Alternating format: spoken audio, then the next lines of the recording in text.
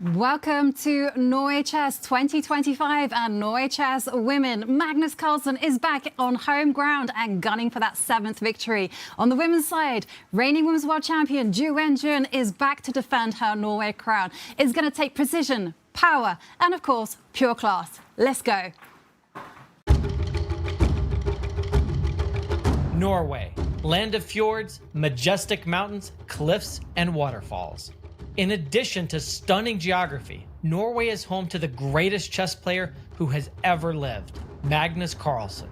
Since 2013, Norway has also hosted one of the strongest chess super tournaments in the world. It's one Carlsen wins more often than not, and 2024 was no exception, his 5th title in the last 6 years.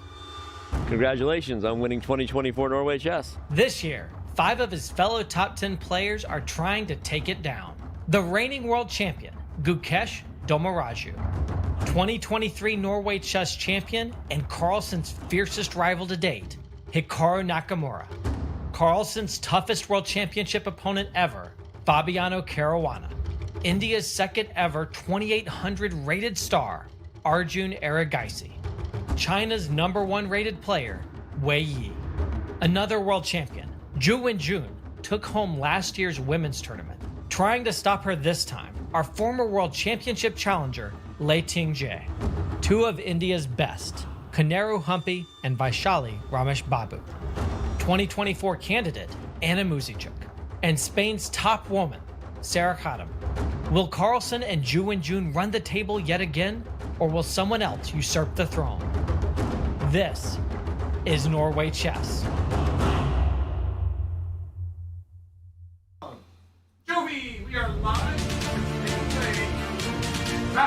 We are live in the glorious city of Stavanger, and there, as we soak up these awesome views, just absorb the absolute heritage that this place has, the Vikings, and of course the ambience, because there is action to be had, and it's happening right in the middle in the Finansparken.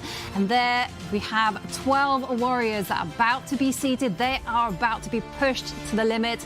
It's going to take ice cold focus and steely determination if they want to make it to the top. And whilst we wait for the players to be locked in to the playing hall, well, we are going to be locked into the studio. I'm your host, International Master Ivanka Helska, and as always, it's going to be brilliant to have with us, taking through the brilliancies and the blunders and the surprises, the amazing Tanya Sachdev and Grandmaster David Howell. David and Tanya, how excited are you to be back? I'm super excited, Ivanka. I mean, Norway Chess, it's always special, it's always dramatic, but this year, it just feels iconic. The stakes are higher than ever. You know, whether it's Magnus's comeback to classical chess, Gukesh having everything to prove, Hikaru's future on the line, Wen-jun's domination. It's a clash of generations, David, a clash of styles, a clash of stories, and to be here with you, with David, and chat, I love it. Yeah. Yeah, I've got to say, 2 of my favourites here with me. I can't complain. It's a great format here in Norway Chess as well. It also happens to be in the country where you and I live now, Ivanka. Stacked field, everything that promises a fantastic tournament. It's going to be a magical event, and it has a very unique format. So here is an explainer, one that David made earlier. Let's have a listen. Norway Chess and Norway Chess Women will both feature a 6-player double round robin for a total of 10 rounds. The time control will be 120 minutes with a 10-second increment starting from move 41. No draw offers will be allowed until after Black's 30th move. All drawn games in the classical time control will be immediately followed by an Armageddon game with the same colours. White will receive 10 minutes on the clock, while Black will begin with 7 minutes. A 1-second increment will begin from move 41 for both players. In the event of a draw, Black wins. Players receive 3 points for a win in the classical game and 0 points for a loss. In the event of an Armageddon game, the winner will receive 1.5 points, while the loser will receive 1 point. The prize fund for the open and women's sections will be identical. If 2 players tie for first place at the end of the 10 rounds, a 2-game blitz playoff will decide the winner. If 3 or more players are tied for first, those players will play a double round robin instead, with additional tiebreaks if needed. The winners will be crowned this year's Norway Chess and Norway Chess Women's champions. And as David mentioned, it's the format of Norway Chess that makes it so special. It's a double round robin tournament. And take a look at the time control. It's short and it's sharp and it is, of course, high speed. And there is no draw without a fight. And of course, the scoring system is unique. 3 points for that win and 1.5 points for a draw. And a win in Armageddon, 1 point for that Armageddon loss. So something very unique, high stakes, all-round pressure, but it's not the only exciting thing, because take a look at this. Then there you can see that it's an incredible field, and it's also completely unique time format. I think that's what makes it so special, right? We've got this stellar star cast, but the fact that every game, in every round, we will have a decisive result. If it's a tie, if it's a draw in the classical, it goes down to the sprint. You know, first you do the marathon, then the sprint of the Armageddon. We're just in for, I don't know, just, David, I think it was your take, right? The tournament of the year. Exactly. Tournament of the year, in my eyes at least. And yeah, we really can't complain. I just love the fact that there's always someone happy at the end of every day. There's always someone sad. That's what makes chess a sport. But we're all happy. Exactly. We are all happy and we are all excited. And take a look at the pairings, because guess what? The Viking gods have conspired and we already begin with a bang. And there, Tanya, tell me what takes your pick. I mean, that's an easy one, right, Jovanka? It's got to be all eyes on the world #1, taking on world champion Magnus versus Gukesh. Gukesh will play Magnus for the first time since he became world champion. Now, to my eyes, Magnus, you know, he's a generational athlete. He's somebody who sort of has rewritten how chess is played, how it's perceived. He's not only pushed his own limits as a chess player, but also the boundaries of the sport itself. Meanwhile, Gukesh, he rewrote history, becoming the youngest ever world champion. On paper, David, Magnus always a favorite, but Gukesh never backs down from a fight. It's greatness versus greatness. Yeah, I can't wait. They haven't faced each other so many times in classical chess, Magnus and Gukesh, but that just adds to the intrigue. Nobody really knows what to expect. If it comes down to Armageddon, maybe Magnus is a favorite there, but classical chess isn't Magnus's favorites, and of course that's where Gukesh really thrives. Yes, definitely. This is the big matchup. This is the one that we wanted. And of course, it happens in game 1. But it's not the only one. We also had a story of old rivalries, as we saw Fabiano Caruana face off against Hikaru Nakamura. Wei Yi, he hasn't played this tournament before. He's playing Arjun Erigaisi, another newcomer. And of course, in the women's events, it is a big rematch between Leitinje, the 2023 World Championship challenger, and Ju Wenjun. And there we can see the players getting ready. Now, I personally love this moment. It's the first round jitters in action. You're sat there at the table, you're not quite sure what form you're in or your opponent is going to be in. Yeah, this is the one moment I don't really miss from playing professional chess, Jovanka. The nerves, the tension. Look at Wei Yi there, peering around. He just wants to get started. He wants to get given the green light to start the games now. And yeah, what are our predictions? What are we expecting? Some long, tense games? Some quick fireworks? It's got to be fireworks when you've got Wei Yi versus Arjun, right? Just their brand of chess. And you were talking about the rematch of the 2023 Women's World Championship. And it was Leitinje who took the first lead in that match. She got the first win in, but Wenjun's just been such a dominating player in women's chess over the last few years. 5-time women world champion, just incredible form. So last year at Norway Chess, she dominated the field as well. And speaking of epic rivalries like the one we've got in front of us, I mean, we have to talk about Fabi and Hikaru as well. It doesn't go that long back, right? 23, Norway Chess, Hikaru literally snatching the tournament victory in the very last round. And it continued, you know, later on that year, FIDE Grand Swiss, both of them vying for the top. Hikaru wins again. And definitely American Cup this year, it was Hikaru that emerged superior. But Fabiano has the white pieces. So perhaps Hikaru will be perhaps looking to just solidify things and take it to Armageddon. And this is what I love about it. If there's this boring draw in the classical, it's going to be a big fight in Armageddon. There's got to be a winner. But are we going to have boring draws in the classical? Because it's 2 hours with no increment, David. So we can expect those time scrambles to happen, trying to reach that 40 move when finally they'll have that extra 10 seconds. Yeah, it's a big trend these days, actually, against increment. And it seems to be bringing really exciting games across all time formats, rapid, classical, just removing that kind of safety net from the players, forces them to fight harder. And Yeah, we've seen, okay, wow, the big handshake now. Magnus arriving, about to sit down, take a seat against Gukesh. We'll see a ceremonial first move. We've seen that on some of the boards already, but this is the one. All eyeballs here. I literally just got goosebumps just watching that scene play out, Ivanka, with Magnus walking in. You know, we had Gukesh earlier on with his getting into the zone, meditating. And then Magnus, with his nonchalant entry, sits down, will start with the white pieces. And of course, those are the ceremonial moves. I do not think that will be Magnus's move of choice. Yeah, one knight c3 is a rare guest at the top level. I would be shocked, frankly, if Magnus kept that move. There we go, he takes it back. The players aren't tied to the moves that the dignitaries make. And, okay, handshake. And we are off. And here we go. Let's wait for the moves to appear, and we see all 6 games on our screens. What do we predict? Okay, the headline game, Carlsen against Gukesh. How aggressive is Magnus going to be? How direct? How safe do you think he's going to play? And that's the big question, right? Now, traditionally, David, Magnus does take a few rounds to find his rhythm. It's always the first couple of games where perhaps it's the opponent's best shot to try to get him into those chaotic positions and get that sort of chaos going on the board. It comes down to Magnus's approach, right? Will he have a more vintage slowdown? I want to grind this out. I want a long game. Or will he want that inspiring chess where very often he wants to play fun chess, fun ideas? Well, he took his time to make the first move, and eventually we have an answer. It is d4, wasn't knight c3. I would have been impressed if knight c3 had made the appearance, and knight to f6. So both the players actually have contrasting styles. So we have Magnus Carlsen, who's just a positional all-round genius, whereas Gukesh, excellent calculation, always goes for the most forcing line, thrives in complex positions. Well, hang on a second. Knight c3 did make an appearance. Perhaps he took inspiration from that honorary first move. Yeah, and I'm very curious what Magnus will play next. Will it be the Jobava London system? It is.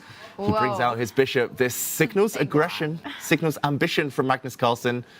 This is very trendy. It's not going to be 100% unexpected. Perhaps Magnus does play this from time to time in Blitz, but okay, this is the first shock.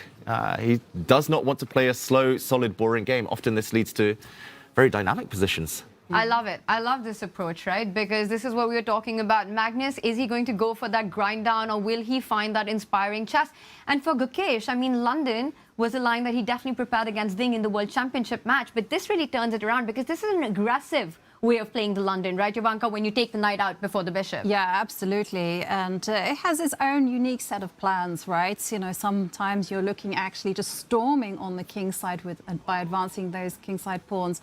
But I'm looking forward to seeing how the game develops, because there are ways for black to kind of lock the game down and try to argue that the white knight there on the c3 is actually getting in the way of its queenside pawns. Yeah, no, it's going to be fascinating to see how long Gukesh takes right here, right now. I would have thought, especially because Ding was behind in that World Championship match you mentioned, that Gukesh was preparing against ideas like this one, where the game becomes very kind of imbalanced, or it's kind of known as a winning attempt, essentially. So I would assume that Gukesh has something, 2 or 3 ideas up his sleeve. Maybe he's just choosing between them. This will not be a brand new position to him. Plenty of moves, as you mentioned here, Ivanka, that black can choose from. And, okay, Gukesh's first real think of the game. Yes, and, well, Gukesh just pausing to consider many moves, as you mentioned. You can come out with your pawn to c5. You can also play just nice developing moves, e6, opening up the dark square bishop, and plenty other moves. But, yeah, you're both right. I can't wait to see Gukesh open that little repertoire box that he prepared for the World Championship. And I want to point out one more idea of the Jobava London often is that you want to take that knight out further into the game to that b5 spot, combine it with the attacks with the bishop lined up against that c7 pawn, and that would perhaps in many circumstances force Gukesh to take his knight out to the corner of the board.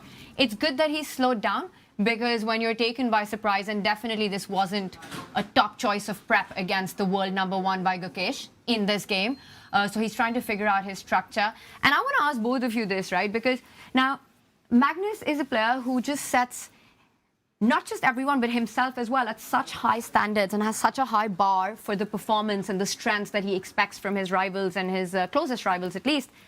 And he hasn't really held back on his criticism on certain things when it comes to Gukesh.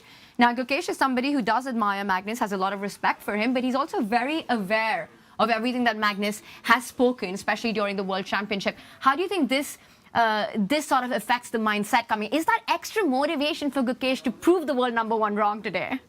You would think so, right?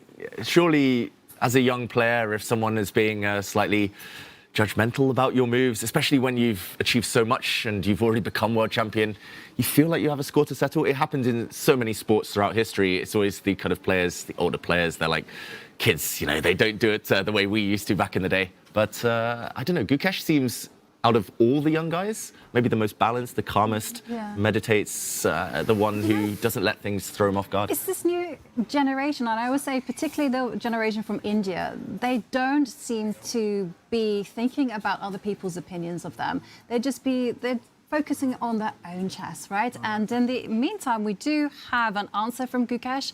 He's advanced the C-pawn and has challenged to the center already, so we might be seeing your ideas in operation.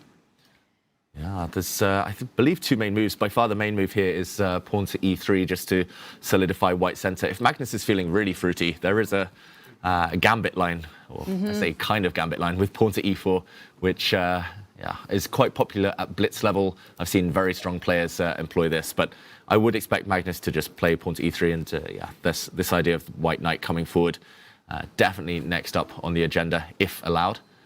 And we'll see what happens next. So often black just trades off a set of pawns and then puts a pawn on a6 just to stop the white knight coming out to that b5 square. And one of the reasons for that is that you want to develop your knight towards the center of the board. c6 is really the square that you want the black knight to land on, but if you allow the white knight that jump, then that becomes that much more difficult. So I think I won't be surprised if we see Gukesh take that path if Magnus was to respond with e3. Yeah, Magnus still away from the board, it looks like, as Gukesh makes his decision. There we go, empty chair. Do you think he's at the confession already? Oh yeah, we should mention there is a confessional booth here. Yeah, and last year it was Hikaru that was the confessional booth winner. And the confessional booth is somewhere where the players can just go in there and confess their thoughts. Normally along the lines of, I've got a surprise, watch what I'm doing. Or, you know, just saying that they're not very happy or they're happy with their position. But Magnus back, and c5 for sure, it's one of the main lines. It will not be a surprise to him, so he just has to make a decision. Is he feeling gutsy? No, he's going to go e3, just to solidify the center, as David has highlighted. So, wow, Gukesh also now answering quickly. Okay, he brings his bishop out. This is not the main line, at least. I think it is a known move here, and it is very provocative, just asking white to push a pawn forward and block this attack. But I guess he's going to argue that once he retreats his bishop, maybe even quite a long way back, that white's structure isn't quite ideal here. I'm expecting pawn to f3 either way here, Tanya. Surprise back from Gukesh, I'm going to say. Yeah, I'm as surprised as you are, because this looks like a Gukesh gambit, a GG here, right? Because you go f3, you force the bishop back, and that c5 pawn is undefended. Yes, it's playing with fire, because in some ways you do lose control of the center. Let's say if you were to push the pawn back, David, the bishop goes back, and you do capture that pawn. It does give black the free hand to perhaps develop the knight and advance that e-pawn eventually forward. This could get fun very quickly, Ivanka, if that gambit was accepted. Yeah, I also think that this is going to be a fun game. But Magnus taking some time to consider the implications of the bishop coming out. Should he go f3? Should he go knight to f3? And it's still early days. Do you think this is World Championship prep by Gukesh? Yes. I think so too. Yeah. It has to be, right? Well, he answered very quickly, right? And I'm for sure he would have prepared something like this. Because of the World Championship, you have to just prepare absolutely everything. But the question is, can you remember everything? It's been a few months. But how's your memory? Oh. Mine is awful, by the way. Just want to put it out there. Wait, what was the question?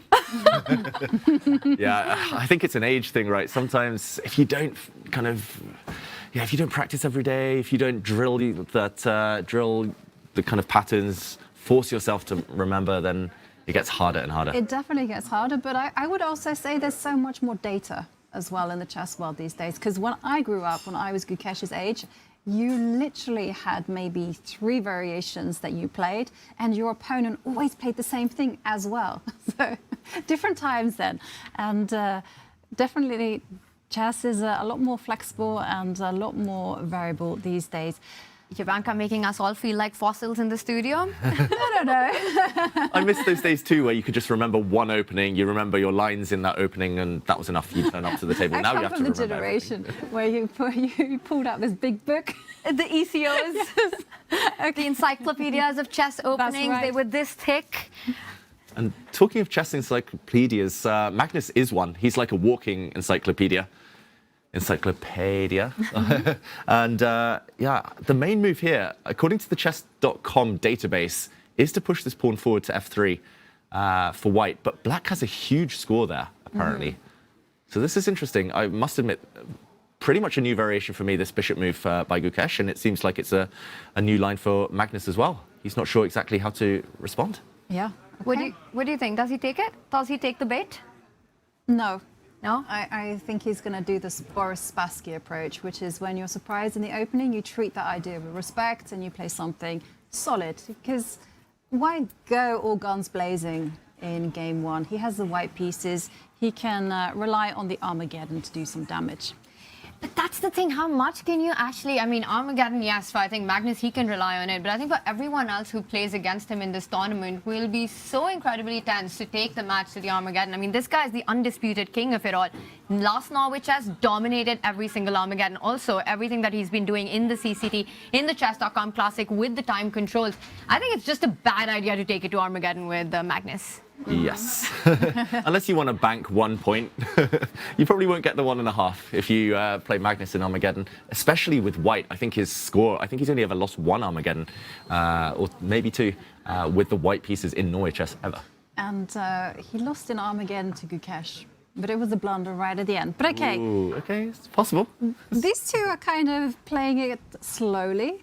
But we do have 5 other games. Shall we take it to the bird's eye view and see how the other games are developing? And we can see that, okay, there's been a lot of progress. And maybe we should have a look at the rivalry between Caruana and Nakamura. Let's dive in there. Let's take a walk around the park and do like an assessment on all the openings and who's kind of emerged looking good. Yeah, and still early days on all of the boards, of course. Yeah, very quick opening play on some of them. Some games, it's clear that players are relying a lot on preparation. Some, they've paused quite early on. But yeah, let's jump into that game first of all. We might not linger too long. It is an exchange Slav, and probably one of my least favorite openings in the world. Especially when I play black, I just can't play this opening because people try this against me and it just always fizzles out to the dullest positions ever. But I guess that's not the worst thing in the world when you're playing black against Fabiano Caruana. And maybe just to retrace our steps, just all the way back to move 1, just to show how we got here. This is move 7 now. We started with a queen's pawn opening. This is the Slav defense where black just backs up the central pawn. And after an exchange in the center, the exchange Slav, known for its drawish reputation here, drawish tendencies. This is the moment where Hikaru chooses to play maybe the lesser of the theoretical moves. You can also bring your bishop out very ambitiously to either of these 2 squares just to get your bishop out of the pawn chain before you lock it in with e6. Then the white queen will come out to the b3 square, attack a pawn. So Hikaru says, okay, I don't want any kind of fancy stuff there. And only now does he bring his bishop out. Big decision. Does he trade off? I think bishop takes knight is the recommended move here. If you go back, you might invite white to step forward and things get more complicated. This just looks very, very solid. And Fabi's actually the one using time here, Tanya. We might see the first imbalance, and there we have it. You know, you let that knight live on, it eventually jumps to the center of the board on that e5 square as well. He wants none of it. Yes, Fabi has got that bishop pair going, but one of the neutralizing ideas is to now get your bishop on d6, trade off the dark squared bishop, and it's sort of a very balanced middle game that goes on because of the symmetrical pawn formation. You know, we might even see a lot of trades down the c file. Bishop b3, I'm expecting Hikaru to do the same with his bishop. Yeah, absolutely. But, you know, I've played this position from both sides, and I can say that there's a little more poison than we're giving the position credit for, because white does have that ability to kind of take control of the C line quickly. And we're talking about small margins and like with some potential, but there's ideas of going knight A4 to knight C5 at the right time. You know, also the fact that the queen is on the F3 and that white has the bishop pair for the time being. You know, there's some small kind of like extra space. It's not much, and I'm sure if black plays very accurately, then it will be neutralized. And okay, well, bishop to G5, bishop to E7 played. Yeah, there's not going to be any repetition with bishop f4, bishop d6. I hope this one goes on. But as it does, David, there's action on the other board. And I think we should jump to that. The final board that we haven't had a look at in the men's section. And there we have it. Wei Yi against Arjun. There's a lot of action in that one. That's the top left board. A lot of trades, open position. The queen lined up against the black king. What's going on there? Yeah, this is actually an opening that I used to play as a child quite a lot. I haven't had it for many years. I once had this against Wesley So, and it fizzled out quite quickly. But yeah, maybe we jump into that game. And, yeah, of course, we'll go to the other games at the bottom of our screens there very shortly. But yeah, this position, it came from a French defense. You might not have guessed it, but since French defenses normally end up very, very blocked. But this was the Tarrasch variation. And again, let's just do a quick action replay. This knight d2 move, it's out of fashion at the top level completely these days, mainly because of this move, pawn to c5, blowing open the center. And here, after a bunch of exchanges, here white taking the black knight. The trendy move is actually to take with the pawn. Maybe this is what Wei Yi was hoping for, to keep more tension. The white bishop looks like it's losing a bit of time. It will drop back. But the argument is that the black bishop ends up being a bit of a bad piece, stuck behind its own pawns. So here, Arjun actually elects to trade this bishop off. And now this is how the white queen lands up. Kind of eyeing up the black king on the diagonal. Black just defends with the queen, one of the main moves. And after some exchanges, yeah, this position, it looks like white's going to get a better pawn structure. I think that will be true. Black, for example, after a trade here, will be left with 2 pawn islands on the queen side. But black is so active. There have been a bunch of trades already. And knowing Arjun Erigaisi, he's prepared this. And yeah, it's got a very solid reputation, I've got to say, for black. Yeah.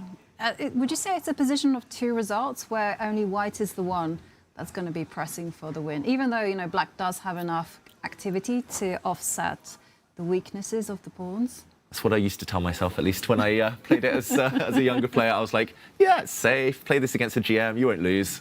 But I don't know, against Arjun, you can never guarantee that anything is completely safe.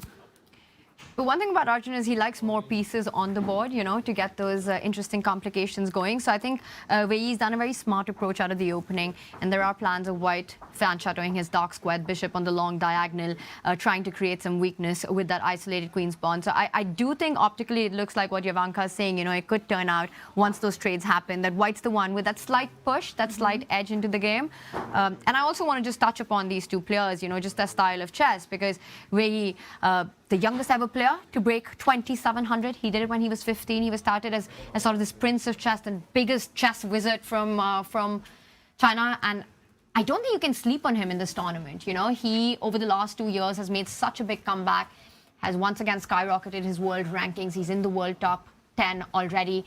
He won the Tata Steel in 2024, had a fantastic performance. His chess, always entertaining, always fascinating to watch. And I think he's someone who, at his best, could very well take the title of Norway Chess. Yeah, he's a dark horse in this particular competition. You know, like you say, you know, he's razor sharp, excellent calculation, and he has a fantastic feel for the initiative. And that's incredibly useful, especially in the Armageddon format, you know, where you need to play on your wits.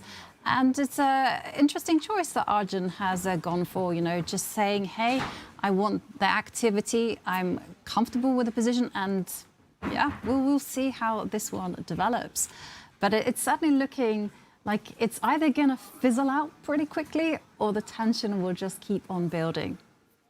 Yeah, I definitely feel Wei Yi actually plays better these days against the very best players when they kind of let him play. In Vachier-Lagrave and the Tata Steel Masters earlier this year, he drew, I think it was 12 out of his 13 games. That was because people were so scared of him, they were just trying to lock it down. They were just trying to neutralize him. But here, he will get chances. People will be trying to beat him. He's the lowest rated player. And that means he'll get chances on the counter. What about Arjun, right? Because this is such a huge opportunity for the Indian Grandmaster. You know, he struggled to get invited into these top tournaments. He had this this incredible performance of getting to the 2800 bracket and crossing the 2800 mark, becoming only the second Indian after Vishwanathan Anand to have ever done that. And I think only 16 players in the history of the game have crossed 2800. That's super duper elite club, Arjun being one of them. And now here he is, and I think this has been spoken about in the chess world as well, that, you know, Arjun, he can perform really well against the lower rated. You know, we saw his wins in all the opens that he played, the amazing 2024 he has, but does he really have it in him to prove himself when he's playing the absolute best in the world? So I think he wants to prove that narrative wrong here. This is his big chance, this is his big opportunity, and he's hungry for it. Yeah, he's hungry for it. I just saw someone carrying some snacks as well. That made me hungry. But Tanya, you mentioned 2800. I've crossed that on chess.com. Does that count? It counts for us. It counts for us. But OK, let's zoom out of that game. And yeah, we do have 3 games in the women's Norway Chess women here. Maybe we do a quick dive on those, and then we'll talk about the decision that Magnus Carlsen made after a bit of a thought. Yeah, absolutely. Can we go to the bottom right and have a look at the rivalry between Littinger and Ju Wenjun? They're great friends off the board, but on the board, you know, we can remember 2023, their World Championship match, where it was went all the way down to the wire, except game 12. Yeah. And that was the whole thing that turned it around. Ju Wenjun won, and she remained Women's World Champion.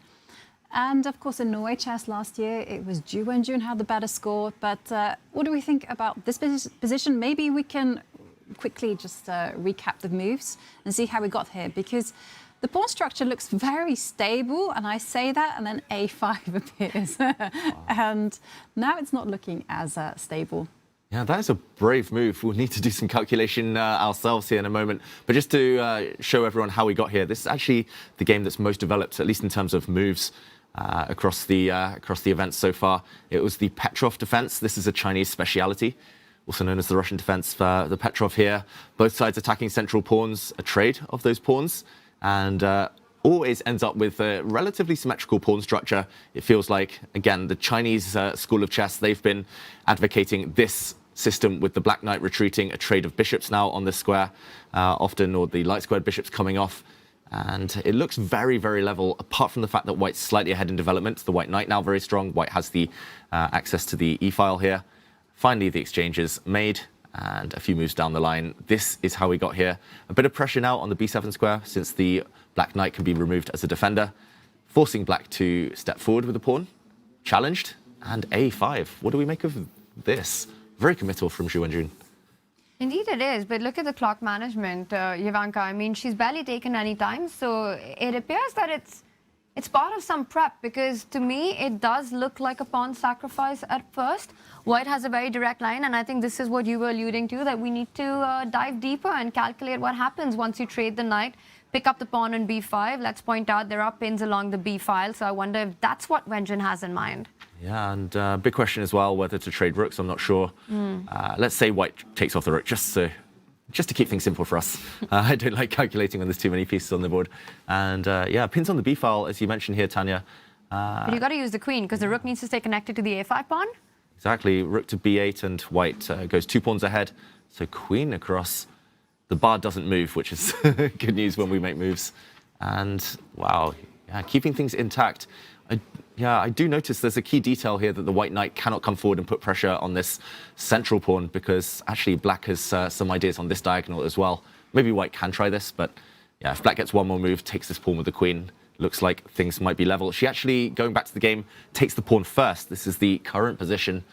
And now at least black has the idea of taking back with the knight. You cannot take with the pawn as you would drop d5. Yes. And, OK, this is super interesting, but I also have some gossip. Do you want to hear it? Yes. You know that there's a confessional booth? Yes. Someone has already taken the lead in that. Can you guess who? Magnus Carlsen. No. Not Magnus. Okay, he was away from the board for ages. Who took the lead in the confessional? It was... Give a name. Hikaru. Hikaru, of course. Hikaru. Hikaru Nakamura has visited the confessional booth. We'll be playing it during the break, but that's only available for subscribers. So if you want to listen to Hikaru's confession, then you do need to subscribe on Twitch to the chess.com channel, and you'll hear everything he has to say. I can't wait to hear it. Yeah. We always talk about him as the fourth commentator. Hopefully he gives us a deep dive, not just on his own game, of all the games, on his mindset, of what he had for lunch, I want to know it all. Come on, Hikaru. It's like super fascinating, right? Because, like take this position that we have right in front of us between Lei Ting-jie and Ju Wenjun. Ju Wenjun playing super quickly. We're assuming it's prep. Say she goes to the confessional, goes, you know what, guys? I am completely blagging this. Bluff Central. I love the confession booth. I mean, it just gives us so many insights into the player's mind and what's going on there. But with Hikaru, not just into his own game, like you said, but everything around it.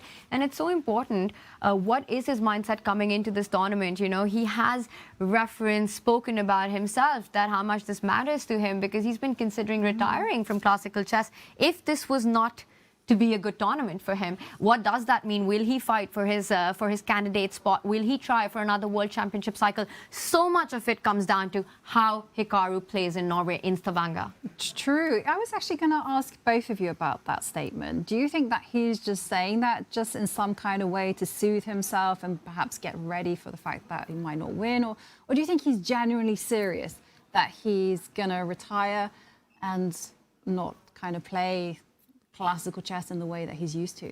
Oh, that's a tough question, right? I think it's a bit of both, Jovanka. Like Hikaru, I'm going to say post-streaming Hikaru, like ever since he started turning on the camera and started posting these incredible results across all time formats, he clearly just loves playing without pressure. He loves playing for fun. He loves playing because he can, because he's good at it, not because he expects results. So I think he's very aware of that, whether that's manifested in him just telling him certain things, whether he's kind of prioritizing certain things, who knows, only he does. But I think we all want to see him challenge for the world title at least 1 or 2 more times. I mean, it just blows my mind that we're even having this conversation considering that Hikaru is the world #2. It's insane, right? The kind of chess that he produces and the fact that he is still considering that if this tournament doesn't go well, I don't want to focus on classical chess anymore. It's not something that'll be important to me. But to David's point, yes, it's about taking the pressure off him. That's when his best comes out. But I think nobody wants to see that become a reality. So whether he means it or not, I think we're all hoping that we still have at least another 10 years of Hikaru Nakamura on the board. Totally agree with that. But then, I have to say that chess players are in a unique situation that they have rather long shelf lives. Because, any other sport, once you get to 30 or 35, that's it. You have to retire. You're no longer at the top of your game. But chess players, we can go on for a long time. And going back to our bird's eye view, well, we glanced at Lei Ting-jie. Maybe we continue with our roundup of the women's games. Maybe we kind of move to the left and take a look at the all-Indian derby between Humpy and Vachier-Lagrave. Let's jump in. It's a very interesting position. That one, there's been one trade of pawns, but very, very complex. Middle game ahead, Tanya. I'm not even sure what to expect over the next few moves. It feels like White's last move very committal. You know what I'm going to say, don't you, Tanya? Nice Knight 4 on the board. Very committal. But you have to kind of give a name to the zigzag of pawns. For black. For black, yeah. The lopsided. The weird, yeah. Something. Are you a fan of this particular pawn structure for black? If you kind of put a black knight in the center, if you put the black knight here, I love it. I was just going to say, I think, like you said, super complicated, complex, but I think the one thing that'll definitely happen is a rerouting of that black knight, either via the path that you're pointing out or even sometimes from the side of the board. But you have to, of course, time it really well so you don't end up destroying your pawn formation. But a black knight will land there because the last move that Humpy's just played, moving that c-pawn forward, it's sort of screaming for that, but in return, I think Humpy wants this pawn storm on the queen side. She wants to go b4, a4, b5 as quickly as possible. This is Humpy playing very ambitious. These two players did meet in the last Norway Chess. They traded blows. One game Vachier-Lagrave won, one game Humpy won. They recently played against each other in the Women's Grand Prix in Pune, and that ended in a draw. So it's going to be interesting. Now, I'll also point out that their styles are actually quite a clash to each other. Humpy's super solid, super strategic. Vachier-Lagrave loves to play the dynamic openings. She loves positions which are sharp and open. So keeping that in mind, I think somewhere because of just how complex it is, both players can be happy that they'll get a game. Vachier-Lagrave will play on the king side, perhaps even push those pawns for a king side attack, while Humpy will have a more strategic approach on the queen side. Yeah, Tanya, you've been teammates of these two for years. Prediction, who's going to perform better in this tournament? Not just in this game. Wow, that's a tough one. You know, Vachier-Lagrave, she did have a good run in the previous Norway Chess. Humpy finished 5th, I think, Ivanka, at the end. Vachier-Lagrave was coming fresh out of the candidates, but not so fresh because it had been a long tournament for her. Humpy, so motivated right now. She's had a string of great tournaments. So I think if she keeps up the form, we can see her be a top contender for a top spot here as well. For Vachier-Lagrave, you know, she's always hungry to play on. God, I can't answer that question, David Howell. You're putting me on a spot. But if I had to pick, I think both will play really well this time. Yeah, cheering for them both. That's fair. That's allowed. Okay, well, an interesting battle on our hands as we have Humpy's strategy against Vachier-Lagrave's dynamism. Well, that is definitely something to look out for, but so many intense matchups in this incredible tournament of Norway Chess. So, well, we are going to go on our first break, and of course, when we return, we're going to have so much action. But don't forget that if you do want to watch Hikaru's confessional, subscribe to it on Twitch.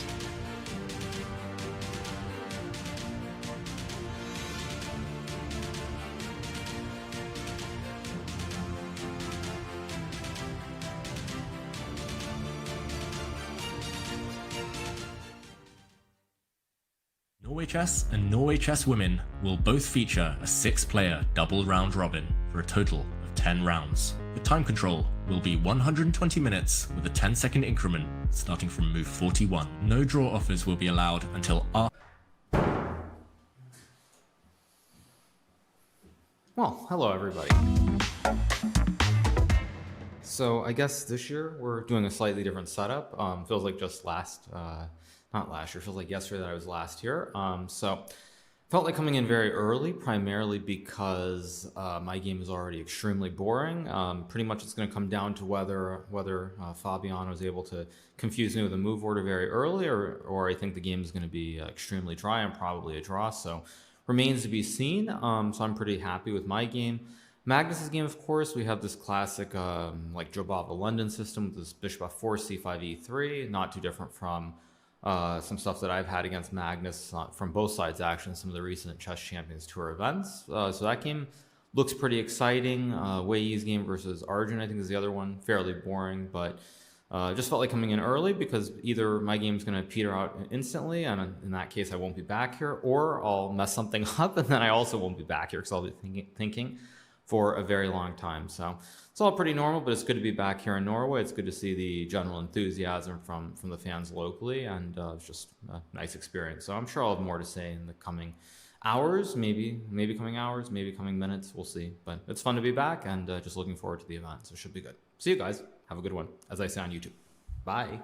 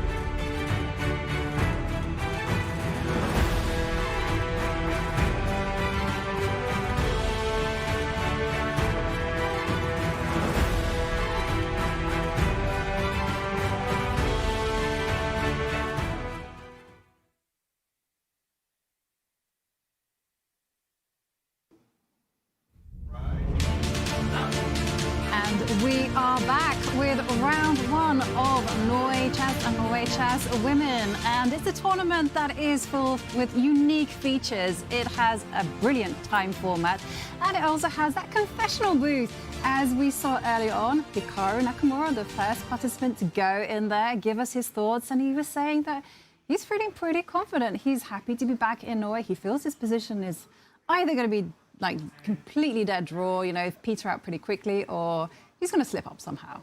Yeah, and either way, he predicted he might not be back for a while, although I notice he's not in his seat right now. So hopefully that was just the first of many trips, Tanya, to the confessional from Hikaru. He's been entertaining us here in Norway Chess and Freestyle Chess with these confessional visits. And what do you make of it? I agree that the position looks roughly level, but do you think, again, is he just taking the pressure off himself before a big fight? Very much in the balance, and I think very likely this is one of those games that, at least for now, early days, early moves, but still has probably the biggest shot of going into that Armageddon. And then, I don't know, Hikaru versus Fabi in an Armageddon. Does Hikaru consider himself just that the odds go towards him a little bit more in that shorter time format with the black pieces? Happy to go into that. Or will Fabi find a way to actually create chances in it? My favorite part of that confession was Hikaru giving a shout out to his YouTube audience with that bye. And you know what else I love about his videos is how he starts with, what is it? And for today's video. Today's game. For today's. Gotta love it. He's a class act. But I tell you one thing, the players just can't agree to a draw. They have to pass move 30. And as we revisit the bird's eye view, well, we should probably check in on the bottom left. The board in yellow, it looks like a very theoretical marshal between Anna Muzicek and Sarah Kadem. Go on. Which one of you is a marshal expert? I've played the marshal, but I'm not going to call myself an expert, David, when you're next to me. I've played it as well, but I'm very far from an expert. And yeah, let's jump into that game. It's the one game between Anna Muzicek and Sarah Kadem that we haven't visited so far. And yeah, this one is quite a way down the line, but it's clear that it's Black who has struck the first psychological blow. Just the fact that she's 20 minutes up on the clock shows that her preparation has succeeded. And we talk about the marshal. I think we need to show the marshal to everyone at home because it is a fun opening at some levels. I'm going to say at the very top level, it does have a bit of a drawish reputation these days because it's been so deeply analysed. But yeah, the Spanish opening, the Roy Lopez, not the exchange variation, white drops back instead, bringing the bishop out. And it's only in this position after white plays the move c3, a bit of a provocation these days here that it allows the marshal pawn to d5. This is a sacrifice which was accepted by Anna Muzicek. And after knight takes e5, I've got to say, pawn to c6 by far the main move, first of all. Back in the day, though, Frank Marshall, he didn't play pawn to c6, he played other stuff. And bishop to b7 is another option that Magnus Carlsen's brought back into popularity recently. He actually played this against me. Magnus's final game as classical world champion was against me, and it was a draw. And he played, well, I don't know. I was very boring. I was begging for a draw with white, which wasn't much fun. I was suffering for a long time. But bishop to b7 was the move he chose, and I was out of book. I knew this was an old move, but it didn't have a great reputation. But modern engines show that everything is playable. I just love how you were like, no, I'm no martial expert, but I played this against Magnus. I'm sure, you know, without any big trouble. I was white. I was a pawn up. I just gave it back just to force a draw. Is that something to be proud of? I don't know. I mean, a draw against Magnus, of course there is, but I think that's a great idea and a great point you make about the marshal, that, you know, you give up a pawn and very often you win that back, eventually neutralizing the activity that you're pointing out with the bishops. Yeah, and Black's main idea actually is the move knight to f4 here, just unleashing the bishop on this diagonal. And yeah, as opposed to putting a pawn on c6 where the bishop gets developed in a different way. White has several main moves, just to mention. White can actually play the move queen to f3 with a pin on this diagonal, something I was trying to calculate in that game. I spent 35 minutes here, I think, on one move, because I was out of book immediately. And Anna Muzicek reacted much quicker. She plays the more standard pawn to d4. Bishop kicked back, and I think I played the move knight to a3 against Magnus, although it was a couple of years ago now, and my memory is... We're talking about memory. Memory is not the sharpest, but Anna instead plays the move bishop to d2, and that is met by a very clever move by Sarah. Now the white knight cannot develop. Yeah. Was this game at a Norwegian club championship? Yeah. It was. It was, yeah. See, your memory is better than mine. But, to this point, I think this is such a great idea and a very thematic one by Sarah. We can see that black is down a pawn. You want to not only, you've got this great light squared bishop, but you also want targets for your dark squared bishop. Eventually, what black's aiming for is to take on c3, provoke white to recapture with the b pawn, and then advance that c pawn as well to c5 and try and get those open diagonals. So constantly looking for piece activity for compensation for that sacrifice material. I actually really enjoy playing the marshal with the black pieces, where yes, you're down a pawn, and sometimes because the computer is always so materialistic, they'd give white to have this advantage, but practically it's never easy to fight against the compensation. Yeah, no, definitely. Black's bishop pair, they're just roaming supreme. Well, fascinating struggle here, but let's go back to the bird's eye view, because some other developments kind of caught my eye. And, we left one game, our big marquee matchup between Magnus Carlsen and Gukesh, on a bit of a cliffhanger, right? The bishop came out, we were like, oh, is he going to go f3? Is he going to play the most popular line, which doesn't have... And I can see that f3 was nowhere, not played at all. And instead, we see a knight on g3, a queen on e2. Something very solid is happening. Yeah, and Magnus, yet again, not in his seat low right now. So let's do a quick action replay. We left it after bishop to g4, attacking the white queen. Just to mention, the main move for white was to push the pawn forward. But this is clearly what Gukesh had prepared.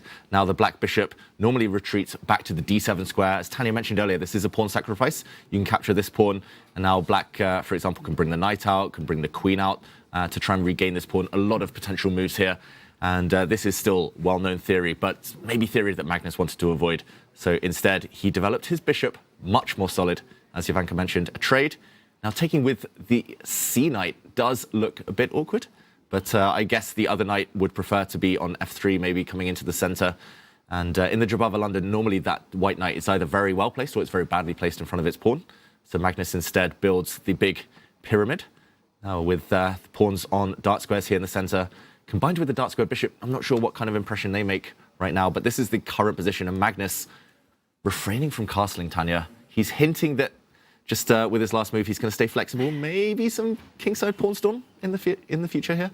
We'd love to see it. I was as surprised with that knight retreat, recapturing it and rerouting it to the king side. But then, as they say, the future explains the past. And I think Magnus is eyeing these ideas on that right side of the board. But it would be slightly surprising if he does choose safety of his own king on the queen side, right? Because it feels that Gukesh has made headway.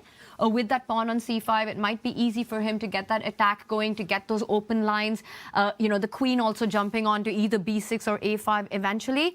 Magnus keeps it flexible, David. But if I had to make a bet, I think he still castles kingside, if at all he castles. What do you think, Ivanka? Will it be a race to each other's king with opposite side castling, or will we have a safer approach? Actually, I'm going to cheat here. I'm going to say, we've heard your thoughts, but maybe we should hear from the man himself.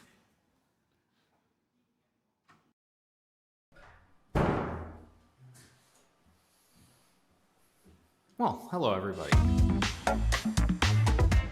So I guess this year we're doing a slightly different setup. Feels like just not last year, feels like yesterday that I was last here. So felt like coming in very early, primarily because my game is already extremely boring. Pretty much it's going to come down to whether Fabiano is able to confuse me with a move order very early, or I think the game is going to be extremely dry and probably a draw. So remain. Oops, there was a little bit of a glitch in the matrix there, but okay. Magnus looked a little different in that one, Ivanka. Had a makeover. Yeah, well, it wasn't quite Magnus, but okay. We will get Magnus's thoughts later on. But yeah, it's an interesting position. But in the meantime, we do have some development. So, of course, the question was answered for me. I love that. Cheating never pays off, kids. That's the lesson there. And yeah, we'll get Magnus's thoughts. This was the Hikaru game, just while we jumped to it, there's just for that moment. But let's go back to Magnus. And okay, big moment. Gukesh pushes a kingside pawn forward. Will we see h4? Oh, I hope David, so. will he go for it? Actually, the bishop on f4 is a little bit in trouble, right? Yes. Because in the air, it's in the air. I'm not going to say now. I'm not going to be that bold. But there is some ideas of David's highlighted for it. He can read my mind. G5, and then trap that bishop in the middle of the board. Will we see h4 or not? Yes or no? Oh, Magnus loves pushing his h-pawn, right? No. He loves it. but I think we're going to see like moves like knight e5. You guys are... And the crowd goes boo. I think rook d1. Rook d1. I'm predicting. Whoa, provoking g5. Yeah, and there's still one square for now, at least to survive on short term. Is your plan e4? Yes. Yeah. Yeah, pushing pawns. I love it. Yeah. But then do you want to go rook d1 or you want to castle on the queen side? I'm not brave enough. Magnus is braver than me, but that is another level of brave. Like, the white king has no protection over that side, right? As you pointed out. Oh, big moment. Big moment. Look at him. He's totally locked in on this one. Magnus is taking risks. Like, the opening choice, the Jabava London, just the way he's set up here, it's unconventional, it's provocative, I've mentioned. Yeah, this is going to be fun. That's guaranteed. I want to hear it from our chat. What do you guys think Magnus is going to play right now? Will he go for that h-pawn? Will he go for a more cautious approach with rook d1, but also with aggressive ideas eventually? Chat, what is your prediction here? Yep, and well, we've asked Slack, we've asked our experts. Now let's ask the man himself.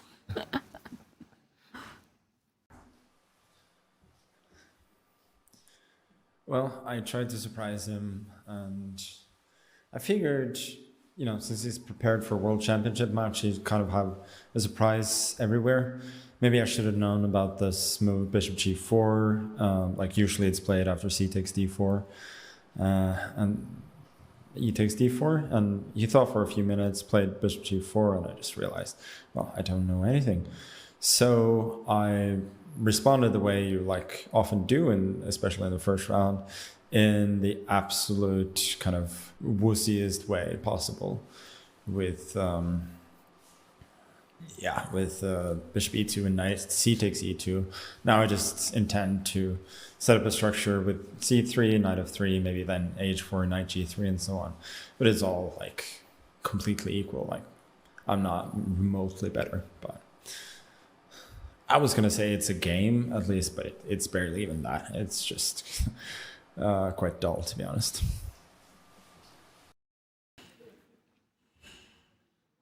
Well, interesting choice of words from Magnus. The wussiest way possible as a reaction to bishop to g4.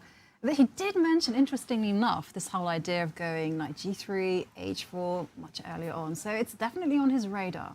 Yeah, and I was going to be nice and say it's like the minimalistic type of approach where you just don't necessarily want to take big risks and you just get a position and play. But interesting choice of words, definitely, from Magnus. And yeah, h4 definitely on his radar. I think his last move, queen to e2, does hint that he might try and break in the center in the near future as well. But he thinks everything is equal. Yeah. And that was a few moments ago, right? That confessional. I wonder if he's changed his mind right now with the developments that we're seeing, because he said quite dull, to be honest. What was that about? What we've got going on right now with all the makings of perhaps an opposite side castling, of maybe the e4 break that you're talking about, or even if all hell breaks loose and h4 on the board, it would be anything but dull. Yeah. Imagine you could push your h-pawn. If you move your knight out the way later, push some more pawns towards the black king, that would be, we'd have to redefine the word dull in the dictionary. But yeah, I just can't see this fizzling out. There's so many pieces still on the board. Yeah, and it's actually difficult to follow through h4. And I know chat is pounding the table for h4. We all want that drama, right, on the board. But it is difficult, right? Where are you going to put the white king after you make such a committal move? I've been sat next to David for a long time. He's always exercised caution when commitment issues. I expect a long think from Magnus, I think the fact that he's already down 14 minutes is telling, but I could see that growing, the time differential. I actually thought heading into this game that Magnus would try and play on the clock because Gukesh has had some time trouble issues in the World Championship, for example, but it's Magnus down on time here. David, you keep mentioning that you've got commitment issues, and I've got a bone to pick on that. You've got this one style that you've stayed so committed to all your chess career. I think you're the last one to use that for yourselves. I'm committed to one style, but my style is to not commit any pawns forward. Just don't make trades, just delay the tension on and on and on, and only when both sides are down at 5 seconds left, and then you go for it. Yeah. I tell you one thing, Tanya, when David first kind of came onto the scene as a young junior, he was killing every one of the attacks. He was like amazing gambits here, there. And I remember Sorry, David. Go on. Spill the secrets. Go on. No, I just remember that Memory lane. the only time I drew against him was basically because it was in an Endgame, but he was very young then. So. I think I was 12. But what happened then? Why did you switch? I just woke up one day and forgot how to checkmate. Like something fell out of my brain. I was like, wait, how do I attack? And I don't know, the fear. I was scared of sacrificing suddenly. I haven't sacrificed anything in like 10 years. Age. But before that, like Jovanka's saying, I was just throwing pawns at my opponents. It's age, it's knowing too much is a curse, I tell you. No, I think I just wanted to be more consistent. That's the reason. But also, it's something to be said, right? Talking about your style of play, of finding something that you're exceptional at, and then just making that your claw, the thing that you clobber your opponents with. And I wonder if that's what separates the absolute best in the world from the rest, that, they don't just focus on perhaps that one big strength, but try to have a more universal, versatile play and constantly actually work and improve on those positions that they feel most uncomfortable playing. 100% agree. Like Magnus, he's got a reputation also as a grinder, and he loves his end games, and I think we share that kind of bond because we both appreciate that style. But Magnus has so many different gears. Like we've seen him attack people, we've seen him in freestyle chess lately just go at people and take massive risks, change pawn structures, push H pawns forward, and yeah, it's just him, Hikaru as well, attacker but also a grinder, depending on the mood, depending on the position. Yeah, the top players have an extra level. Interesting you mentioned Hikaru, because David read my mind, because guess who's back in the confessional? Oh, well, maybe I kind of spoiled the plot there. Oh no. So I said it might be a matter of hours or minutes. I have a feeling this will be the last time that I come back here, barring something crazy happening in the game. This whole position that I have right now, or this whole system, this exchange Slav, was what I had in the candidates about, 14 months ago against Abasov in the third round. It's kind of funny that I have this against Fabiano, because I remember at the time, Fabiano did a podcast, hashtag not an ad, and he spoke about how he thought I wasn't very serious about the event because I lost a Vida in round 2, and then in round 3 I played the Slav against Abasov. The game ended in a very boring draw, and it didn't look like I would be in contention to win the tournament. So it's kind of funny that Fabiano made these remarks, and now he's playing this exact same variation from the white side. I mean, unless I forget something or confuse an order, I have absolutely no problems in this game. In fact, I think there's a very decent chance it'll be a fairly quick draw, but remains to be seen. Nonetheless, in the first round, it's always good to get a comfortable position with the black pieces from the get-go. So I'm pretty happy from that standpoint. On the other hand, I would say that I'm also already kind of bored out of my mind because unless something insane happens, the game is just not really interesting.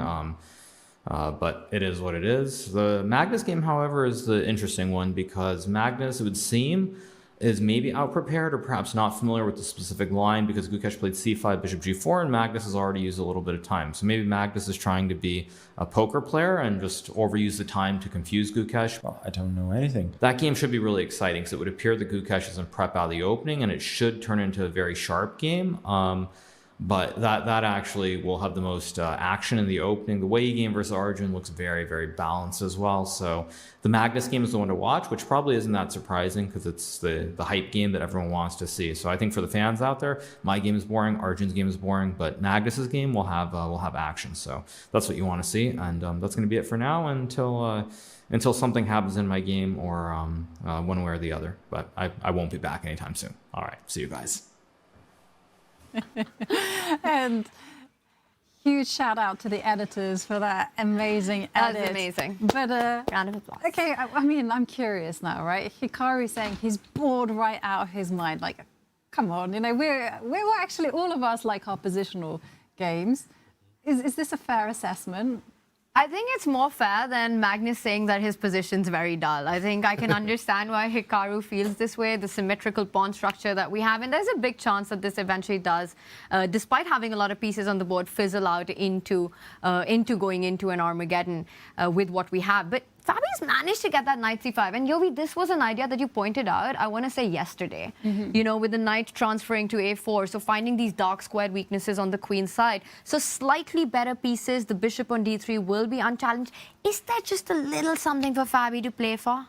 Yeah, visually, it does look slightly preferable for white. I agree. I would take white over black here, but I don't know, now that there's no bishop pair, now it's quite one-dimensional. It's kind of only playing with this knight on c5. If this ever gets kicked back, by the way, I mean, black has a clear plan. Black's going to play pawn to a5 in the next few moves, and then play b6, kick this knight away. And then the question is, what else do you have? Is there anything left to cling on to? The white queen looks nice, but she doesn't really connect with the rest of her army. And maybe the one plan I see is to double up rooks on the c-file for white. And the question is, if Hikaru has something concrete to deal with that, then it's just going to fizzle out. I could see him maybe moving his knight out of the way, kicking back the white knight, trading rooks. And yeah, if he doesn't have anything Fabi in the next 4 or 5 moves, then I agree with Hikaru. Nice defensive try, because I want to say that white's only plan in this position, in my experience, is to double up. And I have lost to that plan many, many times, including to one of our good friends, who's actually here, Grandmaster Simon Williams. Yeah, it's not his style, right? But he has great results, actually, in the Exchange Slav. Oh, God, I hate this opening. I said it was boring as well, so I'm glad Hikaru is backing me up. But let's see, maybe it comes to life. Let's predict what happens next then, just to fully break down the nuances of this game. Rook to c3 from Fabi? I was thinking that you could, rook c3 I think makes a lot of sense with this idea that both of you are pointing out and setting up some tactics with knight takes pawn once you've got the double attack on the c line, hitting on that knight on c6. You know, you're actually targeting both these pawns, not just the a6 one, but knight takes b7 as well becomes a big threat right now. I like that, and I'm just wondering do you want to put your rook on c3, or do you want to include a3 and perhaps put it on c2? Is there a way to decide which is a better square here? Good question. This is where I would burn 20 minutes on the clock and then decide that they were both the same. Yeah, I quite like rook c3 for now. Let's try and save a bit of time with one move. Unless I get hit by a knight, although the bar slides, of course. My main worry is that knight to b4, yeah, consequences of not playing a3.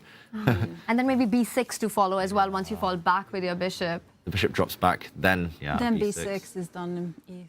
Tanya, you were right all along. I should have known. But it's a kind of a slow build position, right? So you can take your time. Not that much stuff is happening. So let's go a3, and then rook c2, rook c1. I can see this being very nice for white, and it's black who has to go into grovel mode. a5, yeah. Okay. Yeah. This is a nice kind of move, a5, because it's not immediately apparent, right, that you're going to go a5 because you literally played a6. And now you're going a5, but yeah, I like it. Yeah, and it's mainly just to do with kicking back the enemy's best piece. Otherwise, the pawn would have been hanging. And also, I like the fact a5 after a3 just to stop white from pushing forward with b4.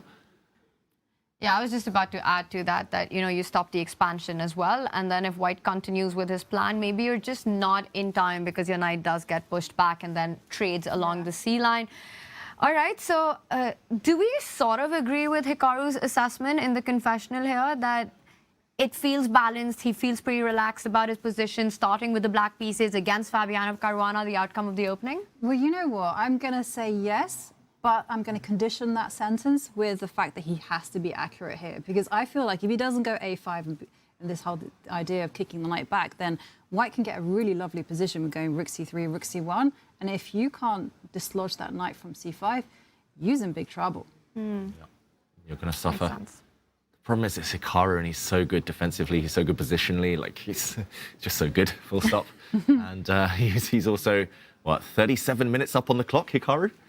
He's going to play a5, then he's going to play b6, he's going to move his knight away, there's going to be trades on the c-file. And we're going to get an Armageddon. Bring it on. Bring it on. You know, I'm going to say it. I really want to see these two guys as the candidates. I really hope that they find their path into fighting for the world championship. You'll see Fabi there.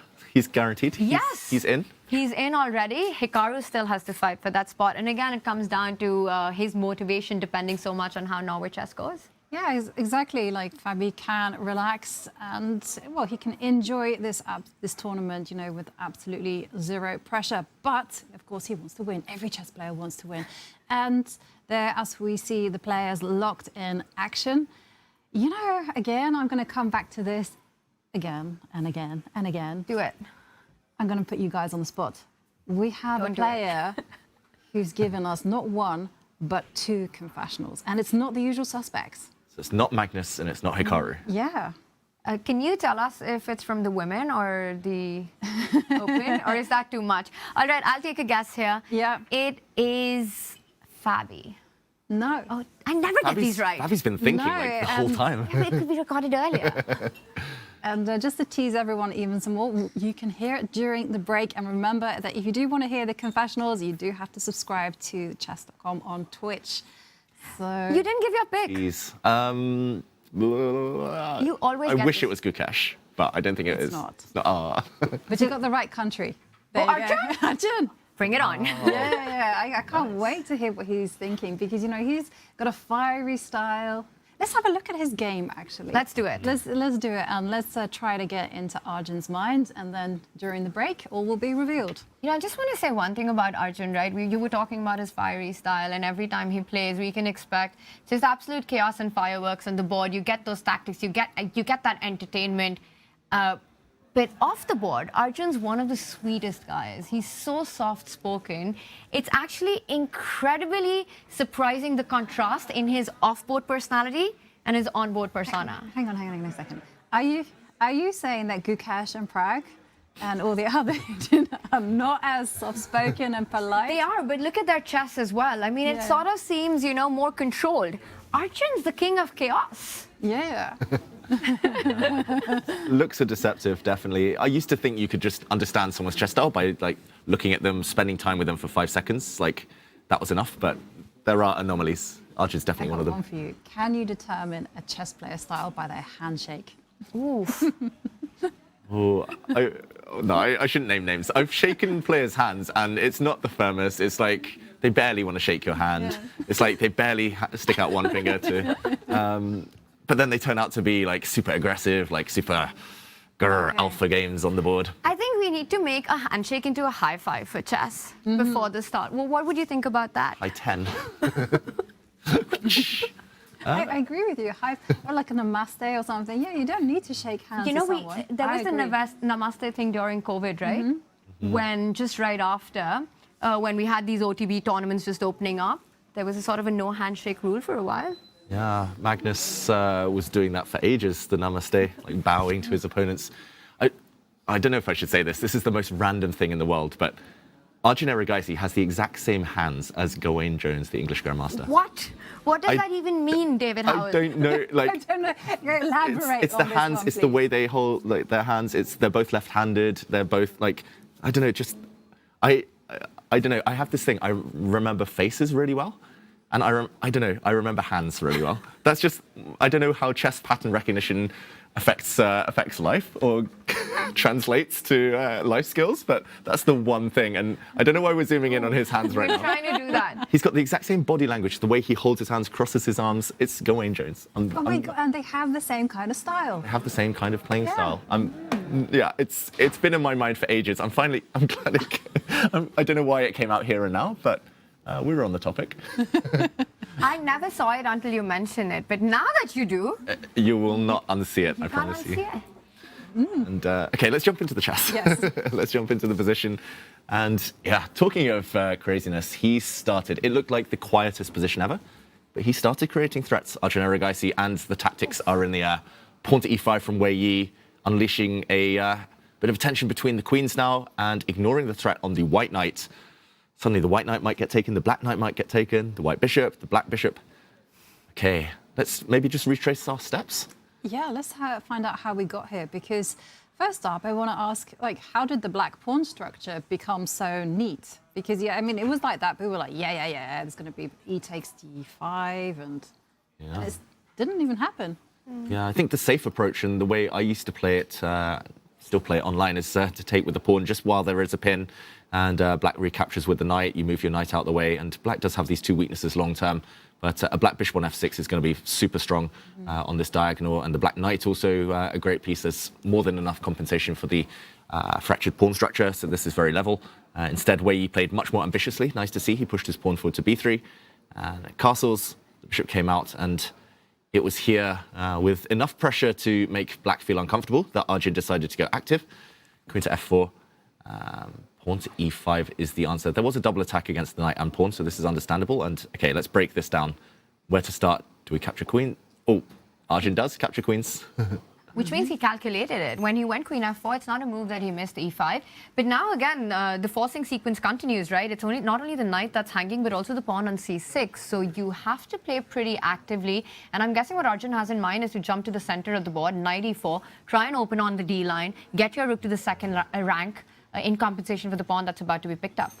Yeah, after all, you're arguing that white's extra pawn is a double A pawn. Not the most dangerous. Yeah, what pawn? Yeah. What extra pawn? Quarter of a pawn, maybe?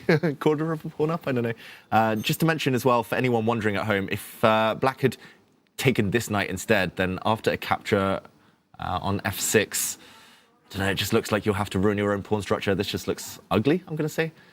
Queen takes bishop. I don't really want to allow a pawn to sit on e7. And yeah, this pawn structure white is playing for advantage for free. Level pawns and weakened kingside. So queen's coming off looks good. And I also predict Tanya's move, knight into e4. And just to show the end of that variation, rook takes pawn. And black is probably just going to regain the pawn. If you even want to take it. I don't know whether you do the pawn on a2. But this looks like it might start fizzling out. Because rook b1 just runs into rook b8 and you end up losing a whole piece, right? So you might be forced to actually give up that pawn. Yeah, and I'm not even sure where you put the bishop. No great squares. I'm a bit scared of getting pinned this direction as well. And you might have to go back to your starting square, and this does not look like white is playing for advantage. Round of applause, meanwhile. We're hearing applause come in from the playing arena. What does that mean? We are in a bank. Maybe someone's just made a great investment. Oh, yeah, there's got to be that. Someone just made a lot of money. I don't think it's coming from the playing hall. It has to be silence, remember? Unless the audience are really like enthusiastic, you know, they're appreciating something. And they were, right? At the start, we had the opening ceremony right by where we are. And when the players walked in, you could hear the cheers. And when Magnus walked in, it was wild. Absolutely. No, Magnus is a legend here in Norway. And whilst we're expecting some trades to happen in that game between Wei Yi and Arjun, let's go back to the bird's eye view and let's revisit some of the other games. So I'm looking on the bottom row especially. Which one of those games catches your eyes? We'll go to that. I just want to point out, David really does know Magnus Carlsen best because look at that top right board. Eventually, it is the idea that you were talking about, the rook sliding down next to the king, rook d1 played. A cautious approach, but with some aggressive plans. But Yovi, to your point, I'm going to throw it to David. Pick a game. Thanks. Really appreciate it. Okay, maybe a quick check-in on the game. We were actually at last in the women's section. Before maybe jumping to another one that's also caught my eye, but Muzichuk against Sarah Kardem. That one, the bar, at least out of all the games I see so far, that's maybe the only one that's really in white's favour. Out of the 6 we see on our screens, that's the bottom left board. That's a kind of yellow goldy type of board. And the fact that white's a pawn up, promising for Anna Muzichuk, but the fact that it's the marshal played, the sacrifice by Sarah Kardem, we have to take it with a pinch of salt. Black always gets decent long-term compensation, but okay, the bar we see giving white a decent advantage, 0.7. I'm not sure how much that translates to in human terms, though. Okay, first question, why can't black recapture on d4? And then I realize it's white's move. Yeah, that would be a great move, though. If black got another turn. Yeah. Good to know. So he couldn't because the rook lined up against us because the knight on d5 needed to be defended in that last move. So we see the move marked in yellow. So right now the d4 pawn is under attack. Are you going to bring out your queen, get aggressive on that g4 square? Try to terrify black a little bit, defending your pawn, also eyeing the black king? Yeah, that's a cool move, actually. I quite like that one. The question is, what else? I was initially looking at like queen exchanges. Such a David Howell move, just want to say it. I was going to say, but then I felt guilty and I tried not to see it, tried to not to look at that move anymore, just based on the fact that there are back rank issues even for black. Tongue twister, black with back rank. It's very easy to say bank rank as well when you're learning. We're literally sitting in a bank as well. Yeah. But yeah, I actually like queen g4 a lot as well. It makes so much sense, right? You know, you defend the pawn on d4, you get out of the eye line of the black rook. And you just start unraveling, you know, the white rook can swing into the action. And one of the ideas that white has is just to simply initiate a whole load of trades and just cackle enormously and go, I'm extra pawn up, deal with that one. Yeah. It's just a psychological factor, really. Yeah. I mean, Anna Muzichuk has no real danger, I'm going to say here. And that's the one downside with the marshal. Like if white plays super safe, just wants to lock things down, trade off, then often white can kind of guarantee a draw. So I'm going to say extra pressure on Sarah Kardem. I was talking to her yesterday. She's so excited to be here. I was asking her, like, what are you expecting? Have you been preparing? She's like, no, I'm just enjoying life, just loving life with my family. She's prepared a bit. Maybe not as much as, it's hard to know how much is enough, right, in chess. But she's just saying how much she's enjoying life right now, how grateful she is to be here. And normally when you're enjoying things, that's when the good results come. Right. And when you're not feeling the pressure and you're just happy to be there, then you're kind of more into the easy come, easy go. And that's the state of mind that you want to be in when you're playing chess. No stress. Yeah, it's such a mind game, and you want to be in the best possible mindset, just feeling positive about everything. And I think that's also something that's worked in Hikaru's favor so many times, right? When he's feeling good about life, he plays his best chess. The one thing I've noticed at Norway Chess here is, right, the guys, they're all here with their seconds. A lot of them have their trainers, there's Hikaru, who's come with... Chris Littlejohn. Yes. There is Guy Vesky, who's here with Gukesh. We've got Arjun with Fabi. But I'm thinking about the women players, and I haven't seen so many of the seconds and the trainers here with them. No, it's something, right? I know last year Zhu Wenjun brought Nihua with her, but maybe they're just going to make an appearance later on. Maybe they're in hiding right now. Where's Prague supporting his sister? Where is he? Well, Charlie's here with her mom, and I think their mom is their biggest support. That's the biggest second in the Ramesh Babu family. That's the only second you need.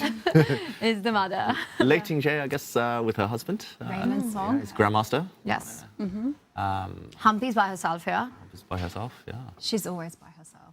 She likes to study alone and get remote help. But it definitely is going to be, in this type of event, a question on mindset, on how you're feeling and how you're able to adjust to all of those changes. And there, as we look at the moves that have been played, we are going to go on a short break. And when we return, we're going to have more of the action. And for those of you subscribed on Twitch, well, you can enjoy 2 Arjun confessionals.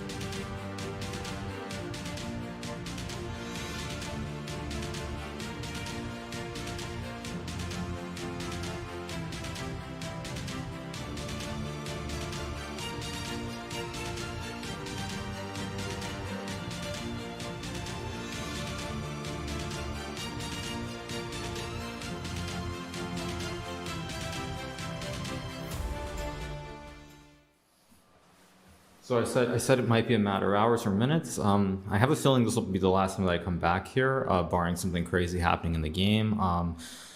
This whole position that I have right now, or this whole system, this exchange Slav, was what I had in the candidates about, 14 months ago again. Yeah, I think my opponent chose that the knight d2 position in the French, and I'm still in my preparation and I'm feeling quite confident.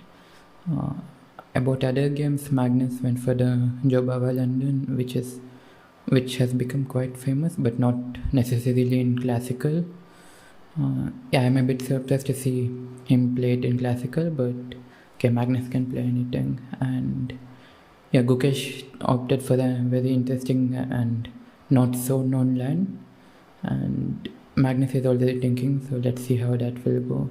It looks exciting already, with some f3, bishop d7 stuff coming in.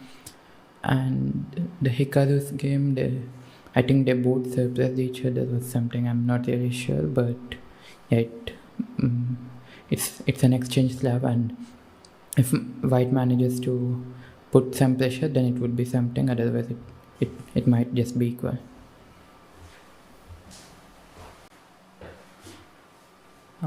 In Magnus's game, I think I spoke a bit too soon that it will be very exciting with f3, bishop d7.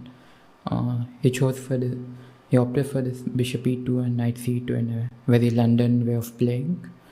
I think this is comfortably fine. Magnus just wants to get a game and try to outplay. London without the light square bishop is really no pressure or anything. But I think that's just how Magnus is playing, that he is not trying to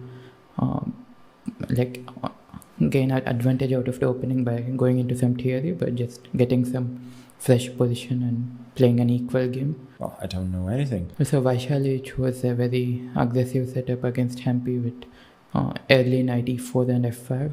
That also looks very exciting.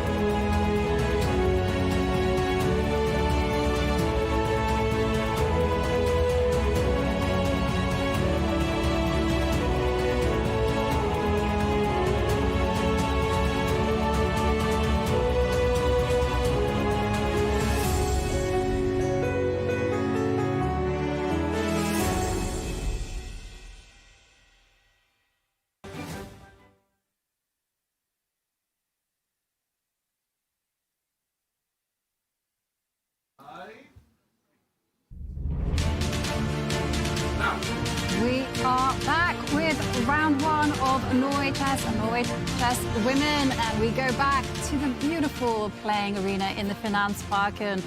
Silence there, where the players are going to be using every ounce of concentration to either maintain the balance or just to keep those games going, because this is Norway Chess.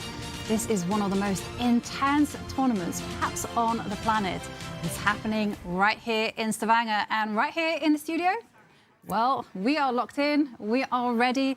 I'm your host, International Master Ivan Kauske, and I'm joined by the absolutely wonderful International Master Tanya Sajdev and Grandmaster David Howell. And wow, what a start we've had so far. We've had confessionals, we've had some action on the board, we've had players being very confident about their chances of holding the games. Yeah, it's been awesome so far, right? We've had Magnus in there twice, I want to say, Hikaru in there, we had Arjun, and then something happened there, not sure what really happened, but it was a fun one to watch.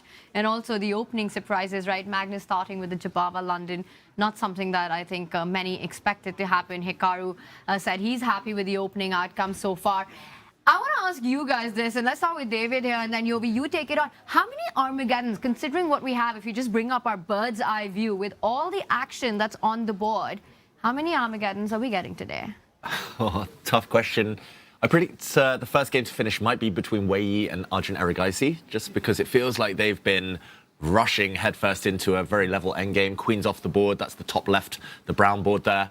So that's one. I predict Armageddon there. I predict that Hikaru probably is going to be right. He always is. That's two. Armageddon in his game. I think Magnus, too early to predict. I'll say that's decisive. I don't know who's going to win, but I'm going to stay there. And then Are I'll you sure say... you don't know who's going to win, David Howard? I have no idea who's... Okay. I wish I knew. Yovi. I'll say 1 Armageddon in the women's, so 3 total out of the 6. Yovi. Yeah, I kind of feel like in the Open, it's going to be all draws, 3 Armageddons. In the women, somehow my spider senses are telling me that Anna is going to eke out a win against Sarah. And I think it happened against Humpy and Vachier-Lagrave. And probably, okay, 2 Armageddons there. So 2 Armageddon in the women? So yeah, 1 decisive result, I think that. So 5 of the 6? Yeah, 5 of the 6. 5 Armageddons? Yeah. Whoa. I'm really uncomfortable by the way that you were like 5. That's a lot of Armageddon. 5-ageddon. Yes, I would love to see that. I think I'll go with 4, 2 and 2. Okay. And I think Magnus, Gukesh decisive, and I think Humpy Vachier-Lagrave decisive. Interesting. Is my prediction, guys. Okay. And yeah, chat maybe can tell us as well what they think. Yeah, exactly. I would love to know How which one of many? us is the correct. Actually, chat probably by logic have to go lower, right? Yeah. So, David, how many did you have? You had 3 overall. 3, 4, 5. We should have this. I mean, Armageddon, the whole point is to get a winner at the end of every day. Maybe we should have a winner among us every day who guesses like the number that. of Armageddons. I love it. Chess players in the building. We can tally it up at the end of the year. Competitive. I know. Are you guys competitive? I know David is. Maybe. I think I am. I mean, I'm not playing as much as I used to, but I still feel... And the funny thing is, it's just not just over the chessboard, you know? I feel like it just translates into anything we do. Yes. I play a lot of board games, quiz games, everything. Like, yeah. Avalon. Avalon, yeah. I once made my partner, like, I was like, you can't sleep in here tonight unless you apologize for letting our team down. Really? I think that's the reason we don't get invited to so many parties, you know? Really? Players at parties, what? I would say I was competitive, but it kind of all stopped around about 2016. It was after I got upset with my partner. I was playing partner chess and I got upset with my partner, my actual real life partner. And I said, oh, how are you playing chess like this? And I was so mean. And he went, yes, yes. And I thought, I'm just bad. And then I just adapted my chess to his. It gives the extra edge, though. It's what you need in sports. So it's tricky to kind of find that balance between being happy, being composed, relaxed, and finding that urge, that desire to win. And okay, in the meantime, we do still see the bird's eye view. Where are we going next? Yeah, so maybe we should have a look. So it's a lot of fun at the top, but I do feel like maybe we should give some love to the bottom right between Wei Yi and Zhu Wenjun. After all, this is a match between rivals. And Zhu Wenjun, she was in fantastic form at the Women's World Championship just now against Han Zhongyi. You know, she lost a game and then she fought back. And then she just won title in 9 rounds, and she put on a really powerful performance. Now, one of the things I love about these two in particular is that Wei Yi has a very direct, very aggressive tactical style. She's the sword, whereas Zhu Wenjun, she's like the shield. She's constantly, you know, she's really not defensive, I would say, but she's always playing in a very positional way, very natural, with kind of full board awareness. I'm going to say Zhu Wenjun is so underrated in terms of FIDE rating as well. Like, I don't know. I just think of her as like a very strong, stable 2600. She's so consistent. You don't become world champion and keep it 5 times, without being just phenomenally strong. And this position, I think she's happy to just stabilize things. The position maybe slightly better for white due to 1 weak pawn, 1 target, but nothing too significant here, Tanya. Yes, the theory of pawn islands, right? We can see that Wenjun does have these 3 pawn islands, while for Lei, she's got a healthier pawn formation, the knight centralized. But then it's just one weakness that can easily be defended by the queen and the rook. So it does look like it should be level. And to Ivanka's point, I completely agree. You know, Wenjun's style is this solid strategic approach, and she's always ready for a long fight. It doesn't matter how, you know, you'll never find her taking those quick draws, trying to get into unnecessary complications. She's always ready for them. But I think what she really enjoys is those strategic grinds. And again, a universal player. So her domination in women chess has been spectacular to watch over the last many years, and she's a big heavy favorite this year's Norway Chess. Yeah, she's in a really good form if we can judge her by the World Championship match. You know, what struck me there was like her endgame was out of this world. Fantastic technique. And, you know, let's not forget, Arjun. She did defeat Ali Reza Firouzja and Tata Steel in 2024. And yeah, Lei Ting-Jie, she's kind of taken a pause, though, I would say. She wasn't so active in 2024. Yeah, I mean, she used to be playing week in, week out every big event, but yeah, much less these days. And I like her position. I'm not sure it suits her style, as you mentioned. If she's the sword, if she's the aggressor, then I mean, it's going to be a very kind of slow strategic battle. So yeah, we'll see. We'll see. I kind of like the idea of White at some point bringing a rook up, trying to shift the queen behind, pinning this pawn, maybe winning this pawn, but it just takes so long. And in the meantime, Black might start planting knights on active squares, and maybe bring the queen, her own queen, out to nice posts. I have a feeling this is one of the Armageddon games. I should have gone one higher. I think you're going to be the favorite, Tanya. We're doing that, right? The prediction competition in the studio. But you know, what is it? It's called the Alekhine's gun, right? When you triple up the 3 majors on a file with a target, the plan that you're suggesting, the 2 rooks, and then perhaps the queen as well, joining in to attack a5. All right, we will see how this one develops. Still pretty much in the balance, with perhaps Ting-Jie having that slight pull because of a target on a5, easier to get to weakness. But there's action all around if you bring up our bird's eye view. And I've got my eye on that top left board. It's the line that we were looking at, in fact, which has been played out in the Wei Yi Arjun game right here, with the rook swooping in, attacking the bishop, x-raying the pawn. In the balance, I want to say, according to our bar, but all 3 games pretty much there. Gukesh, meanwhile, has burnt quite a bit of time on this next move after Magnus got the rook to the center file. Yeah, and yeah, I'm predicting Wei Yi against Arjun very likely, and Armageddon very likely to be a quick one as well. Okay, Fabiano's brought his queen 1 square forward as well, and in the meantime, Magnus, yeah, I was talking about the clock situation. He was, what, 20-something minutes down? Yeah. Now he's 6 minutes up. Gukesh needs to speed up. It's only move 11 in that game. I want more confessionals. Every time Magnus, I see an empty chair now, I'm just assuming he's in the confessional. Or maybe snacking in the green room. The players have a private area, but I don't think Gukesh has gotten up from his chair even once this game.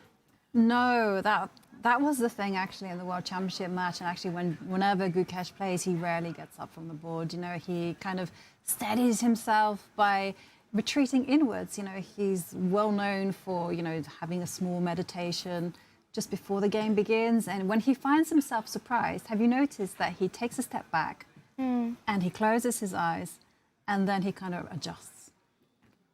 Just incredible maturity in handling those moments, and so much of it comes to his mind training. You know, he worked with Paddy Upton, a mind coach, for so many months before the World Championship match, and I think all those learnings, he wants to take them forward in these coming matches. He does look calm on the outside, but do you think he's feeling the nerves on the inside right now? Definitely. I would be. I always do when I think for half an hour, like Gukesh is thinking right now.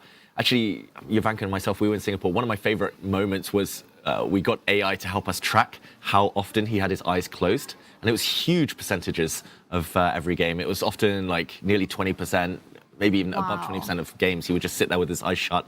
And I've noticed that less, actually, when he's been playing recently. When he played in the Grand Chess Tour, maybe meditating slightly less. I don't know whether he's gone for a different approach. Now he finally moves.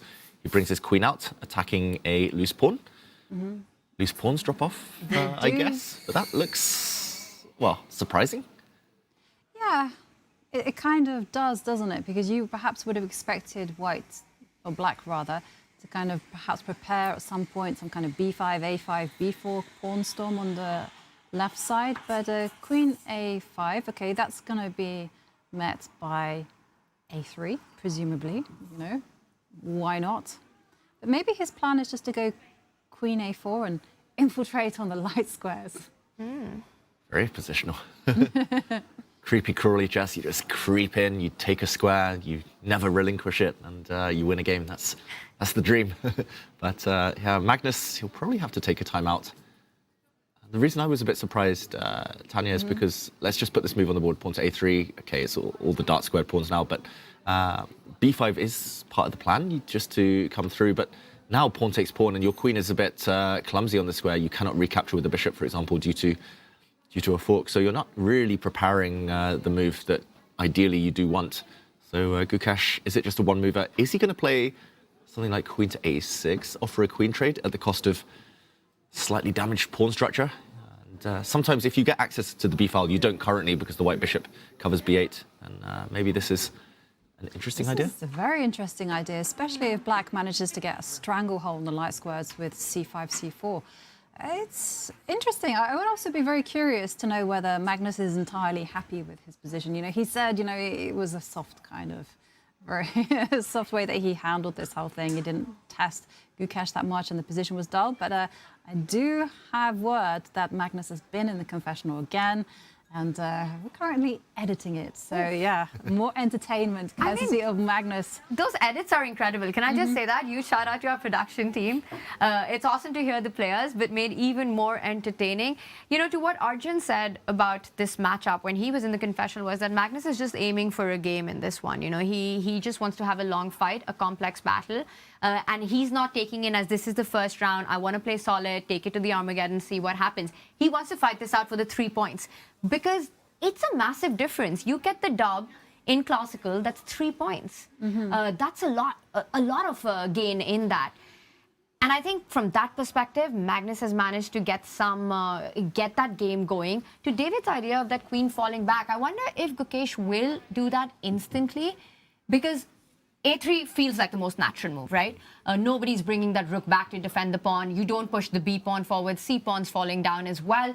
So once a3 is played, and Magnus, I think, about to make a move any moment now, I don't think he's going to sacrifice that pawn. That's going to be too much. He's reaching out, and there it is. Now, does Gukesh rush with the queen trade that you were pointing, or does he continue improving his position? You know, there are the two central lines. You could get the rook from f8 to d8 or the rook from a8 to c8, and just keep that queen trade always in hand to counter a kingside attack. Yeah, it's interesting decisions to be made by Gukesh. But meanwhile, let's hear from Magnus himself as to whether he's comfortable with his position or not.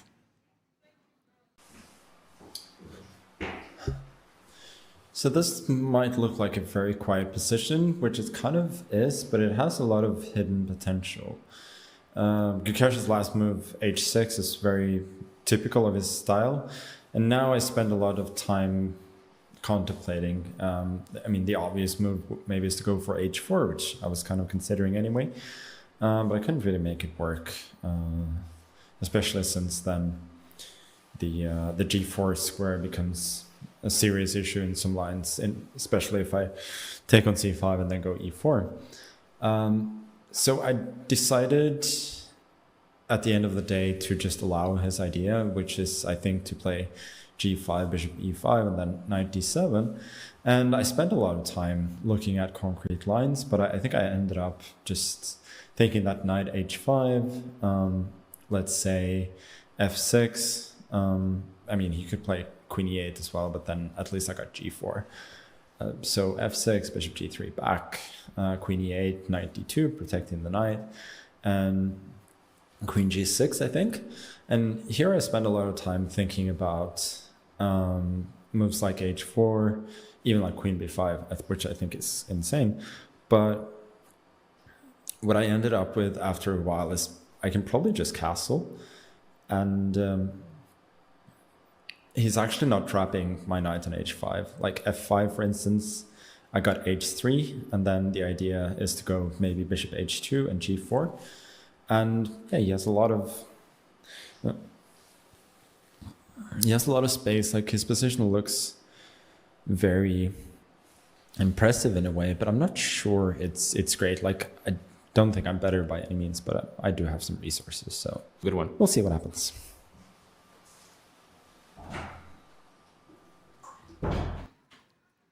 An impressive piece of calculation there from Magnus Carlsen, but it didn't really appear on the board. So, David, can you talk us through his calculation? Because he was like solely focused on what happens if Gukesh just chases down that dark square bishop. Yeah, now we're looking at the other side of the board completely, right? We're looking at the queen side, like the black queen doing some stuff over here. But I think this is why Gukesh spent such a long time on the last move. I'm going to try and recreate that from memory, although I might fail. Rook to d1. Magnus was talking about allowing black's plan, clearly with pushing the pawn to h6. It's at least trying to scare the opponent, attacking this bishop, which is almost trapped. The bishop only has one safe square. The black knight goes back, threatening to trap the bishop again. Now Magnus wants to move the knight to the edge of the board. Now the bishop has an escape square. Magnus wants to kick the bishop. Bishop retreats. Now hit the knight, which is also trapped, but can be defended by the white queen. And here, after queen to g6, he mentioned a bunch of moves, but castling, for instance, and now pawn to f5, h3. And here, Magnus, he was talking about dropping his bishop back, pushing a pawn forward to cement his knight on the edge of the board. And this position still looks very balanced. The engine slightly prefers black, we see on this sidebar here. But yeah, fascinating to see that Magnus is thinking, what is this, 7, 8 moves into the future? And still kind of reeling off variations here. He's talking about queen to b5. Coming this direction, as well as playing more positionally. And he was happy with this. Gukesh, in the end, not happy with this, and deciding to bring his queen out to the other side instead. And after a3, this is still the live position. But yeah, Magnus doesn't talk about himself as a great calculator. He says he relies a lot more on intuition. He prefers short, sharp variations, but there he proved he can hang. Right. Maybe the fact he's playing the great calculator Gukesh makes him want to kind of fight him hand-to-hand in his strength. But this is a trademark of the great players. They don't calculate every single move. They are calculating at the right moment. So in this particular position, well, minus a3 and queen a5, it was absolutely imperative that you work out the consequences of going rook d1. Otherwise, the bishop or the knight could have got trapped, and that would have been game over. So yeah, you kind of have to choose your moment, right? Especially in this time format, no? When you've got no increment, no bonus time, you need to use your time wisely in those critical moments like you're pointing out. And I wonder, to your point, if, Magnus, like you said, Gukesh, one of his biggest strengths, I think even in your players card, by the way, I'm missing those David Howell player cards. Just want to put it out there. But I think you gave very high marks to Gukesh for his calculation skills on that.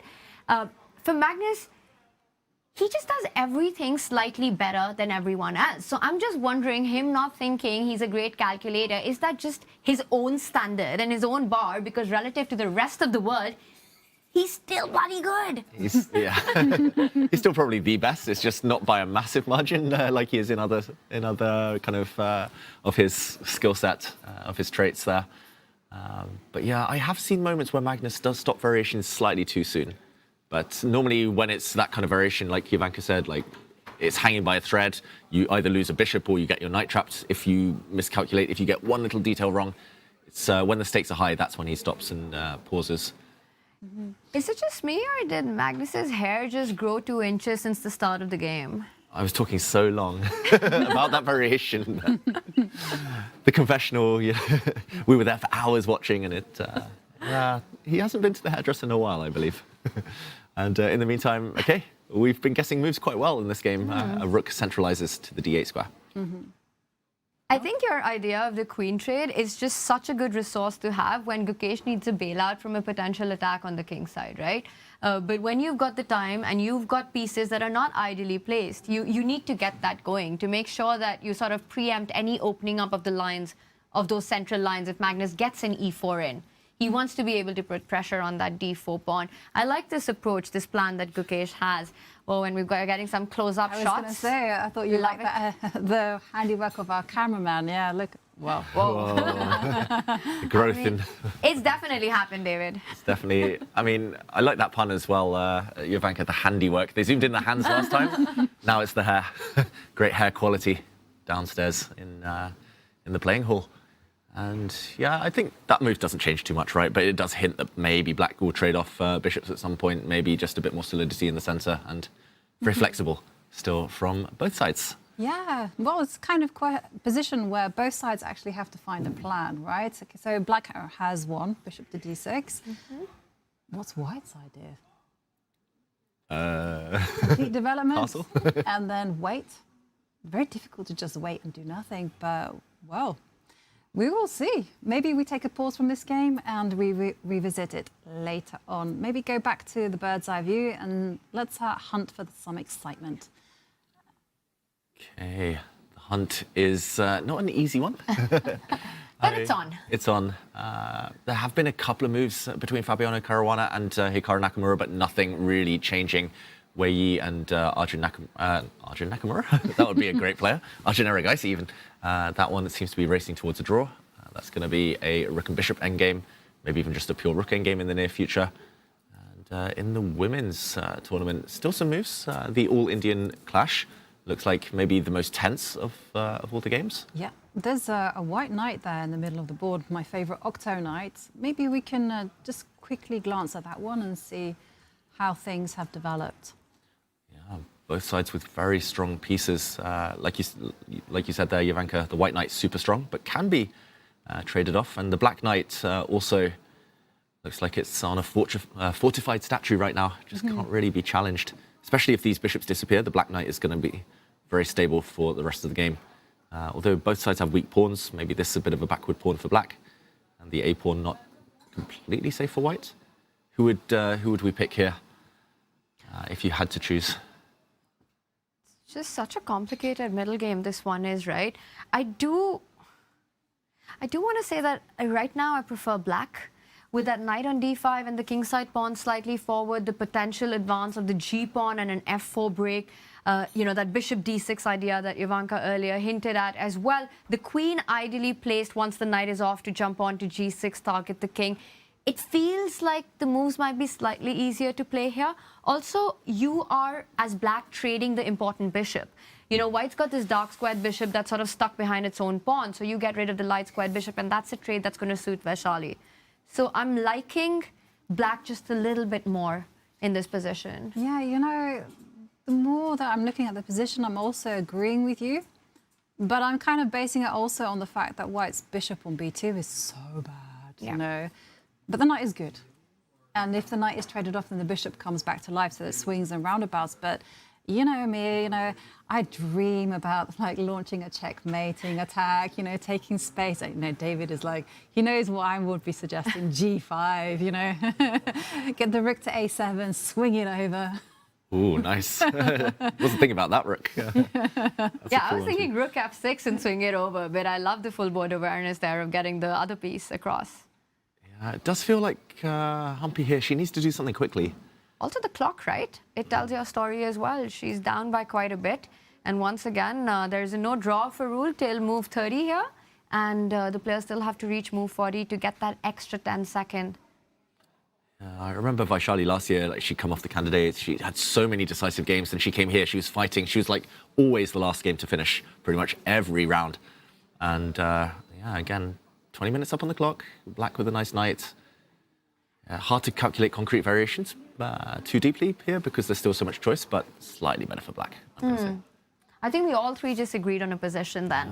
That's a first. It's boring to agree, but it's got to be done sometimes. Yeah, we agreed, right? Yeah. We all feel that Vachier-Lagrave has that slight push in this one. Should we zoom out and take a look at the other action? Yep, let's do it. And I'm going to put the question to you both. Which one catches your eye? I'm going to say Wei Yi, Arjun, unless Tanya has... I just want to say, shout out to h4. It's on the board. Wow. Magnus is getting that h-pawn rolling. Wow, I still don't really see the plan, but it's always cool to see the h-pawn rolling. Magnus keeping his options open. That is the most tense, kind of mysterious position I've seen in a while. He's completely contradicted himself, which goes to show, this is why we love the confessional boost, because he said, he didn't really believe in h4 because it weakened the g4 square, and that was it. He left it at that, and now he's kind of gone, it's been too irresistible now, and he has to go h4. He's so flaky, changing his mind. How dare he? Exactly. That's one of the disadvantages with having illegal training. So, you get it drummed into you that it's really good to be consistent. You have to apply the law consistently. But as a chess player, you have to be able to pivot. Yeah, you have to be able to change your opinion from one move to the next, or kind of write off an idea because it's impossible, and then suddenly it becomes like the only move. And okay, Gukesh advances his queen, very positional. This is something that we discussed earlier. Just unclear what the exact threat is, but a nice conquer of the light squares on the queen side. Yeah. I love it. I mean, we'll break this down a bit more, but just the mindset of this move, right? So many of us will be thinking about the queen trade. Magnus plays h4, get those queens off the board. You really don't want them alive.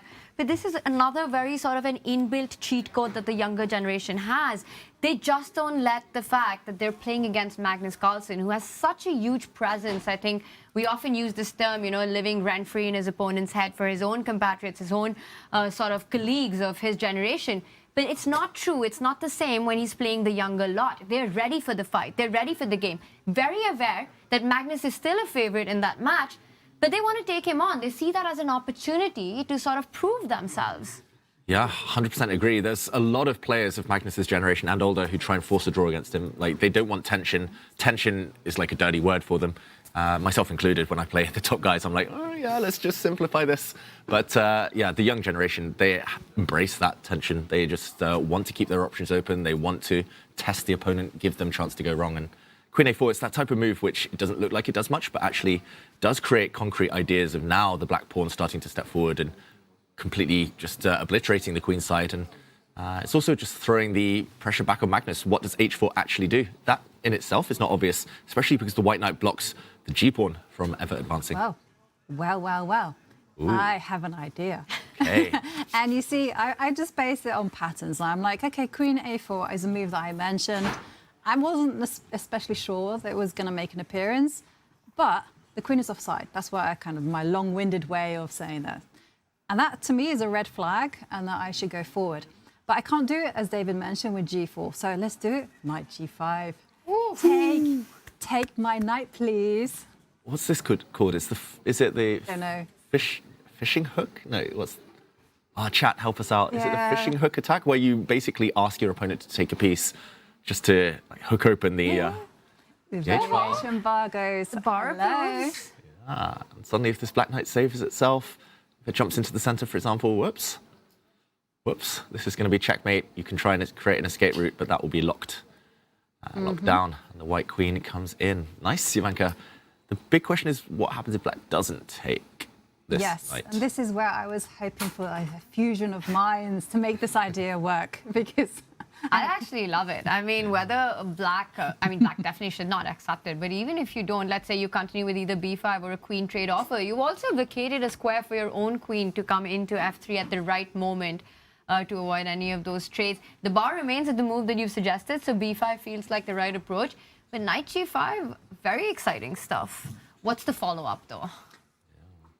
That was a little glitch, right? There was a problem with that, but let's do it. Let's go knight h5. Let's throw it all in. Let's go.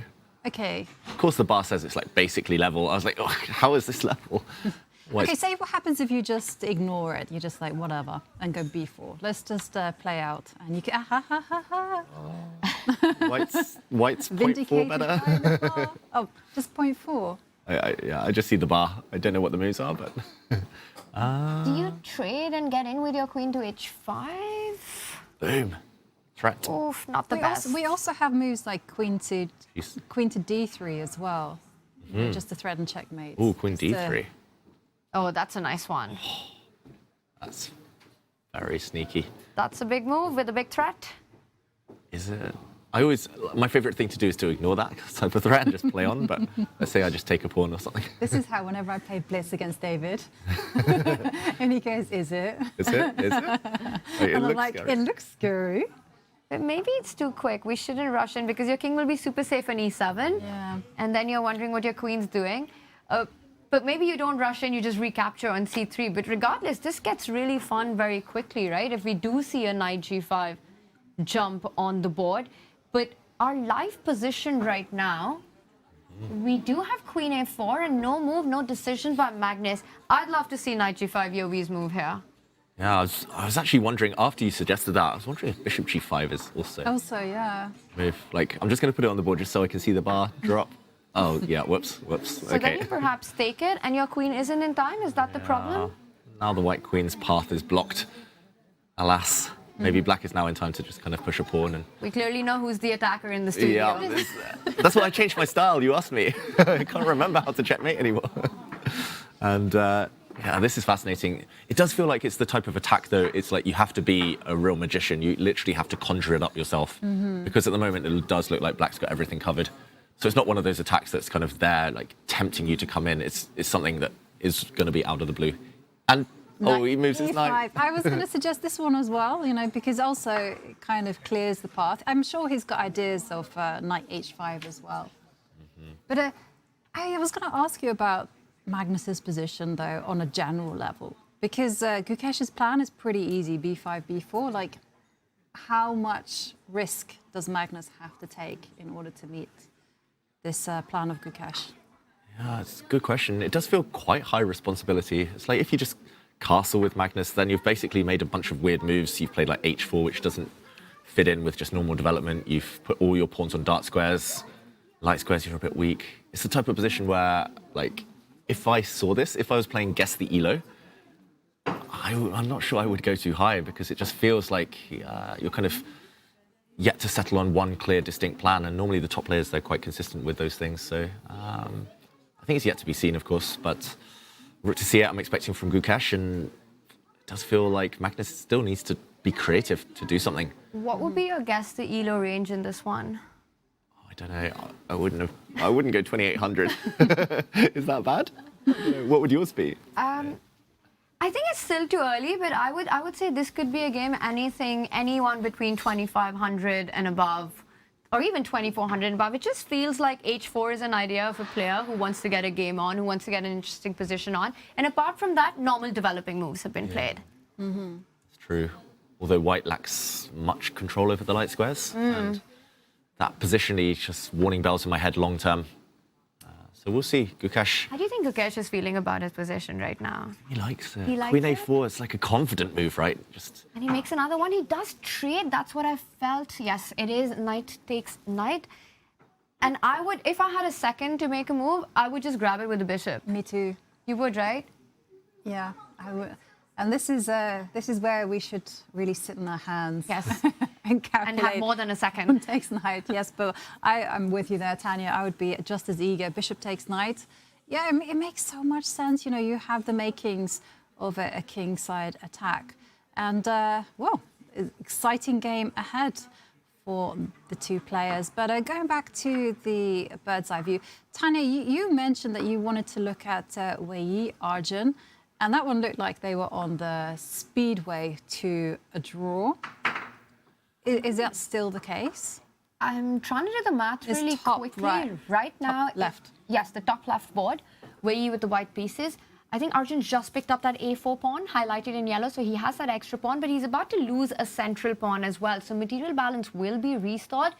Usually when that's a dynamic 4 versus 3 and an A passer, I do prefer black, because it feels like you've got a ready-made passed pawn to put pressure. If I had to pick a side, I think I'd take Arjun in this endgame. Yeah, I could definitely see a world where like white wins the pawn back, but then there's a bishop trade and one set of rooks come off, and then black's just left with one rook versus one rook and just kind of propelling this pawn forward. And that could be scary for white. Of course, it should be a draw somehow. I'm wondering whether you actually trade rooks and then kind of go hunting for some other pawns. What's the easiest way to save this for Wei Yi? He's not sure. Like the time difference in this one, 45 minutes now. Massive. That's huge. Arjun's so quick. What is that, an hour and 25 minutes? He's taken about 15 minutes. There's no increment. No, I've got the math wrong, right? They started with 2 hours. Yeah. But still, he's quick. 35 minutes to get to this point. That's a lot. That's not much. Yeah, Wei Yi's taken over an hour and 20 minutes. Yeah, and he does not play with increments. He only gets that increment once they've completed move 40. Yes. It's only 10 seconds, and that's difficult pit to extricate yourself from. But a lot of trades. I mean, it's quite simplified as well, on the other hand, no? Yeah, but there's danger, right? And you always have that ghost of that runaway A pawn. So Arjun, he's had plenty of time, and he seems to have taken a liking to the confession booth because once again he's there, but it's for the subscribers of chess.com on Twitch. You can watch it when it comes during the break. I'd love to hear his thoughts. I mean, what are you guys doing? Just go subscribe right now. Yeah, exactly. Why have you been missing out on the Hikaru confessions, the Magnus confessions? It's gold. What a time to be alive that we actually get to hear the thoughts of the players, the world's best players in action in real time. Yeah, completely. It's amazing. No other sports, do you get that? You don't hear footballers just come off the side of the pitch and be like, you know what I'm thinking right now? I've been dribbled past so many times. I think partly Arjun's bored, where he's been spending so long on the clock and it's a drawish endgame. But I think partly Arjun, he heard it during one of the freestyle tournaments. I think the young guys were asked very politely, like, try and visit the confessionals. Because Magnus, Hikaru, they're doing it on a regular basis, but the young guys very rarely do. And Arjun, he went in Paris at the freestyle tournament there once or twice, and now he's doing it again. It feels like he's embracing what the chess fans want. Also, just want to point out, that could be also because Arjun was the only one to kind of make it through. Everyone else was really struggling with a lot of stuff at freestyle. That as well. But you're totally right. I mean, we've seen Hikaru, Magnus, Fabi so many times at the confessional, and it's like they're just such, they feel so much at ease, like it's home, you know? And sometimes you kind of see them figuring out variations and lines while they're inside that confessional. So using it almost like chess therapy. Yeah. Absolutely. And on that note, we are going to go on a short break. And when we return, we're going to dive into all of the action. And for those of you subscribed on Twitch, well, you can enjoy Arjun's confession.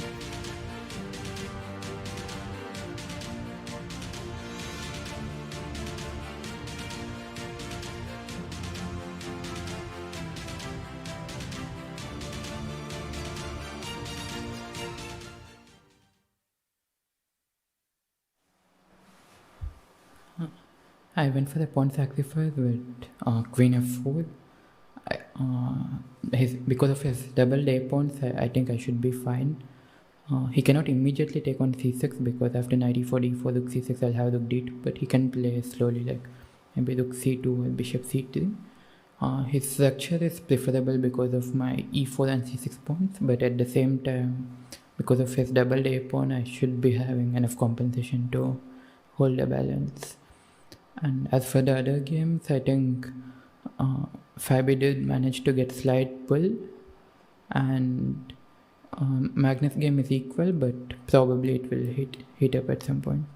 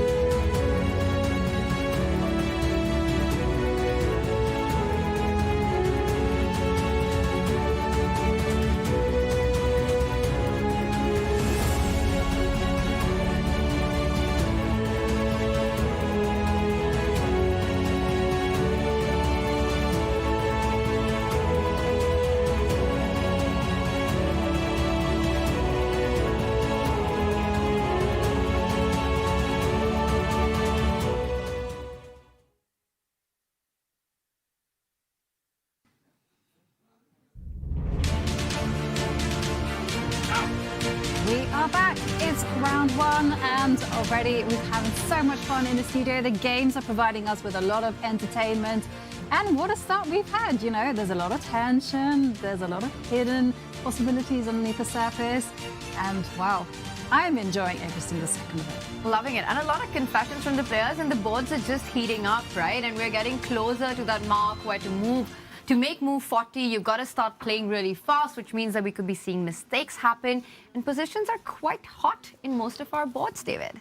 Yeah, it's refreshing to see like true, full-blown classical chess where the first hour or two, it's mysterious, it's intrigue, it's great for the opening aficionados and those who like the deep strategy.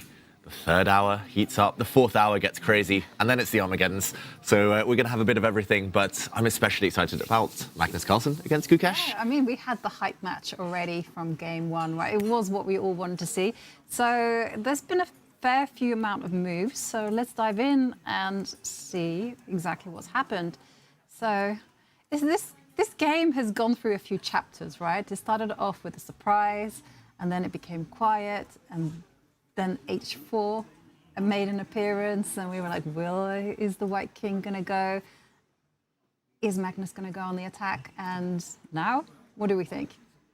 I think this is what I love about classical chess, is exactly what you mentioned. You know, you get to see all these different phases of the game played out in a very exciting fashion. You know, it could be an opening idea that your opponent wasn't expecting at all. Like you said, the Jabava London in this one, the middle game, the creativity of the middle game, you know, whether it's Gukesh coming out with his queen, planting it on A4, Magnus creating play on the right side with that H-pawn moving forward, which sort of we were expecting at some point, but still a little baffling because what is the follow-up?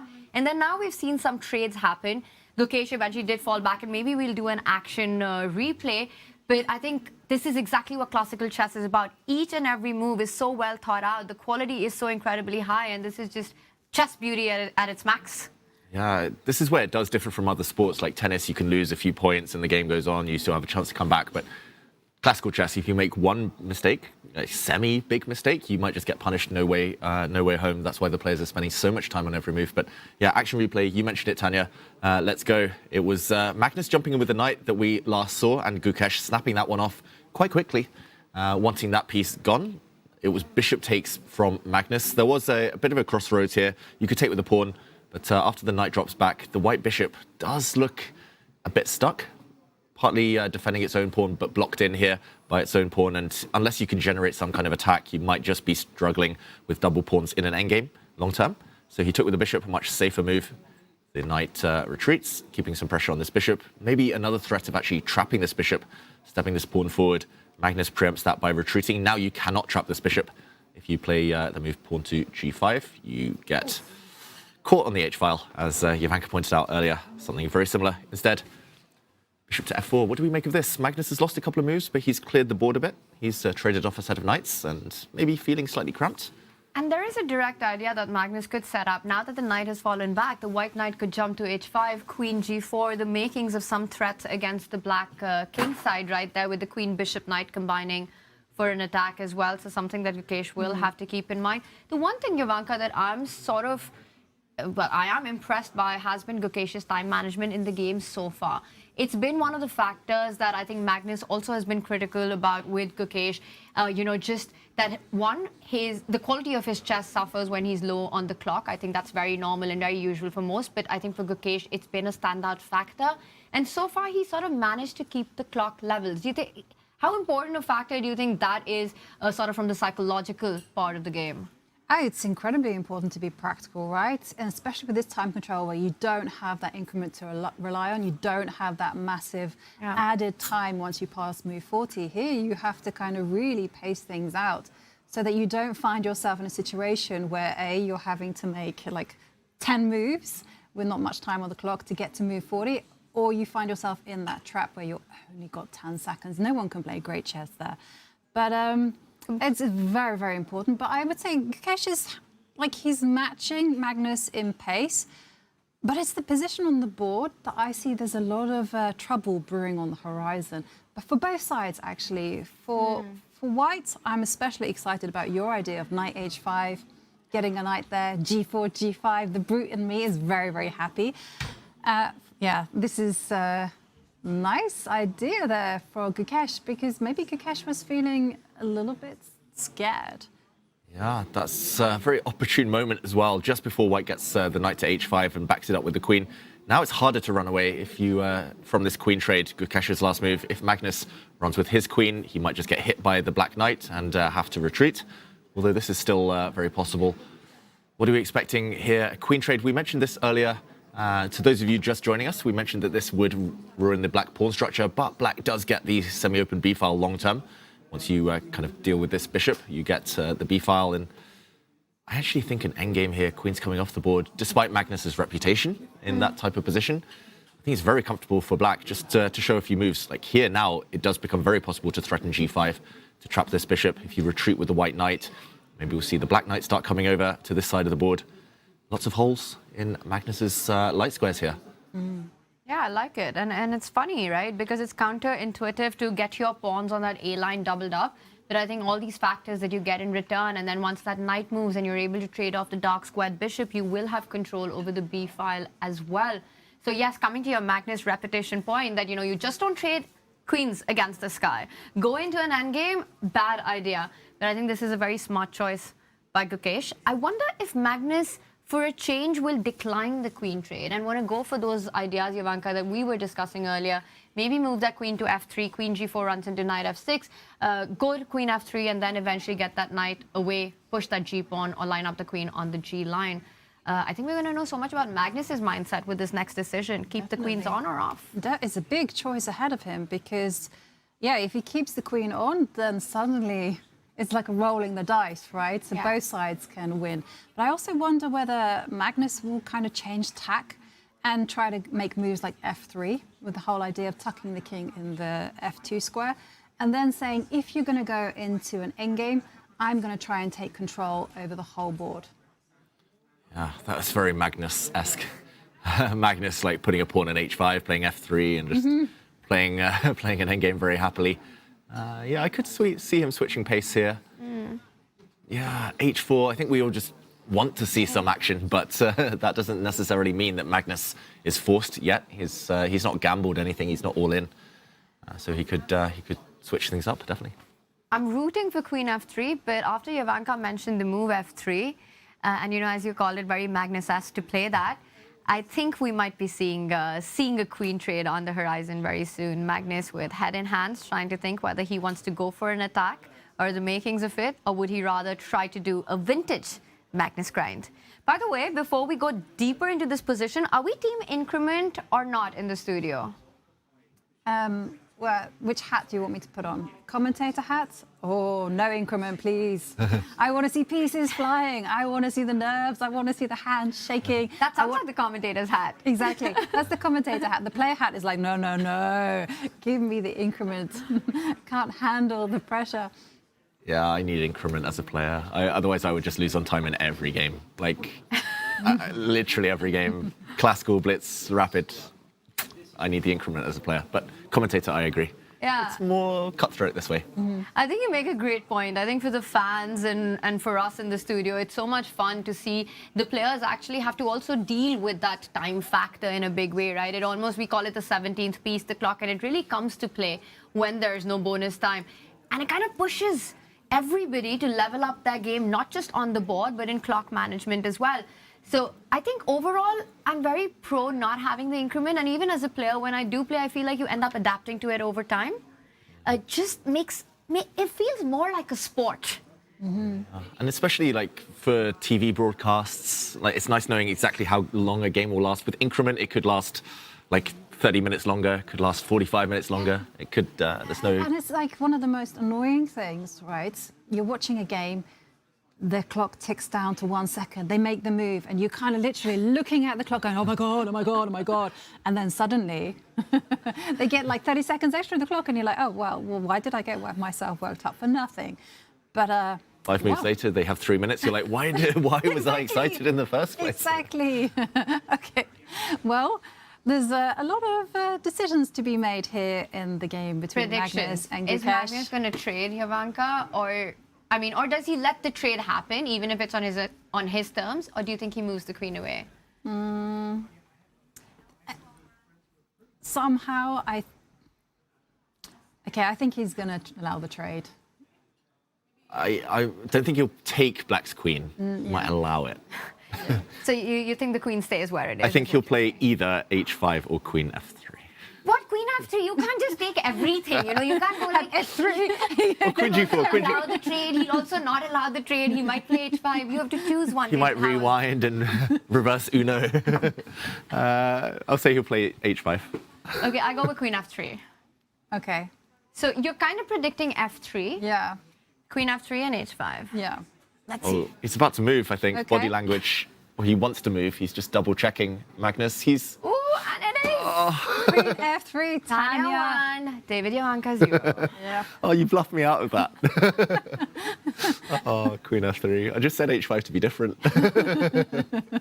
But that just, I mean, it shows, right? You said it would tell us a lot. That's a lot of information. He wants blood, Magnus. He doesn't want to just kind of maneuver in some equal-ish queenless position. He wants to keep attacking potential on the board. Yeah. Okay, well, it's exciting times ahead.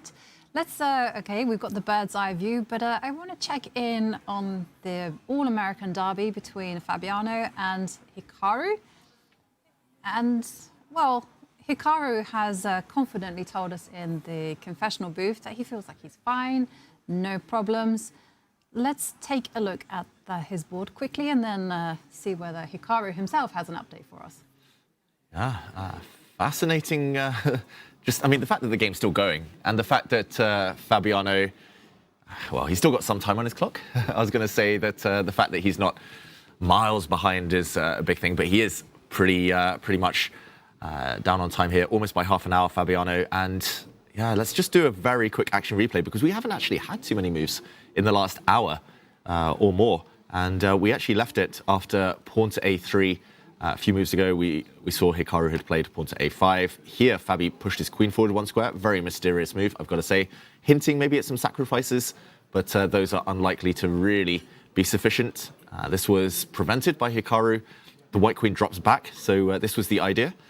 Fabi switching angles here, switching his queen's focus, and now knight to a4.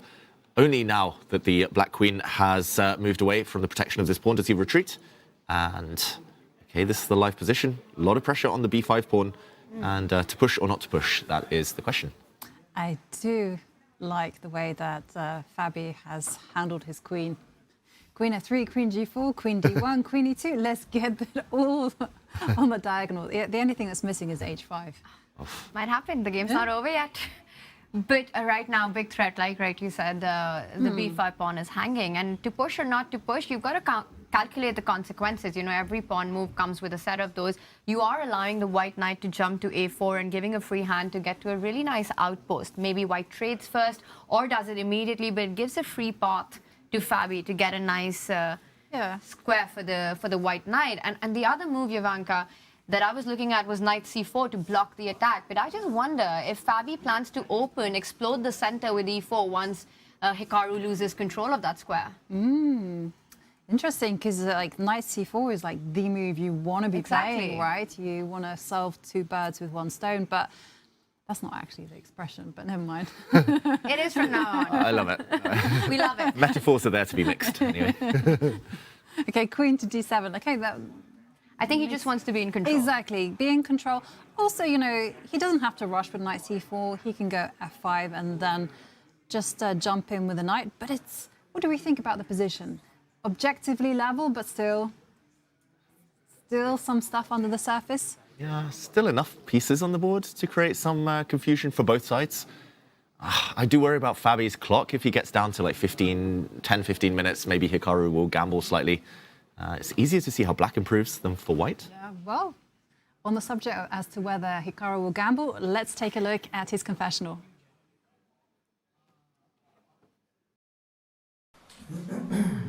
Well, I made it back here. I did not actually expect this to happen. It's strange. I think earlier I said that my game was probably the most boring, alongside Arjun's game against Wei Yi, and Magnus's game would be the one that would be critical. But it feels to me like my game has now become the interesting one, because Fabiano basically, it felt to me like he refused to make a draw. He could have, of course, done a bunch of simple moves, just made the draw. But now the game's going to get very sharp because he kind of forced me to go for this b6, b5, and after knight c5, e5. I'm not really sure what's going on necessarily. I don't really think I can be worse though, so I figure if I can't be worse, I might as well just play on. So I actually have some pretty high hopes for this game now because it's going to get very sharp and I have a big advantage on the clock. So things are looking exciting in my game, whereas an hour ago I thought it would just be Armageddon. So that's pretty much it. I think my game's the one to watch and the other two are now very boring. So we'll see what happens, but I feel kind of excited because at least there's some life to it now. So we'll see. All right, see you guys later. Well, some excitement now for Hikaru. Although it's interesting because he was calculating the sharpest line that Fabiano could have played, just like in the Magnus confessional, where they were both calculating razor-sharp lines. And the reality is, another move gets played. It's like wasted energy almost, and they have to go back to the drawing board again. Yeah, that's the problem I've found in my career, like calculating really sharp lines, like you spend 20 minutes calculating. The problem is the opponent's also calculating that sharp line and they're probably equally apprehensive or scared, and then they choose not to play it, and then it's just kind of wasted energy. But yeah, I've got to say, I expected Fabiano as well to put the white knight on the c5 square instead of retreating. And yeah, just to show what Hikaru was talking about, knight to c5, and e5 was his idea, and this would have exploded the center. Probably a capture, and black's knight's coming in. This looks very imbalanced, but yeah, Tanya, instead, we just saw a move from Fabiano. He played the move b3, maybe damage limitation mode, just controlling some squares. No knight coming in, and still looks roughly symmetrical, roughly level. Makes a lot of sense, right? Because now once the queen moves to d7, your ideas of e4 kind of come under fire because d4 pawn will be a weakness. So he makes sure that there's no knight c4 in the air. And there's one open file in the whole position. That's the C line, right? It really is about the fight for that. I wonder if it's time for these players to think about not doubling up, an idea that we mentioned earlier on. And Hikaru could start with it right now with the b5 pawn defended, to think about rook c7, rook c8, the c3 knight, not as stable as it was when the pawn was in b2, and try and get some trades going. Yeah, I like that plan as well. I mean, white does have a fail-safe in that the white knight can go to a2. So you can always initiate some trades that way. But b3 for me is a very nice move, just to kill black's activity. No knight c4. You see that? He reached out and then just pulled back, made a little bit of a head shake and not happy with the decision he's about to take, or I'm not sure. It's so hard to read Hikaru's expressions. I think he's going to play rook c7. I think you're going to predict right. And then the big question would be, like, what if, firstly, white brings the knight back, but also if white copies rook c7. Anything you can do, I can do better. Rook c2. And both sides just stack up on the c file. And it just feels like it's going to reach boiling point at some point, and someone's going to blink, and everything will come off on the c file. There's an interesting possibility, though, if white goes rook c2. And that's just to go knight c4 anyhow. And say, wow. hey, okay, look, it's just a cheap shot. I'm not sure it's actually any good because I haven't done that much calculation on it. But the whole idea is that, hey, you make some trades. Yeah, I love it. I just wanted to point that out. Nice shot there. And this is a way of simplifying. Okay, he's about to make a move. He puts it on c6. Oh, okay, that's just being flashy, Yeah. right? He's saying, hey, looks like the pawn on b5 is up for grabs, but no. Take it, and you'll find that some pieces are on prise. Just very quickly to show everyone, you should not take this pawn. Even though it's only defended twice currently, there's still an indirect defense with the black queen on this square. And at the very end, black defends it twice, white only attacks it twice, black wins a piece. So yeah, rook c6, I have no idea why that's better than the c7 square. But It just looks better, David. It just looks cooler. That's the point. You know, he's doing it for content. Yeah. Rook c6, flashier move, like you said it. I do like the idea, especially if you're knight c4 jump, which, by the way, optically looks very strong. But I saw the bar, it seemed to say that white's got a resource there. That does white continue with what you suggested earlier. You know, rook c2, rook c8, rook c1. Pass the ball back to Hikaru. What's your progress then? yeah, I don't really see what either side's progress is going to be. It feels like a bit of a waiting game there. Black might just like put the queen on b7 and just sit and wait until the white knight moves out the way, then all the rooks come off and level endgame. Well, maybe black's only idea is just to triple on the c line, you know, get the queen somehow on c8 so she's supporting her rooks, Alekhine's gone. Yeah. Tanya, you predicted the future. Not in this game, but you referenced it. Matter. Same thing. Just to show that idea. It might take a bit of help from the opponent. I don't think white can take this pawn still because of all the rook trades. So like if white does, let's say, nothing, and black can triple up. Again, I'm not sure what the next step is if white like just defends everything. But okay, the bar's slightly moving in black's favor. And this is the kind of position where black is the one, it feels like they're in control. So they can make these kind of like extension moves like f5, g5, get ready to switch over to the king side. So ultimately it's equal, but it's harder for the opponent to make those moves. Yeah. I'm still going to go for an arma farma in this one. Ooh, that's nice. Nice. Just farming those Armageddons. Who's going to be farming who in the Armageddon? That is the big question. That is. But I do think that in an Armageddon, perhaps just again, these two, it's so hard to put a favorite on paper, but I wonder if the odds just go slightly more to Hikaru, simply given his speed skills. Yeah, he's like Blitz. Has he been Blitz world champion? Never. Not yet. Also, Hikaru will have the black pieces in the Armageddon, so they keep their colors, which means he'll have 7 minutes on the clock. Fabi will have 10, but if the game ends in a draw, Hikaru takes the match. Exactly. Yeah, it's been an interesting kind of Armageddon experience here at Norway Chess because at times, you know, it felt like white with the 10 minutes has the upper hand. And then there's been other years where it's been black with their draw odds that has been completely superior. It just seems to kind of ride in waves. Definitely it's cycles. It's like maybe 1 year white, all the kind of aggressive openings are in vogue, and then that helps. I should mention, Hikaru the last 2 years has been really good. Like 2023, he won. 2024 last year, like if he'd won his final classical game, he would have tied with Magnus, and yeah, he would have caught him. Of course, classical, that was always going to be difficult, but he's been very consistent. What happened? David, I'm just tracking the evaluation bars, and we've got to go to the bottom left. The game in yellow between Anna Muzichuk and Sarah Kadem because, well, the evaluation bar is all the way in white side, and what is happening here?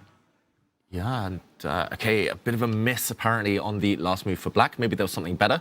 Let's quickly catch up, and then we'll dive into this exact position. Some mistakes creeping in. We did mention when we were last here that queen to g4, probably the best move. Played by Anna Muzichuk, very natural, defending the loose pawn. A knight trade. Sarah Kadem finding the only move to kind of maintain the current evaluation. Pawn to c5, the blue arrow shows that's the best move according to the computer. Her queen attacked, however, and she moved it. Just out of curiosity, I'm going to turn the engine on. Apparently, black's only move to maintain the balance was to bring the queen out this way. I'm not sure I would have found that. Maybe with a bit of time on the clock, but to gain time on the white bishop. Instead, queen to f8 is a serious mistake. And I think the most non-human scary part of that move that you earlier said is that you leave your king side completely free. You know, you've got these ghosts running through your head. If the queen comes on b5, bishop takes pawn, queen e6 ideas, you know, that f7 pawn being weak. And yes, it doesn't work, but you really want your queen closer to your king. So from a human perspective, a very tough move to make. Yeah, completely. And I'm just, again, fascinated by the current position. I've noticed some tactical issues, like somehow if a bishop were to get to like c5, the queen is trapped on f8. Oof. So can one make use of that? I was like trying to make c4 work, but c4 unfortunately doesn't quite work because the bishop takes pawn. That's a good point, Ivanka. Like, if there are ever exchanges, black's whole idea is that there's a pin on the d file. Black's trying to win back the pawn that she's down right now. But if there are ever any exchanges, then bishop b4 at the end might be a really useful resource. So that means that in a sense, maybe black isn't even threatening to pick up that pawn in some positions if you can't hit that white queen. Some positions, yeah. So black's relying on the fact that the rook will come to the square, as you mentioned. So I don't know whether you just preemptively retreat, but the eval bar hints that there's something even stronger, right? Oof. And will Sarah find it? That's the question as well, because the evaluation bar is one thing, but, you know, is human. So maybe you can you take the time out and go bishop c2, cheap threats. Bishop c2, set up a battery of the queen and bishop along the h line. You could maybe do it the other order as well, but yeah, bishop c2. Oh, the bar likes it, Ivanka. Oh. So you're threatening queen f5. That's a big threat. And Yeah, that was my cheapo. Yeah, this comes up on Puzzle Rush for anyone wondering, by the way. This type of tactic is the threat of mate, and the only way to block. I mean, here you can give some material away by playing pawn to d3, but the only way otherwise to block is to lose your bishop. Very nice. I wonder whether, same idea, like starting with the queen. Yeah, queen. Oh, and you're also putting pressure on that c5 pawn. You're threatening bishop c2. And at the end of it, as David's highlighted, they say you go bishop c8, this queen takes c5. c5. Back rank. Exactly. Oh, Bank rank. Bank rank. Bank rank. When you're Instabanger. Exactly. And this would be checkmate. So white would, in this end position, be 2 pawns up. Looks like it should be sufficient. Although still not over this position. Black can still fight, like deal with the back rank problems, and I'm not sure how it's exactly. And still some pressure on the bishop, but okay. So it looks like this is the key idea in one order or the other. And the bar approved of it. So queen f5 might be the right move order, but bishop c2 as well equally strong. Like you said, it is about finding this motive, right? Of figuring out just how strong this queen and bishop battery will be, given black's piece formation of that bishop on f6 being a tender spot. So Sarah, big moment for her. Can she clutch the advantage here? And I'm just checking the computer. Apparently those are 2 of the 3 top moves. So 3, what's the third one? The third one I don't understand at all. Queen to f4. Ooh, just out of curiosity, I'm going to check it out. Pawn takes pawn, takes, and if black takes with a rook, now you jump in with the queen, and next move you land your bishop. Okay, now it's obvious. Also very similar to your move queen g3 that you had earlier mentioned. Yeah, and I just want to point out one final detail. The bishop's hanging, but if rook takes bishop... Oh, queen takes f7. Queen takes Puzzle f7. Beautiful. Puzzle rush, checkmate due to the pin. Okay, I would never play queen f4. I would never find that move, but really nice. This is where computers do add some beauty to the game. Yeah. It's kind of interesting, though, because when you warm up as a commentator, there's obviously you check your notes, you read for storylines, but I also kind of try and play Puzzle Rush just to be a little bit sharp. I do the same before tournaments these days because I'm always so rusty in the first 2 or 3 rounds. And it does help. It does force you to think. I think it was Gukesh in the World Championship match, right? He said it, that he's been doing some Puzzle Rush before his games as well, to just get into the zone, sort of get your sharpness going. It's a good way to also unwind somehow. You know, you feel more relaxed, you've seen some tactics, you feel you're ready to go. So it really puts you in the zone for that, for a match coming up. Yeah, I kind of agree. And I think the main thing is, like, don't necessarily time it. You can go for the survival ones where you're constantly testing yourself to be disciplined and also to just be rigorous in your calculations. So yeah, queen f5, it's very tempting as well, you know, to set up that lovely checkmating idea on h7. Queen f4, computer analysis there, but also bishop c2, so that's very well within Anna's capability of finding it. I'm wondering, out of these 3 moves, which one is the most human to look at? Queen f5. I think queen...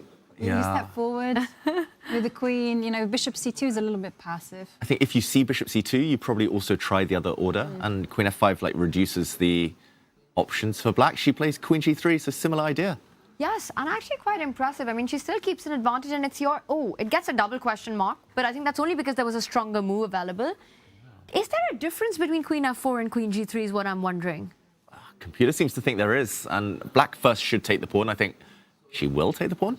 Most likely. And if you take it back with the rook, then queen c7, it's a transposition. Same thing, and white wins. So, okay, let's jump in. Pawn takes pawn, the blue arrow confirms. It's also the most natural move to take. Why not? So she does have her eyes on this square. The big question is, what can black do to improve? One move you shouldn't play, queen takes pawn on a3, just to point out, because loose queens drop off. Bishop takes pawn, it's a check, and you win the black queen at the end. So you have to be wary of grabbing poison pawns. Bishop takes, maybe. At least now there's no back rank problems. And bishop b4? Bishop c5. 5. Yeah, I say it through gritted teeth. Feels like you're just hanging by a thread, you know, with the queen c7 motifs coming in. Yeah, like bishop takes pawn wins a pawn check, because taking with the king, you can jump in and nasty stuff's going to happen. But I guess black just takes it back with the queen and fights on. This position, opposite color bishops. Yeah, this might be the best for black. And if you're precise, you get this and you try to hold. Yeah, but even this is long-term suffering. It is, Totally 100%. Even the presence of opposite color bishops actually makes it worse for black because they can't challenge on those dark squares. Yeah. It's crazy how the computer points out these mild differences between two squares, right? F4 and G3. So I'm just wondering, David, if the queen is on F4, the same line perhaps does not work. Because after, if you take it back and bishop takes pawn, now you step forward with your bishop, bishop C5, and at the end the F7 pawn is hanging. Such subtle differences. Extra pressure here just wins you the game as opposed to maybe forcing you to grind out a slightly better endgame for 50 moves. Just checkmate, right? Bishop takes bishop, queen takes pawn, and rook E8. Yeah, check. And rook E8. And game over on the back rank. The bank You mean back rank. The bank rank. Oh, I'm going to struggle to talk in the future years now. Okay. We're really messing with David's mind, Tanya. Stop it, guys. Tongue twisters are the one thing I can't do. Queen G3, double question mark. Oof. Black's back in the game, but I want to say, David, this was also the move that came to your mind intuitively at first, you know? So can you really fault Anna for playing this? When I asked you what's the most human move, perhaps this was it. Yeah. You know, you want to put your queen lined up against the king. You're eyeing that C7 square. You move away from the rook takes pawn, laterally attacking the queen idea. Also, I would say it's a stylistic choice. You know, Anna is primarily someone who enjoys strategy, positional games. And so I think she's looking for that, that comfortable way just to kind of get that great position. Whereas someone who's kind of more aggressively inclined might just automatically go, hey, checkmate, I don't care if it's strategically any good. Well, someone who I think is wanting to get a checkmate in is Magnus Carlsen. Should we zoom out of this one for just a moment and jump in with our marquee matchup, David? Yeah, and we will jump into the Magnus game. Just a very quick update on Wei Yi versus Arjun Erigaisi, because that could be finishing very, very soon. Maybe we just jump there. It looks like the players are starting to maybe repeat moves. Even Arjun, I wonder whether he had anything better a few moments ago, because I do see a double question mark move. So just a quick action replay. Basically, everything was traded off in order to get rid of black's strong A pawn. White sacrificed the exchange, but okay, I don't think it's a real miss. The computer gives this next move a double question mark, rook to A4. Or at least it did on my screen. But let's just show the moment where it was in this position. Wei Yi decided to sacrifice in order to get rid of this powerful A pawn, the potential winner. He actually traded off his rook here, double exclamation mark move. And this position, due to the fact it's all pawns on one side, this should be a draw. And let's race forward towards the live position.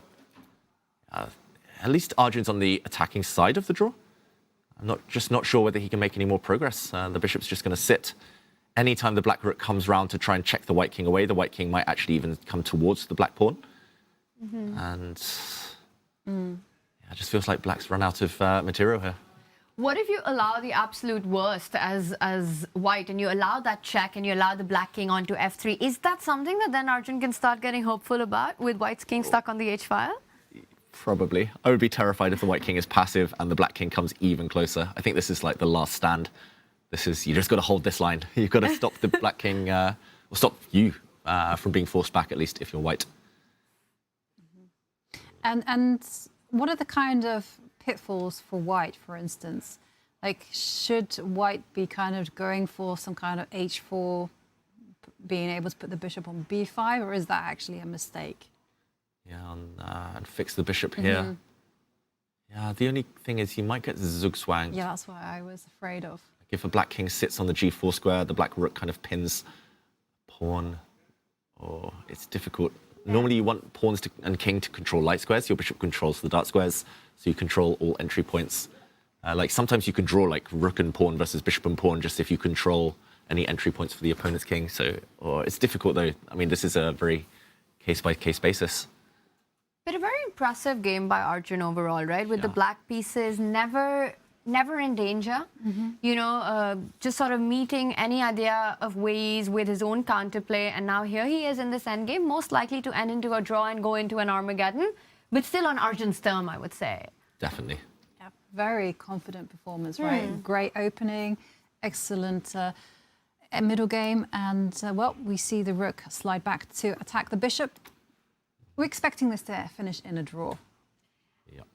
But the good news about Norway Chess is that nothing ends in a draw. At the end of the day, you'll always have a winner. Exactly, no draw without a fight, because after the draw, of course, the games are settled by Armageddon, good old-fashioned Armageddon, where white will have 10 minutes, black will have 7 minutes, and black will have the draw odds. So there's always fun to be had. And I think we leave this endgame. We'll probably see more of these players very, very shortly. We'll update you if the result comes in. If Armageddon is confirmed, should be a draw, but Wei Yi having to prove it. And now, I promise I won't take our viewers away from Magnus and Gukesh any longer. Let's jump in to the giants of the chess world. And Magnus not on his seat. Maybe in the confessional? Maybe. Yeah, world #1 against world champion. And Tanya, look, it's a queen and a knight sniffing around the black king. That looks pretty ominous. It does, right? Especially because that black king, it really doesn't have any of the forces around it right now. You've got the queen offside, the rook far away. The knight also is not on its key defensive square of f6, which is nicely controlled. Magnus does have a threat at some point to go queen g4, start putting pressure, just threatening checkmate in one. The resource you're counting at is that g-pawn moving forward, g6 to defend that mate. You're highlighting the idea of a rook lift. Do you even rook lift Magnus Carlsen is the question here in the studio. I think Magnus has all this in mind. While he does, you know, it's traditional chess wisdom. When your opponent's going for an attack on the king side, you want to try to open up lines at the center of the board. I'm trying to make somehow e5 work here, David. It's an idea that would not only open up those lines I'm talking about, but also clear the pathway for the queen to swoop onto the defense to that right side. Help me make it happen. Yeah, I love this idea, actually. And yeah, sorry, go on. Can we not do it in one go? Although there's... One takes. Pawn takes pawn and then first. queen e6 or rook. Immediately. Yeah, queen e6. Yeah, but then there's queen to back. Yeah, so take. Let's say we try. Whoever wants to take the pawn, yes. And then queen e6. Computer approves. Nice. And then here I was thinking queen g3, and maybe you got enough time to defend. And queen e5? Queen e5, F4. rook takes d5. Oh, No, knight is hanging. Rook d5 is very nice. it's d5, deflection. Super stuff. And the black queen can't take the rook due to checkmate, and white wins a pawn. But yeah, if queen e6, yeah, if black has to play the move g6, Then at least we have... at the very minimum, you can drop your knight back, win this pawn anyway. So, okay, computer says it's fine, e5, but why? Maybe this one? Maybe? And then if Knight g3? the knight drops back, then queen e6? Oh, that's sophisticated stuff there. Can you go knight f5 and aim for some e7 check and taking on d5 in the end? Yeah, knight f5. It still looks scary for black. I don't like this one bit. I don't think Gukesh particularly enjoys either. This looks okay. I mean, the big question, I think, for Gukesh, he has to try e5. Once you said it, it's suddenly a light bulb went off for me. Like, I think you're right. And the only other question is whether you take pawn takes pawn first, because now e5 makes a lot of sense. This is nice. And you just take knight takes pawn, right? Yeah. And the e-line's opened up. Yeah, exactly. I like this. Yeah, whoops. You get skewered just before you give checkmate. I wish you could kind of... We make the perfect chess player, by the way. If the three of us could team up. Us versus Magnus. I mean, the world versus Magnus, that was still a draw. So that was how many people? 100 and... 40,000? Something around that? Power of 3. But yeah, pawn takes pawn. I guess white does have the opportunity to like flick in a queen move, or maybe even take the pawn with the queen, or something something along these lines. So options. I want to point one more thing out. If you take with the c-pawn, you know, fighting against the idea of the e-file opening up, now you're allowing Gukesh to come in with his own rook and set up some kiss of death checkmate ideas with rook c8, rook c2, and guess what? Black might be faster to white's king. Yeah, whoops. Whoops. Yeah, this is definitely something that Gukesh needs to try. I think this is the only justification for what he's done. We should mention, since we were last here, we left it after queen to f3 just a few moves ago. He was the one to trade off this white bishop. He was the one to kind of spend 2 tempi, bringing his bishop forward, and then only helping the white queen improve. So, yeah, now long term, without the kind of bishop dynamic, I think white's very happy in some endgames. In the meantime, we do see a draw between Wei Yi and Arjun Erigaisi. That means we get our first Armageddon. We're one result closer to knowing who wins in the prediction game. And the players will have some time just to prepare for the Armageddon, but of course we will be following that one with an eagle eye because it's going to be our first result. Like who will get 1.5 points, who will get 1 point. And who is a favorite in the Armageddon when it goes to these two, right? And there we've got the format, Yovi. Yeah, you can see white starts with 10 minutes, black has 7 minutes, and they do get a bonus time, but it happens from move 41. And if it's a draw, black will win and they'll get the 1.5 points. It's an interesting question, right? Who will win? Who is the favorite? Both of these players excel in complicated chess. They're fantastic at calculation. They're fantastic blitz players as well. So it's going to be a tough one. It's going to be extremely competitive between these two. So Arjun starts with the black pieces. Wei Yi will have white. Armageddon predictions, my dear co-commentators? I say Arjun. They both played in the Champions Chess Tour recently, and I think Arjun went slightly further. So I'll say Arjun Erigaisi, especially based on this game that they just played, where he was always in control as black. What do you think, Yovi? Okay, well, if David's chosen Arjun, I'm going to go for Wei Yi. That's the solidarity. I think my heart wants to say Arjun, but the fact that these two players, it does. But my argument here, my brain is telling me that Arjun starts with the black pieces. He's got 7 minutes on the clock. Wei Yi has that extra 3 minutes, which counts for a lot when there's no increment, there's no bonus time. And given their brand of chess, I think draw is not a likely outcome. So for me, I think Wei Yi is perhaps a slight favorite in this one. I like how logic trumps loyalty. Ooh. In my heart. Yes, and the action will begin roughly around 8:05 p.m., roughly in 20 minutes. Yeah. So the players do get some time to reset, maybe discuss with their coaches what they're going to do. I always have in mind that they kind of pick up that red telephone and they go to their coach, hello. And coach says, play this, and you go, okay. Phone a friend. It's an emergency, I need an opening. What am I going to do? I have to win. But I mean, knowing this format, this is something the players have definitely prepared for, right? Coming into for Norway Chess, that they are expecting most of these matches to go into Armageddon. What will their opening of choice be? So I think this is something that they've thought of before landing into Stavanger. Most likely, or at least they should have been doing. Professional players should have a strategy. Of course, this game still in full flow. Magnus against Gukesh, and the clock situation, is that worrying for Gukesh? Down to half an hour now. He's on to 30 minutes and a little bit. 10 minutes down to Magnus, and it's definitely black having to be accurate here.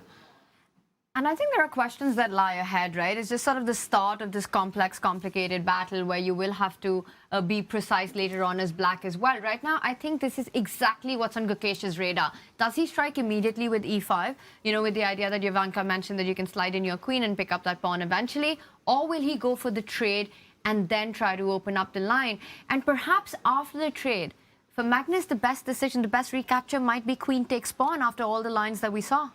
Yeah, I kind of saw that one last, because normally you want to take with the pawn, right? Exactly. It's just the most natural to keep some grip in the center, especially when trying to attack. If you have a stable base in the center, kind of helps that. But yeah, queen takes pawn, threatening checkmate, that might be the key. Tempo is always maybe the most important over structural things. So pawn takes pawn is the move Gukesh most likely wants to play.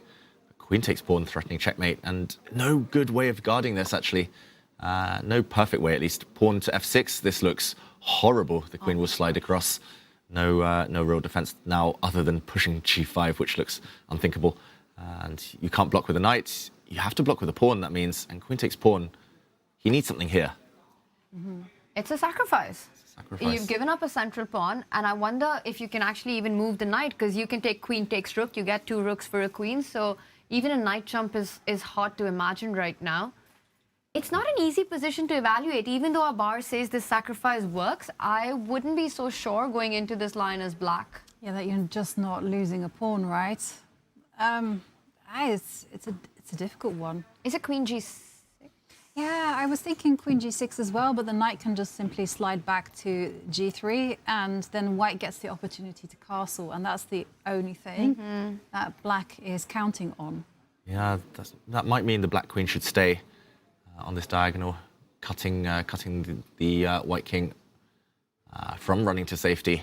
You just need one move, or maybe two moves. You need to somehow protect your rook, and then you need your knight to kind of jump in. Queen b6? Queen b6, yeah, maybe.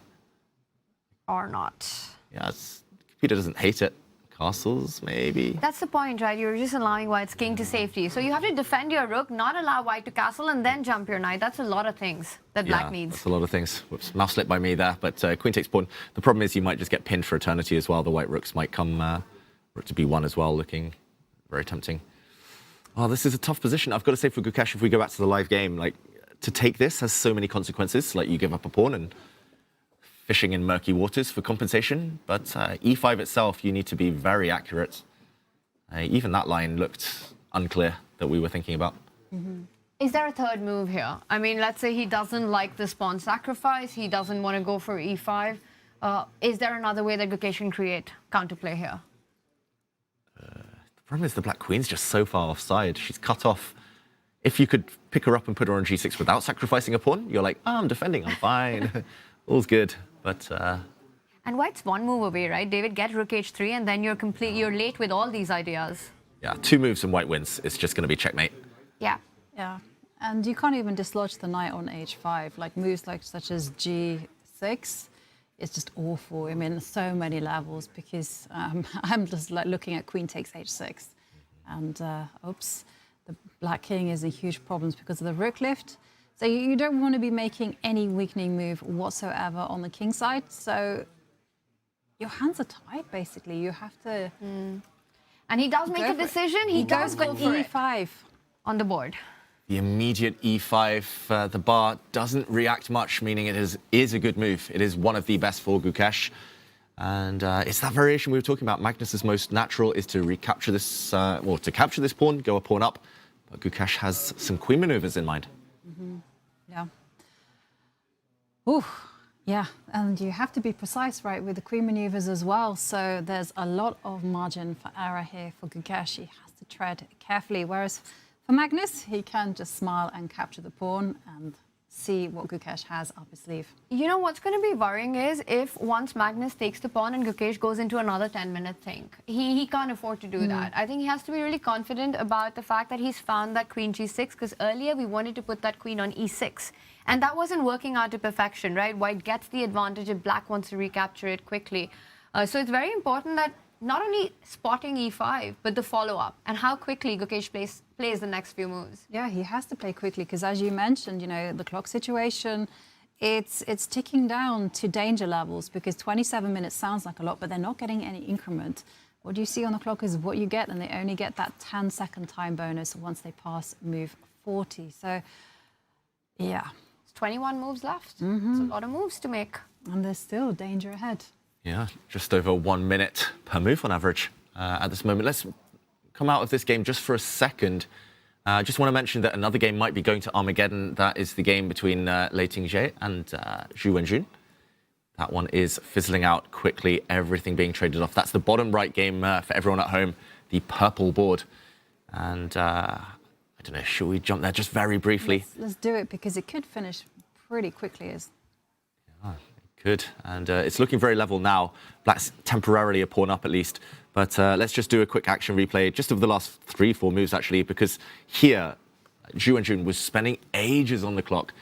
She thought for a good long time before deciding to trade off knights and jump in with her queen and counterattack. So the black knight hanging, but the white knight also hanging. Engine says dead level. I'm just wondering the quickest way here. Probably, to my eyes, I would want to be taking this pawn. Or maybe just to take the knight and then repeat moves. Yeah, so takes. And win the f7 pawn in the end. So you take on c6, take on d4. Can we not give a check? Oh, you want to go c8, f5? Yeah, exactly. That is and the if you intercept with queen f8, then I'm taking the pawn. I missed this one. Queen c8, nice spot, Ivanka. Yeah, check. So did I. And yeah, if the king comes, then this is just an immediate draw. And yeah, this is no reason to play on here for black, even though this is probably a draw as well. And queen and 4 versus queen and 4, symmetrical dead draw. Okay, looks like the final moments. Very fair result, it feels like, after this game. Yes.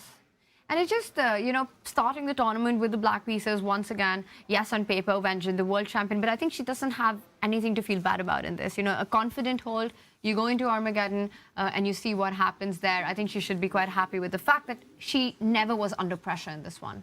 No, definitely not under pressure. And again, I'm just looking at the cameras and I'm seeing the body language. Ju Wenjun, she's sitting up. She's wearing black because a lot of chess players are superstitious. They wear black when they play the black pieces. And Jay's with white, with white pieces. And Lei Ting-Jie's, her body language says everything. This is not the position that she wanted. She wanted to put more pressure on her compatriot, but sometimes you just have to mentally adjust, to the future, and you have to kind of get ready for what is coming. And Armageddon, for sure, is coming to these two. I do feel like this is Ting-Jie's classic body language, though. Even when she's about to checkmate her opponent in 2 moves, she still looks like, you know what, I'm really not happy with the position I have. And then 5 seconds later, she's winning. Yeah. I once played like a 100-move game against her, and she had that body language for like 7 hours, just non-stop. Just very hard to read. And yeah, this one, Armageddon, who do we hold as the favourite? Ju Wenjun, she's the Armageddon queen. I'm betting against She you. won virtually all of the Armageddons that she played. And, well, whilst we were talking, she did make a decision.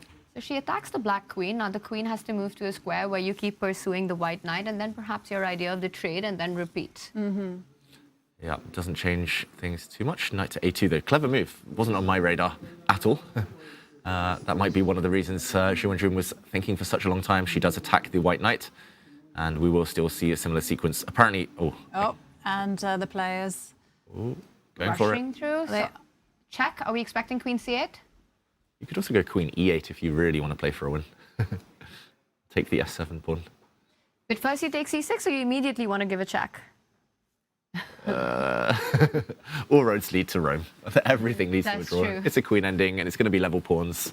The question is, who benefits from drawing out the game like this? And one of the things about Ju Wenjun is that she is incredibly resilient. She has masses of endurance. So if you kind of went queen e8, queen takes f7, went into that endgame, maybe Lei is in danger of tiring herself out. Yeah, I don't really see any real reason to get ambitious here with white. You can force the draw immediately. Black can't even block this time. With queen c8, I think that's the most likely in this position. Time to bail out. Like queen takes pawn here, and yeah, black will just clear a square for the king, and it's just dead level. Arma Pharma? Arma Farmer. Bring it on. Yep. Yeah. My prediction looking good, guys. Well, we're all in the race. We're all in the race, right? There was, what was it, 3, 4, 5? 3, 4, 5. Although I was banking on only 1 in the women's, 2 in the 2 in Norway Chess. I don't have a good feeling about my my bed of 3 right now. I think it's either me or Yobi. You're almost out of this, David, today. I've always been a slow starter in tournaments. But actually, we all might be wrong. I mean, actually, David, Anna looking good against Sarah in her game. Humpy, Vaishali, anything could happen. I might be eating my words. We might actually get only 1 armor farmer in the women. Let's see. And Ju Wenjun looking up at the screen. That means she's ready to get out of there. She knows it's going to be a draw. In the meantime, I've just spotted here in the venue Arjun Erigaisi, who's getting ready for his Armageddon. And okay, where to go in the meantime? Yeah, let's do a quick jump over to Magnus and then also Hikaru look over before we start with Jovi. Well, we are definitely gonna dive into all of the action, but we're gonna go on a short break, and when we return, it is gonna be Armageddon time. So stay tuned.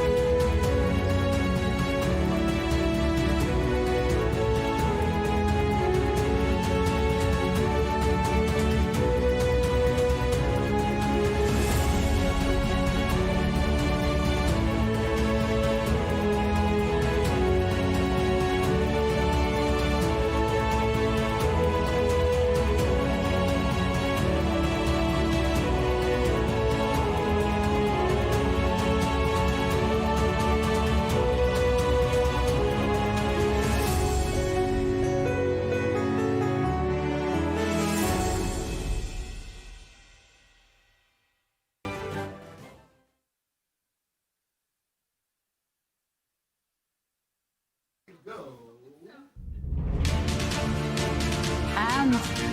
we are back, and we are casting our eye over the glorious playing arena where the players, they're locked in battle, locked in thought. It's so tense right now. You can kind of feel pin drop. And the suspense is in the air because we have our very first Armageddon. It is between Wei Yi and Arjun Erigaisi, and that will be happening any minute now.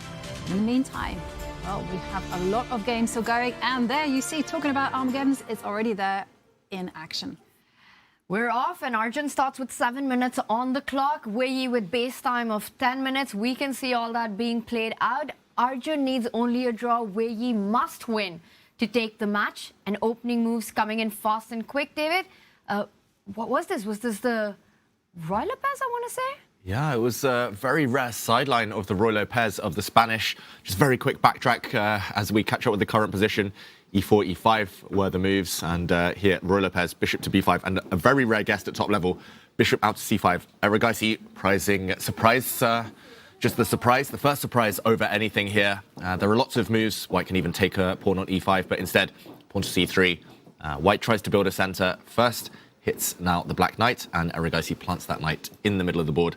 If there's a capture, black will most likely give a check, and the game goes on. This is still known stuff, but Wei Yi burning a bit of time. He castles first, and the black bishop retreats. Arjun, this is fascinating. He's only spent 16 seconds. He's already got a minute and a half off Wei Yi's clock. A draw good enough for black? Tanya, this is just his trademark. And he's playing so quickly as well. He seems very well prepared. Even though it felt like this was an offbeat variation, Arjun knows his stuff. I can say Arjun is, in chat, the favorite one to win this Armageddon. 68% favor. Oh, wow. Arjun, yeah. He's got a lot of fans. I thought you meant he was in chat. He was just hanging out. He's like multitasking. I've got so much time. I'm playing so fast. Let me just chill and chat. You know, Arjun subscribed, though. You guys should as well. Yeah. He was watching his own confessionals after subscribing. It's okay. It's an IQP, an isolated queen's pawn position after a trade a couple of moves ago. And I've got to say, Arjun, he's got nothing significantly wrong with his position. He's been eating away at the time advantage. It's only just over a minute now between them. This looks like it's gone great so far for black. You know, you've got that weakness that you pointed out. All your pieces are playing. You're thinking about doubling up on that D file as well. He's playing with energy. He's playing fast. The clocks are almost leveling out as well right now. He's done everything right. Bishop F5 coming in, Rook D8 coming in. Wei Yi falls back with the bishop to D3, stopping at least one active square for black's bishop. And now the question for Arjun is how is he going to complete development? So in comes the bishop to E6, and he's got a very nice plan of centralizing the rooks and putting pressure on White's isolated pawn. And the onus now on Wei Yi. How is he going to build the momentum? Is he going to start centralizing the knight, attack the queen, start just transferring some pieces over towards the black king? I like that idea, right? You have to find a way to actually make inroads right now. Knight E4 looks like a very active play here. Yeah, knight E4, and followed up by maybe a move like knight to G5, hitting this bishop, and there would have been a hit on this pawn as well. Okay, preemptively, Arjun retreats his queen. Now he can react if the white knight does ever step forward. Bit of a cagey game. It does feel like Wei Yi's a bit indecisive. He keeps kind of lifting his hand up, not quite executing the move, double-checking things. You need to speed up. You need to just trust yourself. Key moments are later. You can't let the clocks level out in an Armageddon as White so early on in the game. Like you said, a lot of critical decisions coming up. But despite that, the bar indicates that Wei Yi's quality of play is still pretty high. He's got a one-move threat attacking that pawn. Arjun needs to take a decision. Does he commit with a pawn move like H6 to defend it? Or will he play more passively retreating with the knight, keeping the pawn formation in front of the king intact? Yeah, and Arjun making some serious inroads on the clock situation as well. He started with a time deficit, but it's kind of narrowing down, and queen to C2 seems to have stopped Arjun somewhat, but H6, the response, I'm expecting E3, prevent a knight from jumping to B4, and such a tense position. Oof. And remember, Wei Yi is in a must-win situation. He has to win this if he wants to get those 1.5 points. I think as White, that's ideal, right? You've got all the minors on the board. Not much has been traded off. The one thing you have to watch out for White is always the sacrifice on H3. Bishop takes pawn is something that you have to have on your radar. Yeah, and White will hope that he has enough defensive pieces around his king for now, but definitely long term. On every move, you have to calculate that, which isn't pleasant. Arjun, in the meantime, eating away even further at that time advantage. And everyone is centralized now. All the pieces on almost their ideal squares. This is the moment. This is where it gets really difficult, how to improve your pieces, what to do, what is your plan. This is where actually the clock might become more of a factor for Arjun. And the problem with this type of open positions is that White is ready to spring forward with their pieces. So that's why we're seeing a trade of knights. Oh, decision time. If you capture with the pawn, well, you are letting go of the pawn on a3. If you capture with the queen, that's not necessarily ideal. So Wei Yi, he's prepared to gambit the a3 pawn, but Arjun is not having any of it. It just improves the position. And the best move, or one of the best moves according to the computer, given an exclamation mark. He's actually threatening the other side of the board now, threatening to capture the white knight and ruin the white pawn structure. I just can't get over Arjun's, just the way he moves pieces. It's go in, Jones.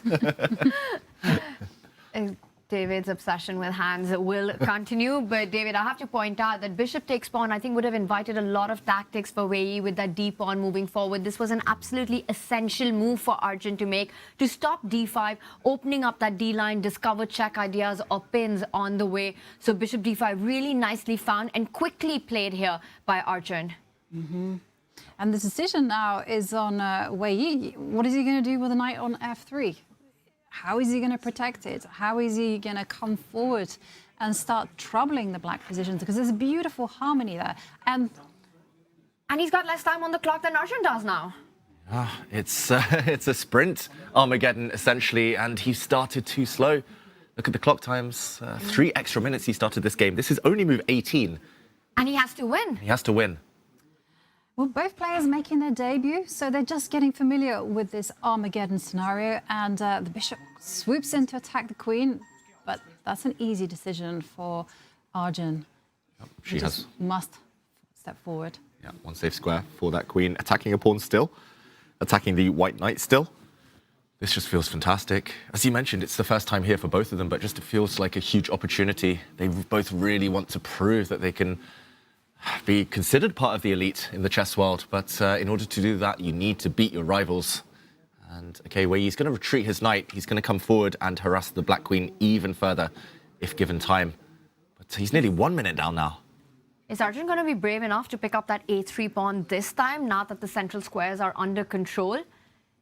It looks like it's too much, though. He's reaching out for it, though he goes for it. Pawn is a pawn. Pawn is a pawn. And I think the big thing to calculate is, does White have these central pawn moves, a c4, d5 ideas, or does Arjun have a key knight jump attacking that exposed queen on c2 with knight b4? He just has to go for it. He has to make a decision, and quick.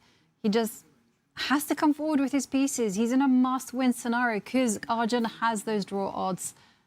This has just been bad time management by Wei Yi. Yeah, why is he thinking, just trust yourself, c4 or something, whatever it is, rook a1, hit the black queen. You're going to lose on the clock otherwise. He's more than a minute down. This is red lights flashing. This is panic stations for the players, especially Wei Yi right now. And look at Arjun, how confident he is. He knows he's up on the clock. He just plays so calmly and so cool. He comes back with the queen, c4.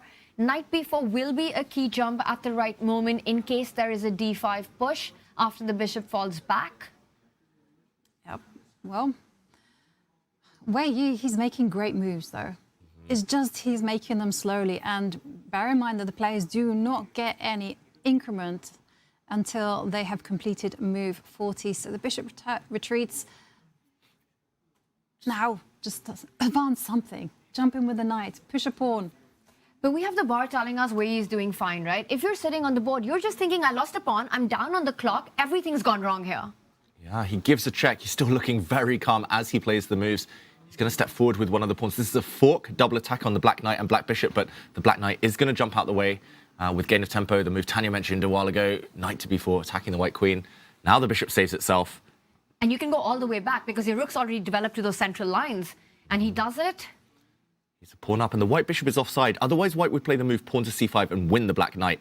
But the white bishop, the light-squared bishop, is also vulnerable. So this one, still anyone's game, hanging in the balance. But black's a pawn up and a minute and a half up.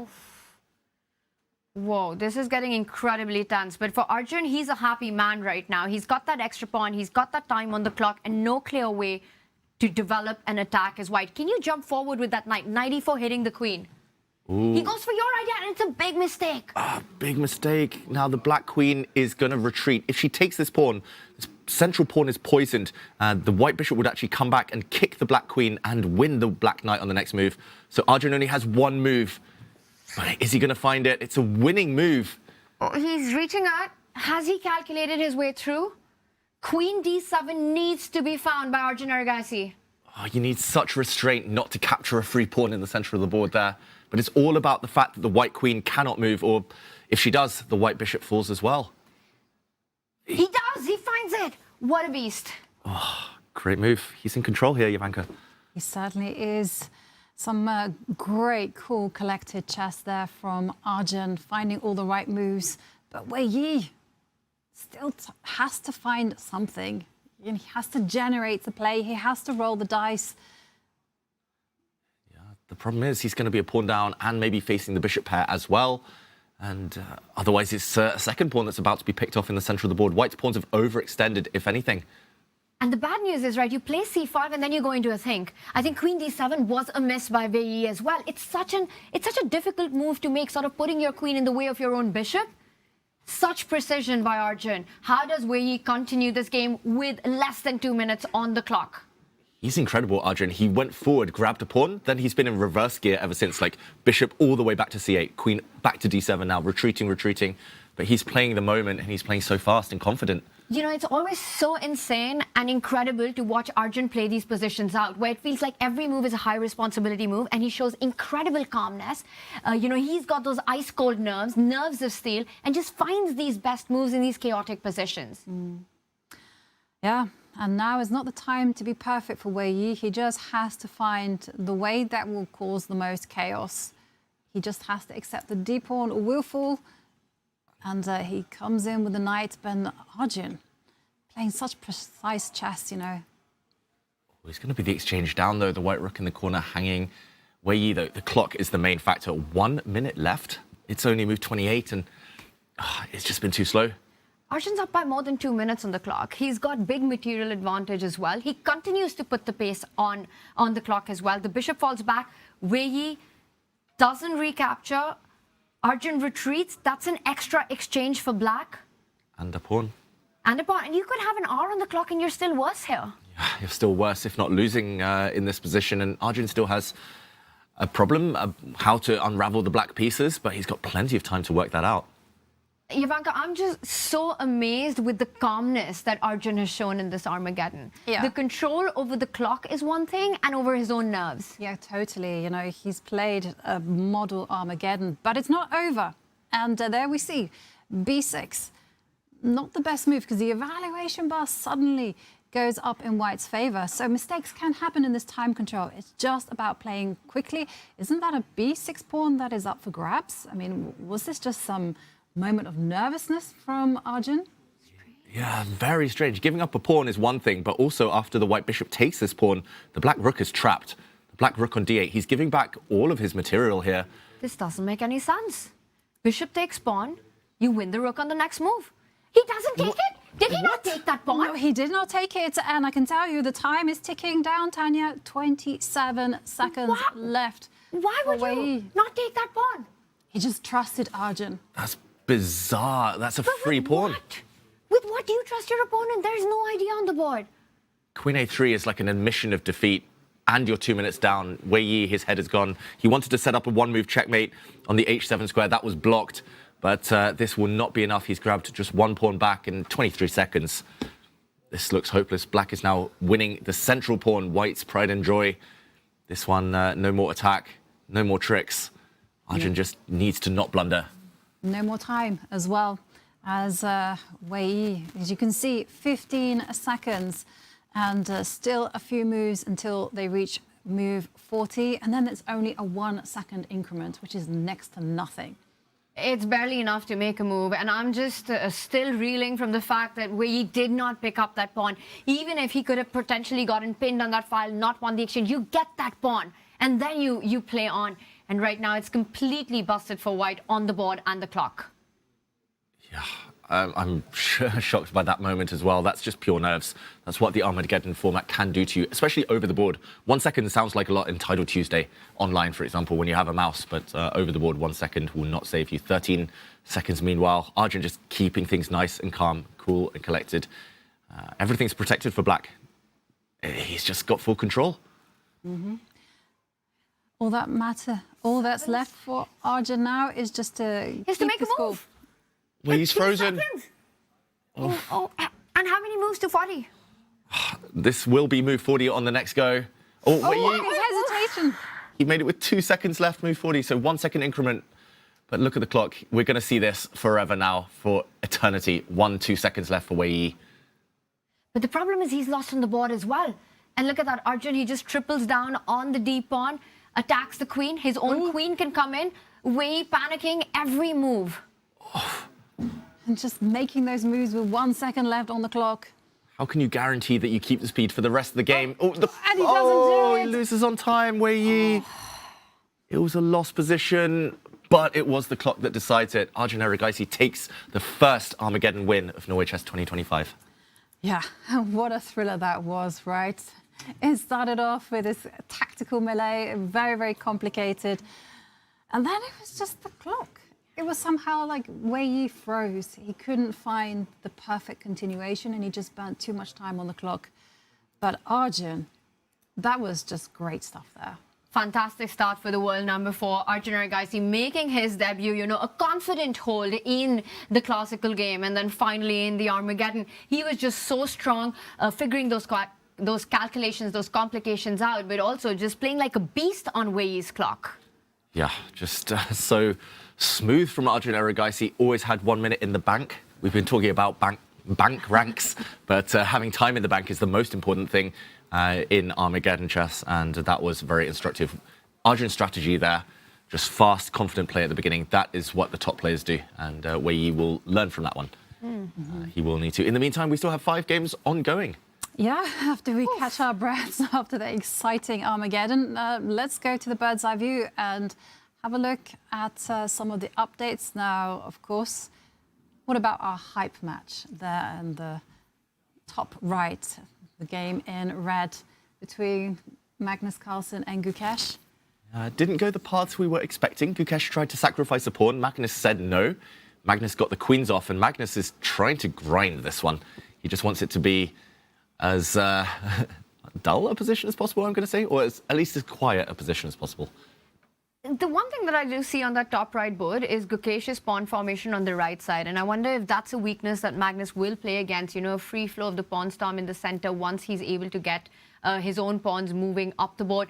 Gukesh trying to get the queen side pawns up the board as well. We have another ending. That's the center board on that top row, Fabi versus Hikaru.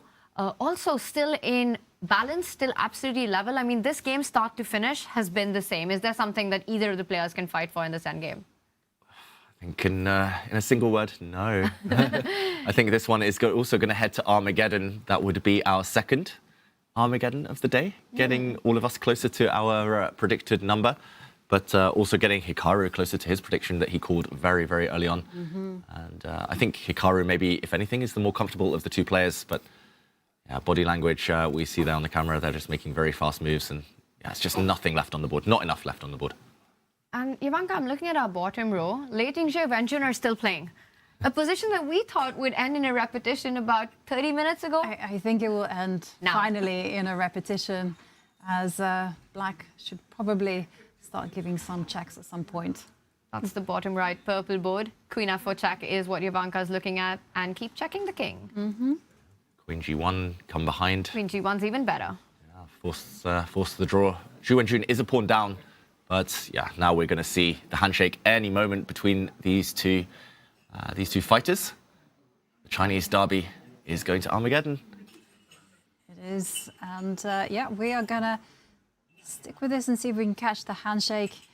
Yeah, and then the players will have 20 minutes to prepare for the Armageddon, and then it is off to work, where White will have 10 minutes and Black has 7 minutes and draw odds, and there the players are repeating. They can actually agree a draw, having passed move 30. There's no... Ooh, eye contact. There's the handshake. And it's our second Armageddon of the day. Okay. So you've got the luxury of just one more, David Howell. I've got 2, and Ivanka can get 3 more. So it's 3, 4, 5. Let's remember this. Yeah, I don't like the fact that I've only got one last one, and Caruana Nakamura looks guaranteed to be a draw. I think I might have reached my quota, and it's the first 3 games to finish. Oh dear. But we'll see. There's still plenty of action elsewhere. And yeah, I'm looking forward to that Armageddon. That'll be fun. I'm curious to see whether Zhu Wenjun can maintain her reputation as the Armageddon queen. Yep, definitely. Last year, she was very impressive. She lost 1 Armageddon game, and the rest all went in her favour.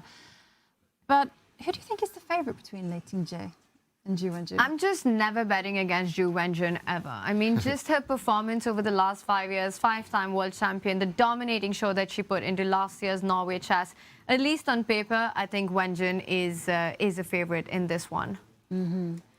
Also, by the way, there's a lot of action in the Magnus Endgame, and I think we should do a deep dive into that because, yes, it's a material balance, and it might look like, you know what, are we going to get another Armageddon? We might, but I think there's still a lot to play for there, David. Especially with this last move, Magnus is signalling that he knows he needed to do something.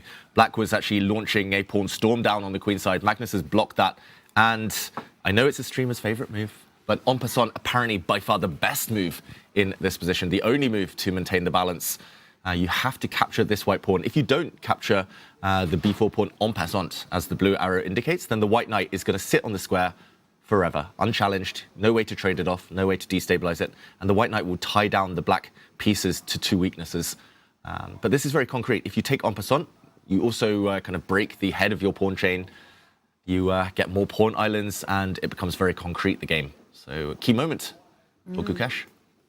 And somehow, I know en passant is the best move, as you mentioned, but somehow it doesn't feel that appealing, because you're literally giving all of the chances to white. You're saying, hey, there's a target on b5 for you to munch on, and then it's a nice plan of just centralizing the king, doubling on the b line, and all black can do is just sit and hold that. So I don't know. When I was looking at this instinctively, I was like, well, you know, maybe go a4. And I know the white knight is so strong on c3, being able to peek above the fence and target b5 and d5. But at least I have a protected passed pawn on c4. And I think that's a really beautiful passed pawn, but the problem is there's no progress to be made after that. You're just giving a free hand to Magnus to just prepare a pawn launch on the right side of the board, right? If you were to go a4, you know, you can start with rook d1, e4, and just strike in the center and get a free play on the king side. So it's a big decision for Gukesh, and the evaluation bar seems to say that Magnus is doing better. And David, I think for Gukesh fans, this endgame is not good news. It could very well be a vintage grind. Yeah, this is like Magnus in his pajamas at home, like comfort zone. He's so happy in these types of positions. He wins them more often than not, right? Like even if the computer says 0.1, 0.2, this is Magnus loving life. Do you think Gukesh will be tempted to make moves like rook to d7? Try to resolve things in that way, you know, saying, yes, I'm going to give you the a5 pawn, but then at least I get active with the rook and try to offset white's advantage? Possible, definitely possible to keep the tension here for black. The problem is if white just doesn't flinch, doesn't do anything on the queen side, even if white just moves the king, it's very unclear what black's doing. Like, the black rook doesn't really have any inroads on the a-file either. And I don't know, it just feels like the white knight holds 2 pieces in its grasp here. 2 black pieces will be tied down defending these pawns. Should we just look at the most direct line? Let's do it. What happens with the trades? Let's say you go pawn takes pawn, rook takes pawn. The b5 pawn's attacked. I think the only way, by the way, a decision on the board, and it is the streamer's favorite move, en passant played, and now you have to defend the pawn. So I'm thinking b4 is the only possible way. Am I wrong? I mean, you can maybe play rook c8 first. b4 on the board, so he goes better. for it. And let's say you take pawn takes pawn now. Help me. What do you recapture with? By the way, this is on the board. This has been played. Live position. Pawn takes pawn, the last move. Yeah, this is calculation, right? This is. I'm a bit worried if I take with the pawn that the pawn might just drop off after knight back. So let's take rook takes pawn. Yeah, I agree. How is the pawn going to drop off? Can I kind of be concrete about it? Because I know Gukesh is like a mega concrete player. You want rook a8 there. I do want rook a8. Very tricky. I missed that one. Knight to c1. But okay, the question is moot because rook takes was played. I think logically this also makes a lot of sense because white's most active rook is this one, so trading off the active one, leaving white with the passive rook on h1 is kind of justifies the tactics behind it. And now a trade and the black pawn is very hard to stop. But then you're saying you keep the rooks on the board with rook a3. That looks quite like you're playing with fire, no? With rook c8 coming in, the two rooks going down the board. Maybe white will castle, still legal. Oh, yes. Just to get the white rook on h1 into the game. But yeah, this is not easy for either side, Magnus included. I think Gukesh needed to do this just for activity. I think it was just a comparison. The other line, he was passive. Magnus does keep the rooks on the board. Attacks a5. It's also very instructive, like from Gukesh, like he knows when to just abandon his strategical advantages and just switch into active play. And I think it's so important to have that quality, right? If you have to fight for the World Championship, if you have to fight in the candidates, you should be able to play and take on all kinds of position and challenges. You can't stick to a style. Yeah. Actually, before the candidates, before he won that, I thought Gukesh, this was his main weakness in this type of endgame, like quite technical and big kind of strategic decisions, but he's shown that he doesn't really allow people to target him here anymore. So I was very impressed by him over the last 12 months in that specific part of his game, because just in 2023, 22 as well, he was losing some kind of positions that he should have been holding. But okay, now rook to e8, last move. Clear threat, every move coming with tempo. I really like that one, because now white is not able to castle in time. If white puts the king on the second rank anywhere, there's a check. Not easy to defend this pawn. Yeah, and coming to your point, I think so much of that has to do with like maturity as well, right? Because 22, 23, you're talking about a 15, 16-year-old Gukesh. I think it's so easy to forget how young he is. Exactly. It's, I mean, still 18? Or was he turning 19? He's 18, yeah. He's turning 19 on 29th, I want to say, of May. I haven't been invited to the party somehow. Like, what? Big birthday party. Isn't that the rest day? Or is that? Well, it's a good time to have a birthday if it were on the rest day. But, well, we had one player that left the tournament today very happy, and that was Arjun Erigaisi as he won his Armageddon game against Wei Yi. So let's hear from him.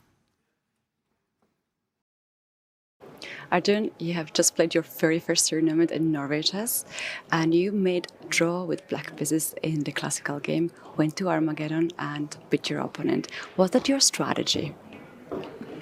There was no particular strategy as such, but yeah, the classical game was solid. Nobody really got any chances, and in Armageddon, I think I played quite well. You flanked your opponent, right? And you also took everything possible on the board. Were you calculating all those lines, or just follow your beliefs and flow? Yeah, I was calculating some lines, but I think it's impossible to calculate all the lines. Like some of the moves I was playing on field. And Arjun, we saw you at the confession booth. Was that something that you planned in advance, coming here in Norway Chess, or during the game you felt a little bit bored and you said like, okay, let's check it out? Yeah, I was planning to go at least once a day, and yeah, I was also a bit bored, so I went more than once. So you said once a day, right? We're gonna see you again in the confession booth. I think so, yeah. Okay. Best of the luck. Thank you. It's nice to see Arjun just embracing the spirit of Norway Chess. And, well, we go back to the game between Magnus Carlsen and Gukesh, and it's still decision time for Magnus. How is he going to defend the e3 pawn? Yeah, step forward with the king. It's not easy. Like, you will get checked. Yeah, stepping back with the knight looks wrong somehow. Like, defending it with the knight just... you put your piece on passive squares. It's still a dynamic endgame. The opponent still has a pass pawn. Just feels wrong. So I'm expecting the move king f2, just so that a check can be blocked by the white knight. It does feel clumsy. Just smells wrong. Just maybe put a few moves on the board while Magnus thinks. King f2 to defend the e3 pawn. A check. The white knight blocks. I'm really scared of moves like, I don't know, knight e4 or rook f8, just setting up some kind of Just kind of check here. Maybe it's fine. Maybe white just grovels, put a rook on e1, and it's fine. But how about this one, just to be flashy? Does this work? Knight knight g4. Oh, nice. Check. Pawn takes knight. Then you switch the move order and get your other check in. And king e1, there's a disastrous rook b1 check. Skewer on the back rank, and if you go the other way, maybe Magnus still has some chances here, to be honest, because the black pawns are still so weak. He doesn't go this one, he goes the other way. He does, and I was kind of curious about this one as well, because he's trying to house his king on d3, and he's just going to argue that, yeah, you can have the g2 pawn, but I will have the a5 pawn, and I can just try to swarm you in the center with pawns. Yeah, he does have a lot of central pawns, Magnus. So, okay, a trade of pawns there. I'm wondering what happens after the rook goes chasing weaknesses. Then you just hold. So you chase, if you chase on f2, then I will hold with h3. Although I'm not necessarily convinced by what I'm selling. But if you go rook g3, then I'll go rook f1, and then I'm happier. I'm convinced by what you're selling, Jovanka. Oh, I'm seeing tactics. I don't know if they work. Like rook g3, rook f1, knight g4. This could get really tricky, right? In the line that you're discussing, rook g3, rook f1, rook h3, and then Magnus picks up the central pawn, Gukesh picks up the side pawn, and it becomes a complete race. And with both majors on the board, it's, you know, even if the bar says it's level, it's a 3-result endgame. Definitely. I think racing, if the knights come off, I would prefer white if it's a race, just because central pawns tend to run quicker than flank pawns in rook endgames, but with knights on as well, yeah, anyone's game. Okay, well, a lot of drama here, but we've got to race to the Fabiano Caruana Hikaru game, because the drama is there on the clock for Fabi. He's not got too much time. Oh my gosh, that is not good news for Fabiano. Whoa, that's 33 seconds? Yeah. It's not 33 minutes, I can guarantee. And wait for this. What? They're on move 25. Huh? No. And they don't get any increment. Am I Move like 50. No, move 50. Okay, my computer is a little Yeah, it's move 50, but it's only a 10-second increment. Exactly, yeah. It's barely anything. Your computer's half right, like 25 is. Yeah, I must have clicked. But it's not just that, it's the position on the board as well. Like, the pawn structure earlier was almost totally symmetrical, apart from the queenside pawns. Suddenly, what's happened on the other side, like the king side, the black pawns all connect. Yes, they're on light squares, maybe vulnerable, but white has two weaknesses now. It's the g3 pawn. The black knight could easily come in and gobble up if you take your eye off the ball there. And it's also the other pawn on the other side. The black king is actually going to start advancing in the near future. I don't know, this is a Hikaru type of position. Fabi struggles against Hikaru, no time on the clock. I love that Hikaru's got two knights, which will be so much more powerful with all the holes. You know, that knight on c7 can eventually land on b4. There's this e4 spot as well. Meanwhile, yes, you pointed out that black's got pawns on the light squares, but it's so difficult to get to them. That king's doing a beautiful job of stopping the move bishop to d7, so plays a key defender in this. Hikaru can play this on forever. And 33 seconds, you're on the defense for the next 100 moves, I want to say. Yeah. At least. He's enjoying this, Hikaru. He's looking away, like his body language, he's like, oh, I know I've got chances. I know I've got this. I know I can do something to Fabi. He's going to wait, and then he's going to play like 4 or 5 moves quick. That's what Hikaru does. He like thinks for 5 minutes, and then he'll play 5 moves quickly, and then he'll think for 3 minutes, and then he'll play a few moves quickly. He's going to really try and confuse Fabiano now. Yeah, he's got these incredible senses, right, where he just smells that, okay, this is shifting, the momentum shifting. I've got something to try on in this position. Yeah, and the thing is, it's also not very easy for Fabi to come up with a plan, as you guys highlighted, because there's no way that the knight and the bishop can coordinate on the light squares, because what white would really want is to magically transport the knight from c3 to c5, and now we're talking. The bishop can come to d7. But you can't ever let go, because a black knight is ready and willing to jump into e4. So it's problems, and it's very difficult to sit there or take the decision to just sit there and wait when you've got no time. But then when that's the situation, very often if I'm white and I've got no time, I'll just think about, you know what, I'll just shuffle my king. My knight needs to defend this e4 square like you pointed out. The bishop doesn't have great like retreating moves here. King d3, king e2. If that's the path of defense that Fabi takes, how does Hikaru break through? Good question. I'll take away one of those squares. I loved your plan of putting a black knight here. Also because the white bishop is almost trapped. The white bishop only really has like the a4 square to come back and hide on. Like once a black knight lands on this square, I don't really know what you do with the black king. That's the problem. The black king doesn't really have a job. And okay, in the meantime, there has been a result. And it's not good news for my Armageddon prediction because this game was a draw, but great news for Carlsen, who defended a very difficult position. It was very tough, and we'll be seeing another Armageddon. Wow. That's 3, so I just need one more to get my prediction right today. 3 in the bag. Exciting Armageddon coming up, and this one might, David, but Fabi's got a tough task to take this to Armageddon. And it's the one game that we were all sure was going into Armageddon within the first 10 minutes of the exchange, Slav. Yeah. Even 10 moves ago, I was very sure. Like I was like, okay, this one's going to fizzle out. Maybe black has an easier position, but oof, the clock situation could be Fabi's undoing, as it was in several games actually last year.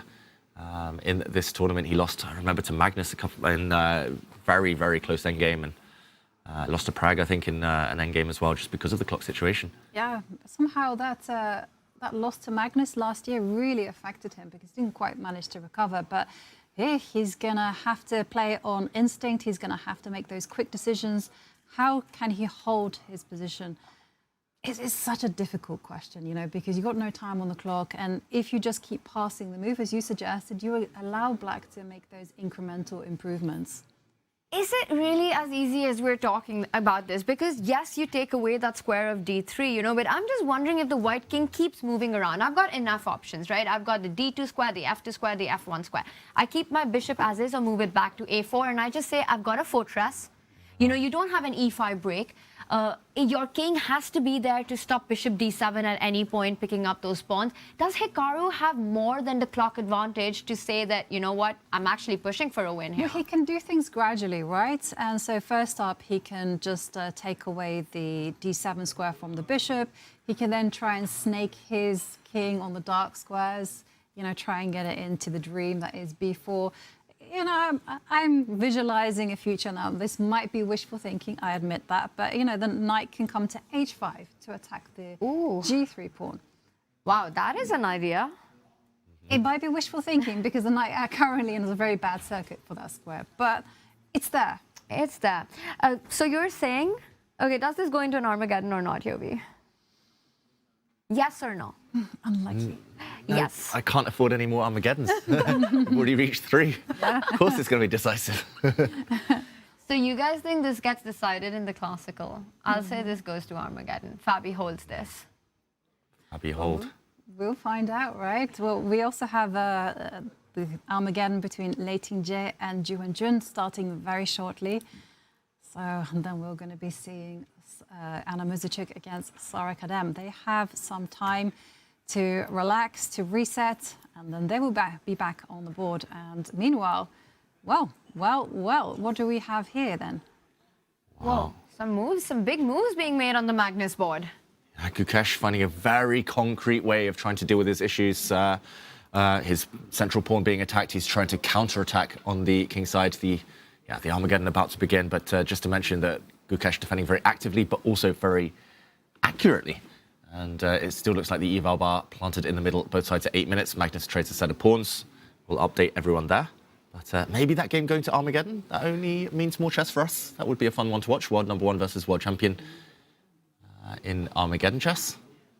We do want that match to go down to the wire. Want to see them play all kinds of formats. Yeah. Okay, Ju and Jun, in the meantime, about to begin. But I do like what Gukesh has done on the board because he has now this H passer which can be used as a distraction. You know, it's got his clear path ahead of it. The double pawns have been neutralized, Ivanka. Meanwhile, Magnus still has to get his pawns rolling up. It's not easy to get E4 right now. You take that pawn, the rook on A5 is hanging. Yeah, definitely. Let's dive in and take a look at all that's happening there. And we'll keep you updated on this Armageddon game and once things get spicy. Yep, we'll just see the handshake and then we'll move on over. Okay, 10 versus 7. Oh, okay. Let's move on over to the Magnus game. I'll just bring that one up. As yeah, there was just to action replay for everyone. This key moment, we talked about the position after rook f1, g5, great move by Gukesh to try and trade pawns, capture here, and now he went back, captured with his rook, defending in the center and still looking level. And now Magnus wants to get e4 in, right? He's defended his rook on a5, so there's no idea of winning that. And look at that, Gukesh is going for the most direct approach in the position. He's just pushing that h-pawn. Are you picking white or black here? If you had to pick a side to play. White. I don't know, I've had a few of these games where it's just nice to have the central pawns. I don't think you're risking too much. As long as you don't let the pawn down to like h2, you should be able to catch it in its path, and black is a bit tied down. Yeah, and White's knight has the capability to kind of relocate itself to f4. I can see that as being a very nice square. Just eyeballing the pawn on h5. The white rooks can coordinate. The question is, do you make a trade of rooks? Oh, yes, you do. Yes, if you you're do. world number one. Great question, great timing.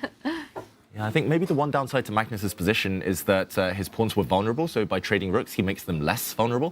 The problem is you have fewer resources to guard against the black pawn running. That's the downside. I think his last move did give away that he wanted to trade rooks. Rook a1, though, like, there was no other reason. Yeah, unclear how much this helps winning chances for Magnus Carlsen. I'm not sure where it matters, whether it matters here where you go with the king. Magnus most likely to push forward in the near future. Yeah, you have to get that move in for any kind of winning chances, right? You have to create your own passer. Now, again, Gukesh goes into a thing. For me, the most natural move would be get your king to the center of the board. Get it closer to the center. 100% agree. I think the only thing speaking for the other move, king to h7, is that you stop the white rook going behind to kind of stop the h-pawn running. But I don't think white really wants a rook on that square anyway. So, yeah, That's a good point, though. Towards the center. I think we're just taught from a young age, right? Yeah. Centralized kings. King's a piece in an endgame, you got to get it towards the center, but I think that's exactly what's going on in Gukesh's mind. He wants to push that h-pawn. Why give the defensive resource of rook h8? The more I look at it, I think he might go king h7 here.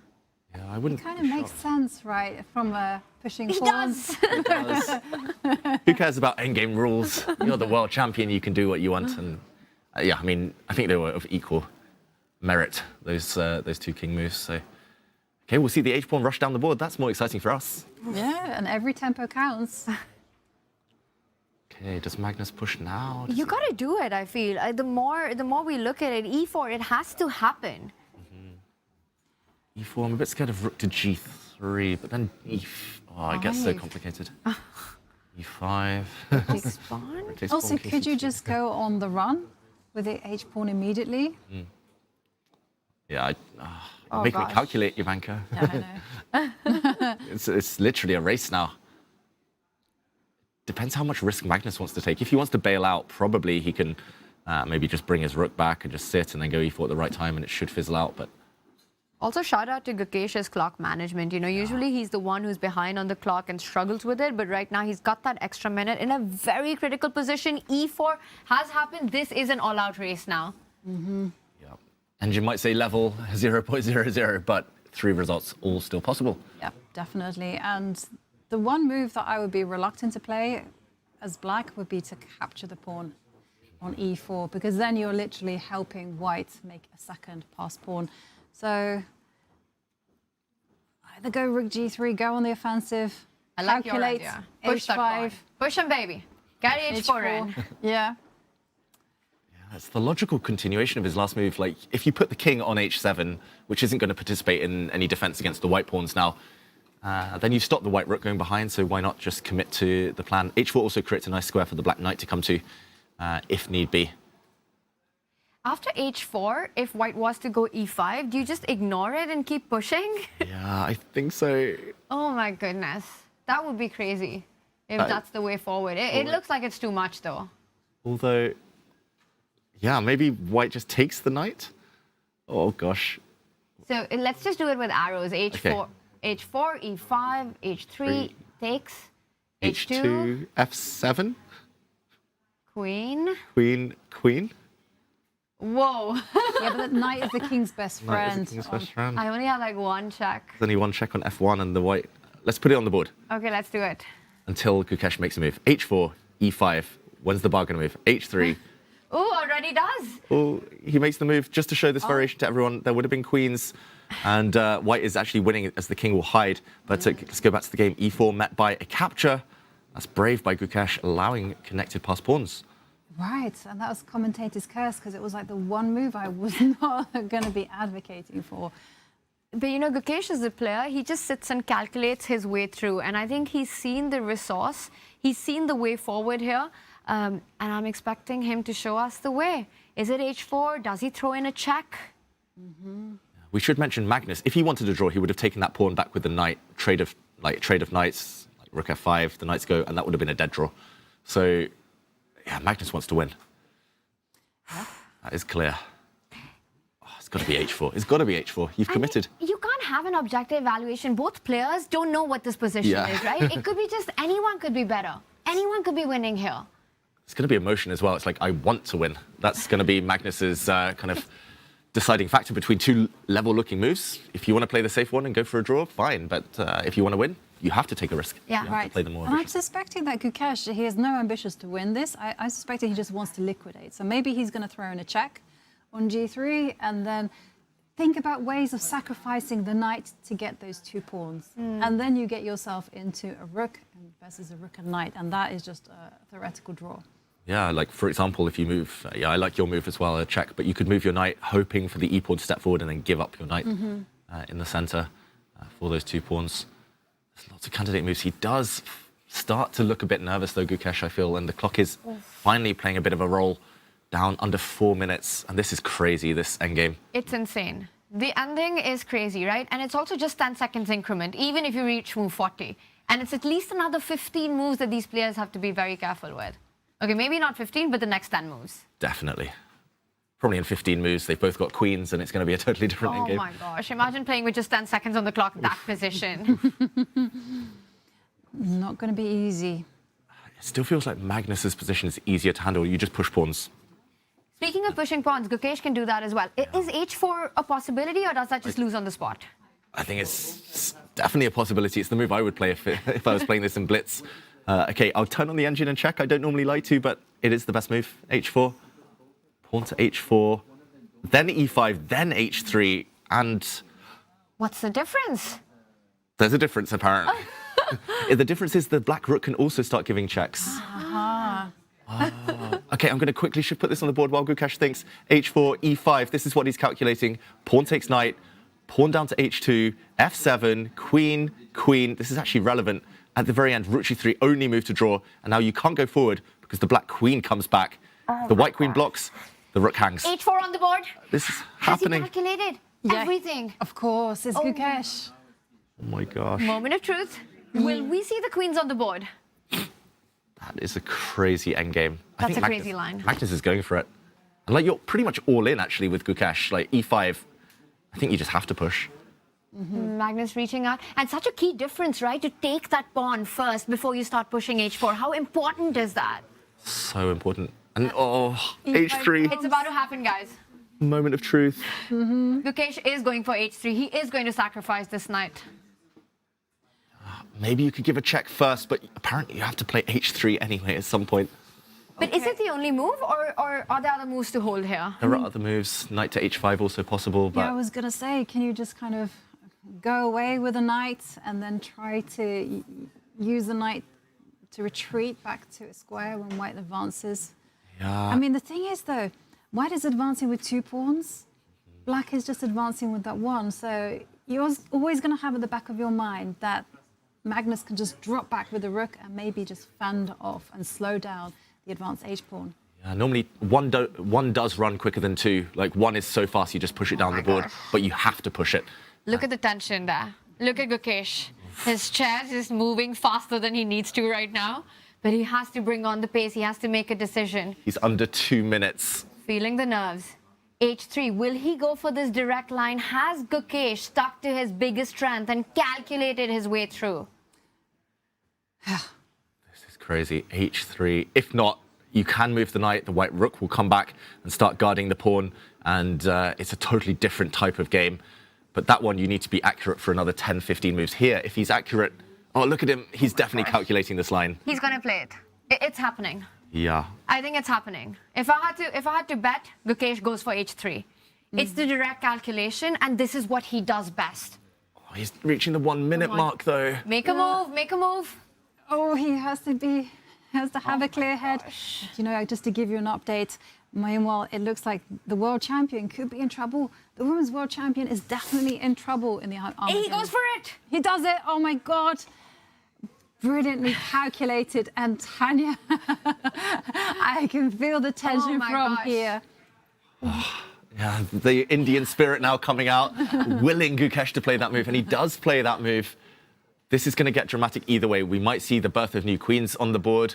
We might see simultaneous promotions, perpetual checks. Magnus also needs to calculate. He might well spend the remainder of his time trying to work out what to do. But for whites, have you burned your bridges? Are you forced? Are you committed to this line? And that's the big question, because if you start bringing your rook into defense on the first rank, I think Gukesh is just super fast, giving that check, putting the pawn on h2, knight jumping onto g4. You've got everything that just flows into the position here. Magnus, I think he has to go for this line that you showed earlier.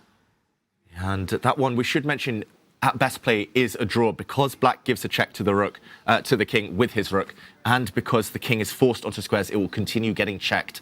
And we'll see actually a dance between queens and the white king there. How tricky is best play in this position? Should we investigate while Magnus thinks? Let's do it, let's do it. Okay, again, this is us using a bit of help here, but best line, if Magnus plays the most natural move, pawn takes knight, it is a race. It's something we pointed out before, and this is very findable for both sides. Rook g3, only move to give a check to the white king. Cannot come forward, because now black wins after the queen slides back. Due to the fact the white rook hangs in the corner, Magnus would be forced, therefore, to step back with his king, and now only move. You have to check with the queen. If Magnus steps this way, you have to check with the queen, and we might just see a repetition like this. So the queen needs to check the white king, but also stay connected to the white rook. Yes. So that the white queen can't block, can't build a bridge to that king. This is incredible stuff. And if Gukesh has seen this line through, and that's why he took pawn takes pawn before pushing that h-pawn, that is super impressive. Yeah, some crazy lines even in this position, by the way. Like, the king can go back and not get mated. And we could see this position and only move to draw, queen c1. And at the very end, it is a only move again to force a draw. Gosh. So you don't have time to capture the knight. You'll get checkmated as black. Yeah, you don't have time. And you only have seconds, guys, to calculate this. It's just insane. You almost have to feel your way through the complications. What a position. h3 on the board. And Magnus calculating, should he capture that knight? Should he perhaps go back with the rook, try to stop the pawn on h3? I have a feeling if Magnus doesn't capture the knight, he's actually running risk of losing himself. And I think he's going to just take it and settle for the Armageddon. And that's the irony, right? If he doesn't capture the knight, it means he's playing for the win, because he's calculated it all the way through and has realized that Gukesh has that perpetual in the end. But then he's putting himself at so much risk. Oh, 2.5 minutes versus 1 minute here. Clocks are leveling out. Anything could still happen. Yeah. And this position is just so complicated, you know, with the queens on the board, there's so many checks, it's open, like you have to calculate a safe place for the white king to hide, and, well, the jacket is off. Oh, he's just readjusting himself. Someone tell Magnus he's got only 2 minutes on the clock. Yeah, but look at him, he's settling into calculation mode. Wow. He knows it's a race on board and clock. I think that was him getting ready to fight.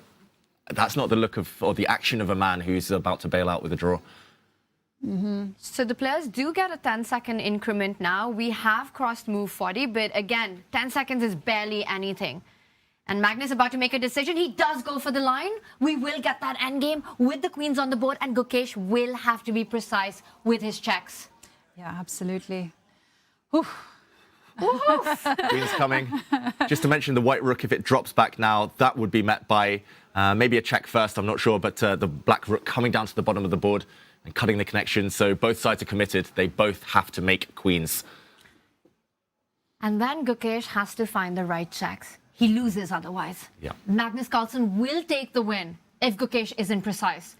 And he doesn't have hang on a second, he's reaching for the rook. You can give a check first. He gives a check. It's still fine. But maybe this is tricky because it encourages white to step up with the king.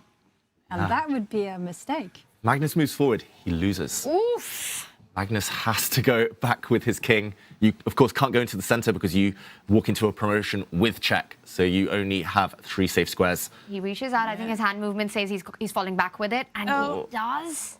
Indecision almost from Magnus Carlsen. Okay, king to d2. So Magnus is getting ready to potentially shield any checks with his knight. That is another layer to this whole problem here. So complex for both sides. But how do you fight that? You queen, your opponent queens, you give a check, the knight blocks it. How is this still a draw? Maybe it's time to give a check with the rook. Yeah, with the rook, the knight check, the knight blocks, and then you can start checking with your queen. This is walking a tightrope. More for Gukesh than Magnus, we should mention.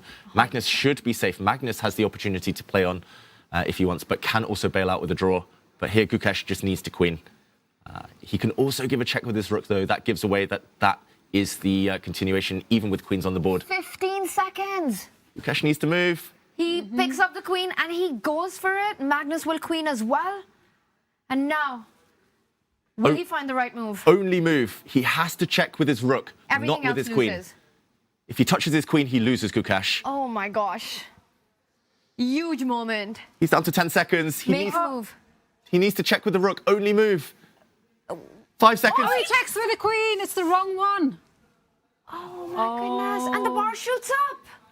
The bar shoots up. Magnus is now winning as the black queen cannot get in the circuit of checking the white king and touching and keeping its contact with the white rook in the corner, as we showed earlier. Magnus is using his knight to pivot around with his king. Magnus is going to win this game. If the checks run out, Magnus is the one to give checkmate with his own queen. Yeah. Oh, it was just a split-second decision there for Gukesh. You know, not much time, and he carries on the checks. How? This is heartbreaking. How because clear now is the path? he's just going to hide with his king to a2. But there's rook g2 check at the end. It's still not easy. Magnus is going to have to walk a tightrope himself here to win. King b2, only winning move. And then after a check with the black queen, he'll need to find putting his king in the corner and then slowly walking up the board. You invite rook g2 and then you go up with your king. Then you walk forward. And then you have to realize that you are still checkmating black at the end when you lose your knight. And of course, Magnus sees it all. He's doing it. Watch him do this step by step. And another check. He's going to play king a2. Everything that you just said, he's going to make it happen on the board. Yeah, you could start with king a1. Same idea, though.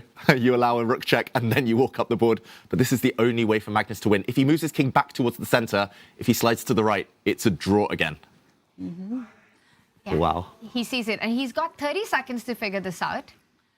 There's no time with a rush of blood to the head It's an and eternity seconds for him. ticking down, you know, No, he's going to find this, Ivanka. king a2.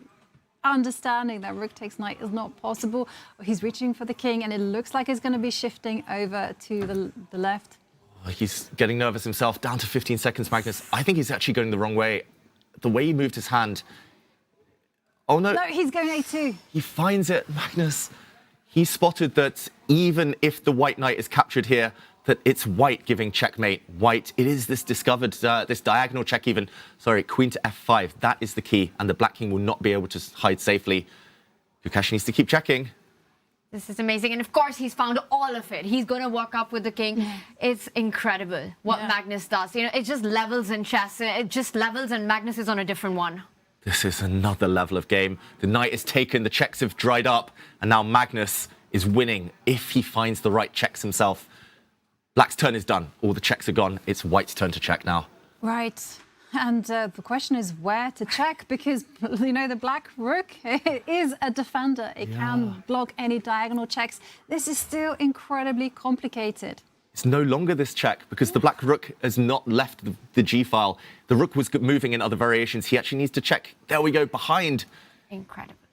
Look at the precision. He's just finding the best moves. And he made the last one with 2 seconds on the clock.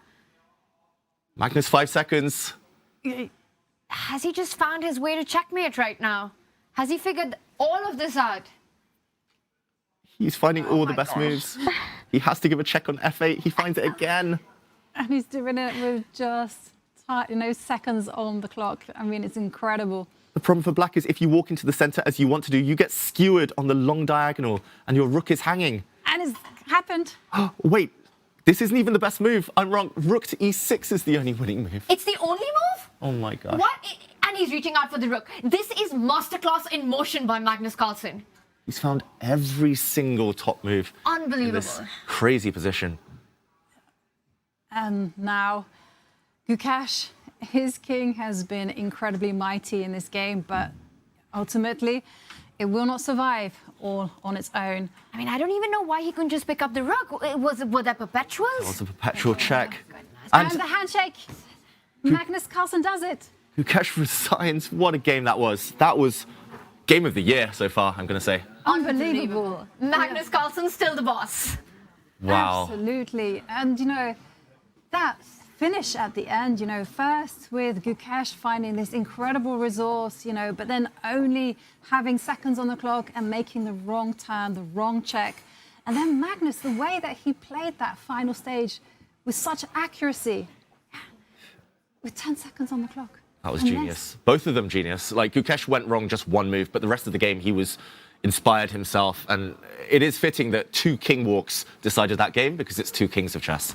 Yeah, just incredible stuff, right? And for Gukesh, he really did play well. It came down to that one big inaccuracy, and then Magnus Carlsen, 100% precision there. Flawless play. And once again, the king reigns here today as the world #1 takes his win against the world champion. Yeah, absolutely. And, well, whilst we were following that game with bated breath, we did have a few results. Lei Ting-Jie did win her Armageddon game against Ju Wen-jun. And we're also going to see a victory for Hikaru Nakamura if we are believing the bar. Yeah, Hikaru's about to win. We can see it on the camera. He's so relaxed right now. He's about to force through his central pawns. First, he's going to come back and attack the white knight. Fabi is busted. All of his pawns dropping. He's just got no time, Fabiano. It's a knight endgame, but it's currently 4 versus 3, and it's all about the black e-pawn. That pawn is going to run through and promote. I was just... We were talking about where's the breakthrough, Ivanka, and look at the way Hikaru's converted this, right? Just bring your king forward. Push the pawn. Nothing's going to stop it from promoting into a queen in just 3 moves, and that's resignations. It is. Fabi resigns. And Hikaru notches up his first classical win, which gives him 3 points. So, Hikaru, Magnus, the big 2. Oof. Well, #1, well, #2. Out of the stable pretty quickly. Wow, what a start. But I don't know, I mean, that just kind of happened so quickly, you know, Hikaru just breaking through like that. But I guess at the end, it was a bad position combined with not much time on the clock for Fabiano. Yeah, Fabiano, in the end, it was the clock that came back to haunt him, maybe trying too hard to push for a win earlier in the game. In the meantime, 1 game remaining. The 3rd Armageddon. There were only 3, I should say, today in this round. There's studio competition hanging by the balance, by the thread, depending on this one. Yeah, and I think it's sorted. This is the 3rd out of 3 Armageddons. And in the meantime, white is a pawn up. She needs to win Anna Muzychuk. She doesn't have much of a time advantage anymore, but it's 5 pawns versus 4 right now with heavy pieces, queens and rooks still on the board. It's going to be hard for Sara Kadam. She held a difficult one in the last game, though. She needs to hold here, but queen endgames are going to be tough. Rook endgames are going to be tough. Hard to know how black is exactly going to draw this one. So you're rooting for a result here? I have no skin in this game. But how? Because this would be the 4th Armageddon, right? No, this is the Armageddon. No, because this is... Oh. But you know, Humpy Kanaru beat Vachier-Lagrave in the classical. In a worse position. Yes. Vachier-Lagrave just blundered and allowed a checkmate. Wow. Maybe we'll recap that later if we have time. We should definitely do that. In the meantime, huge tactics on the board in this one. White is threatening 2 things. A rook checkmate, the black king is caught on the bank rank, and the white queen also attacks the black rook. She needs to retreat here. She needs to go back, Sara Kadam. But there is a big threat, so you can't take the pawn, and she's about to pin. reach for her queen. She does pin the rook. That is tricky. If the rooks disappear, then the black queen also hits a pawn in the corner on a2. Nice idea. Yeah. You neutralize the material deficit. Yeah, but still the black king is looking pretty shaky. So wait, have I just won the Armageddon competition? No, David did. How? Isn't this our fourth Armageddon? I'm losing my mind now. No, because Humpy won the classical game against Vachier-Lagrave. Oh, Try as you want. You can try to manifest it. It's fine. we'll get you Maybe another tomorrow. day. But you know, I was so close to my 5. Just the fates intervened. Okay, so, I would happily have lost that bet, though. I mean, just the way that Carlsen Gukesh game was, like, I would have been happy with any result. Like, Yeah. it would have been, like, it was just an incredible game. Yeah, it was brilliant to watch. It was too genius at display. Yes. But then Magnus just doing Magnus things at the end, you know, just always winning. It's just what he does best, regardless of the position on the board, regardless of who he's playing against. It's crazy. The winning habit, yeah, don't know how he does it. it was, and just super, super interesting. I love the sublime technique at the end, and yeah, Magnus with a 98.9% accuracy. Wow. Amazing. 98.9. Wow. In that position. Almost perfection. I mean, let's not forget, you're not talking about some theoretical battle that ends in perfection in a draw or a win by a blunder. You're talking about a full-blown game with a proper opening, middle game, a crazy end with queens on the board where every move is the difference between a loss and a win. Mm-hmm. Yeah, I mean, I think I would have made like 5 blunders in a row at least in that endgame, let alone found all of that insane variation. Magnus needed to calculate so far in advance. Like we were talking about it earlier today. That is an underestimated part of his skill set. And it did come down to the clock in that one. By the end of it, you know, had Gukesh got that extra minute or two to find that right check, things would have been very different. Yeah. And meanwhile, in this Armageddon game, well, Sarah hasn't managed to recover that lost pawn, but she's still fighting hard. I mean, queens are very tricky pieces. The white king has to find a way to hide itself from the checks. And at the same time, that extra pawn on the queen side, it wants to promote. But the king to g2. I'm surprised to see the bar in balance in this one. Yeah, that is wild to me. Like, obviously, only white can win. How can this be level? White is a pawn up. Black's going to have to defend perfectly for the next 100 moves to hold this game. I think in practice, this is won more often than not. More often than this is ever a draw. All right, there's a threat on the board. If you take the... But you can't even take the a2 pawn, even if it was your move. The f7 pawn's hanging, but in any case, Sarah falls back with the queen, keeps everything defended, eventually wants to advance the queen side pawns. Yep. The player's not yet getting increments, so 2 minutes is what you see is what you get right now. Centralized queen makes a lot of sense for Sarah. Yeah. So queen trades and that's game over. So Sarah has to keep the queens on the board and hope to find a perpetual. Yes. And it's no easy task for white as well to advance the pawn and keep the king safe. And in the meantime, we are being joined in the studio by Hikaru Nakamura. Oops, I just gave the game away. That's a great tease. My bad. He's going to be with us soon. And there you are on the screen. Hikaru, first of all, congratulations on your win against Fabiano. A great start with the black pieces. Yeah, I mean, I think Fabiano was surprised by the opening choice. I guess, let me put it this way. If Fabiano had watched the games of the Chess Champions Tour, he should have had a pretty good idea that I wasn't going to play the same opening that I played against Nepo and Magnus. And then he just went for this exchange Slav. And as I said in the confessional, it was very funny that he did this because, you know, Fabiano has this podcast he does. And when he spoke about the candidates and the performance of players, he was saying that my game against Avsov was kind of ridiculous. And, you know, I wasn't there to play to win the tournament. And it was the exact same line that Fabiano decided to play with white. So I didn't really understand it at all. I mean, maybe Fabi thought he could make an easy draw. But, you know, at some point I offered him a draw. Move 30 when I put the queen on c8, I just offered a draw. And then Fabiano decided to just keep playing as though he was better. And I was just really puzzled by that. But eventually, you know, the time played a big role. We got to a situation where his moves were tough. I had the knights and... it was a classic sort of blitz game, so it was good, very, very good finish for me. So, what was the point that you knew that you were going to win it, or you had great? I mean, chances? once I got the knight to e4. I mean, until I played knight e4 and I was able to take with f pawn and get this knight f5, I wasn't sure that it was that it was winning. I mean, I think Fabiano could have defended it probably if he had time, but the thing is, the 10 seconds. If you get low and you don't have easy moves, you can't really build up the clock. And it's not like I was actively trying to get him low on time necessarily, but he just kept drifting. And again, I'm sure there was some way to draw, but with the knights, as long as I don't hang an obvious setup where he can attack the pawn on e6, or I can get the knights moving to the critical f6 and d6 squares, I have chances. So it was only once I got knight e4, but I had a feeling I was going to find a way to complicate it just because 10 seconds on the clock, just very, very hard to play. And what do you think about this time format in general? I mean, I think the time format's very good, so long as you can play quickly. If you're well prepared, this time control is great. If you're not well prepared, it's going to be a doozy. So I think for me, I was able to play very quickly. I mean, the first 20 moves in my game were just like very easy, never really any danger. And if you can do that and put pressure on the clock, then good things happen. And what is Queen C5, by the way, in this game? Yeah, okay. Well, you can give us your thoughts. It's game over. Just game over, yeah. What is Queen C5? Yeah, and you're just in time to see the handshake as Anna Mezicuk wins the Armageddon against Sarah Kadem.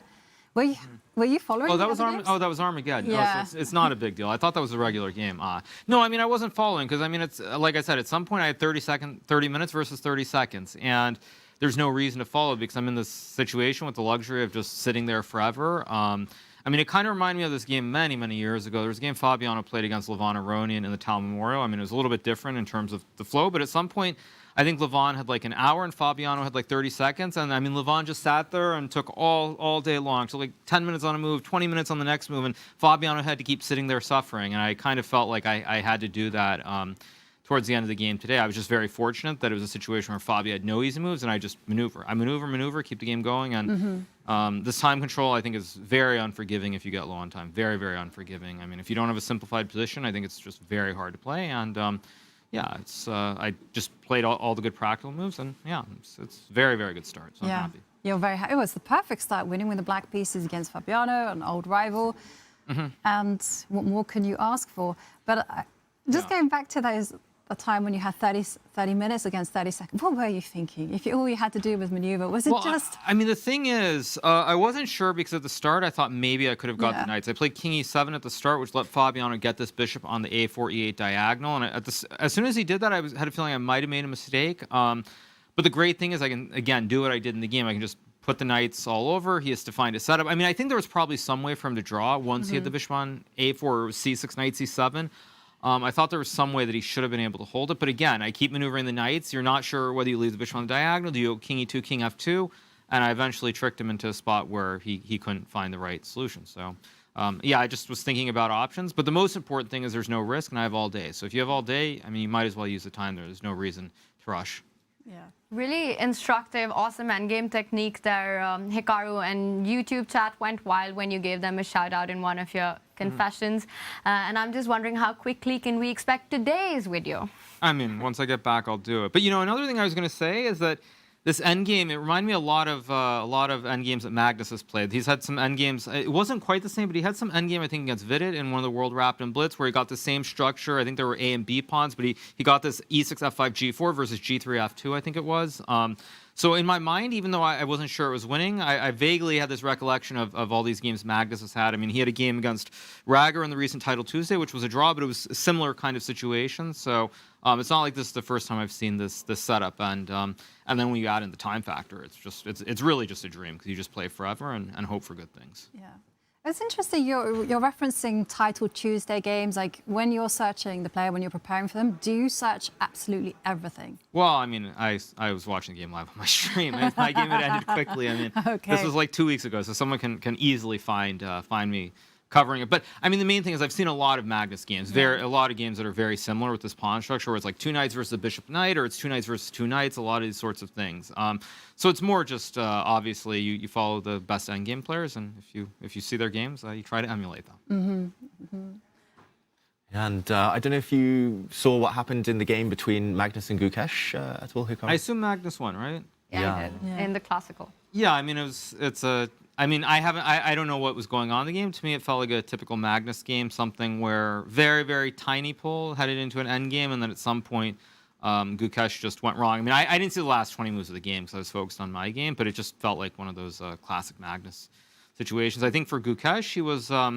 I felt he didn't sense the danger early enough. I think he was moving a little bit too slowly, and then, obviously it's happened to me and everyone we've played Magnus, but he got this spot where there was a queen a6, queen f3 or something, and then Gukesh had to tank and think forever. And I'm sure it was still okay, but then you're going the wrong direction with the time and then the position, and it's just hard to play. So, yeah, I mean, it's, of course, not too surprising, in my opinion. I kind of expected Magnus to win after this opening, just because the game goes on, and I had a feeling Gukesh would struggle, but it's still just the first round of the tournament. And, well, you're back in Norway. What's it like being back here? Yeah, I think it's quite nice. It's a tournament that I've played the last couple of years. I won it 2 years ago. I think in general, the environment is very good. I especially like the late rounds. I think I'm actually, even though I've been here a week, I'm still a little bit jet lagged. And then all the playoff sports doesn't help either. So I've been struggling a little bit with sleep, but with the game so late, it's not that big of a deal. So I think the 5 p.m. games definitely are to my benefit. But I think mostly it's just familiar surroundings and a lot of good memories, so just hope to keep it going. Yeah, and Hikaru, 2023, you won last year. You were very close. This year, are you expecting anything in particular? Are you going to do anything differently? No, I mean, I think for me, as I said before, I have no real expectations. Just here to try and play good chess. I mean, of course, as I've said a few times, the thing that's important is this result determines the rest of my year pretty much. If I don't do well here, then I will simply go and relax and play the World Cup, play very, very few events. If I do well here, then, you know, to be like Magnus, because he used this reference years ago, and he did it himself recently, I'll go find some Mickey Mouse tournaments and get the 40 games. But, I mean, we'll see. We'll see what happens. But mainly, I just want to play good chess. I think if you do the right things, you have a positive attitude, good things will happen. So I'm in a good place right now. Hikaru, with putting so much on the line with this tournament, is that extra pressure or extra motivation for you? I mean, it's just depends how you look at it. I think you know, there's a famous Tony Robbins saying, I think, which is about leverage and, you know, finding a way to have balance. And I think for me, you know, I'm trying to do well and play good chess. If I play well, good things happen. If I don't play well, bad things happen. I mean, it's really very binary, so I'm not too worried about it. I will say though that in general, I'm much more relaxed, or I have been. I mean, obviously since 2022 than I used to be. And you know, like this game, I did some preparation, not a whole lot, and just kind of showed up and played. And in the old days, I never would have done that. I would have been freaking out every last little possibility. But you know, I think if you have a good mindset and you do the right things, I mean, good things will always happen, and you know, everything's meant to be. So, yeah. Pretty What is preparation like at elite level? I think that depends. What I would say is that it's much easier now. I've been a big beneficiary of all the people who have made the mistake of giving away their great secrets for like $29.99 on Chessable, or $49.99 or whatever it is. Anisha's course is too expensive, so I can't afford that. But I would say that in general, it's much easier. There's so many courses out there. Computers become so strong that, you know, I think Magnus said this in the press conference yesterday, where if your goal is to survive, it's a lot easier now. If you find some basic opening, some basic idea, you don't get surprised as often as used to happen. So that's pretty much my approach. Just get a position, play the game. But I think definitely with Fabiano, I've been on a big hot streak against him, and I think also I'm now like 6-0 with the shirt. I think I wore the shirt when I beat him in 2023. I wore it when I beat him in St. Louis or Isle of Man in some tournaments. So good luck shirt and the right opponent. So it's all good. Wow, I mean, we were talking about superstition earlier. That's impressive stats. I'm going to put you on the spot, Hikaru. What would you define as a good enough result worthy of making a push for the World Championship? Well, I mean, it depends. On, well, I guess one other player most likely, since I beat Fabiano in this game. I was expecting Gukesh to be a strong contender to push for 2,800, but he had a bad Grand Chester event, and he's off to a bad start here. So, I mean, we'll see. He could obviously get red hot, but I was viewing it as Gukesh. Now I would say that, especially with the win against Fabiano, Arjun's the only one who I think could be a contender. So, effectively, if I maintain my rating even, I'll be pretty happy. So, like, if I go, I guess +1 maintains my rating, something like that, I'll be happy. As long as I keep the gap around what it was going to this tournament, around like 15, 20 points, then I'll push. Well, it's definitely a goal. Hikaru, thank you very much for joining us here. And once again, congratulations on that perfect start to Norway Chess. Thank you. And on that note, we are going to go on a short break. But when we come back, we're going to summarize all of that action that we just saw. And, of course, it's going to be fun, as always. So you don't want to miss it. Hi, I'm Gukesh. I'm the world champion. Who is Gukesh's coach? Right now it's Grzegorz Gajewski. We've been working for a couple of years now. Before that it was GM Vishnu from India. Who is better, Gukesh or Prag? Gukesh. Who is Gukesh currently dating? Like Vishy sir said. Who do you go out on dates with? A chessboard? Where was Gukesh born? I was born and brought up in Chennai. I still live there, and yeah, I'm in love with the city. How old is Gukesh? I'm 18 years and like 7 or 8 months, I think. But yeah, a lot of people don't believe it. Did Gukesh drop out of school? Yes, I did. Like fourth. I mean, I stopped going regularly from around 4th grade, and yeah, now I'm just not going to school. So.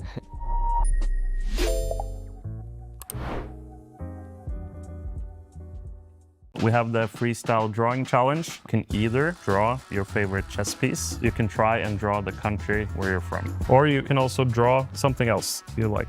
I can't draw though. I have no like spatial awareness. I don't think I'm a good painter. You guys will see how I'm going to draw, or can I? That would be nice. I'm drawing the US map with an oval shape. And then we have this. I told you I can't draw. That's not actually what I envisioned. Okay, so this is supposed to be... No, that's not good. Do I include Hawaii and Alaska? Sure. But Hawaii is just somewhere up here. And Alaska is somewhere here. I have no like spatial awareness. I don't think many chess players are so talented. No. Something like that. Approximately where would you be living? Somewhere around here. Okay, I'm gonna draw a chess piece. Okay, very good. On that map, where is like Florida, and you can show us a few cities. Florida. But where is? Yeah, Florida is a little bit too far west. On this map. Okay, I'll try another one. No, but this is also not good. Okay. Well, this is Florida. It needs to be a bit longer, I guess. Originally, I'm in the East Coast. I'm somewhere on this map here, and now I'm around here. Amazing. Wow.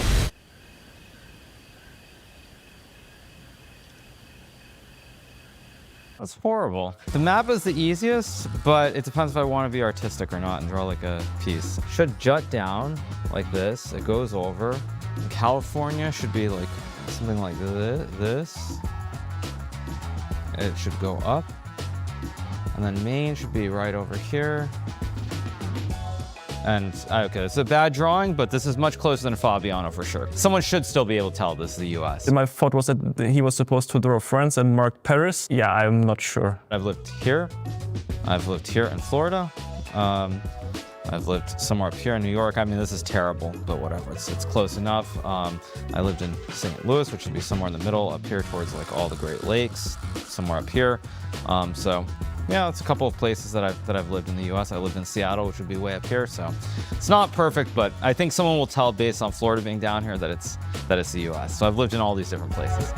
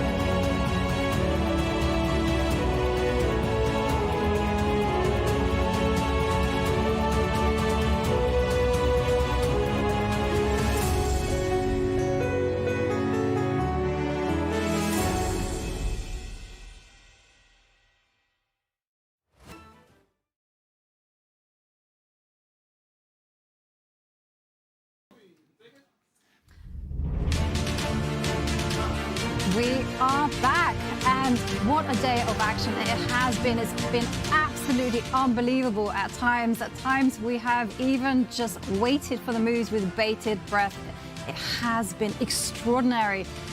And I have to turn to you guys and say, well, you know, for us, the hype match, Magnus against Gukesh, it lived up to expectations, but there were some other shocking results, I would say.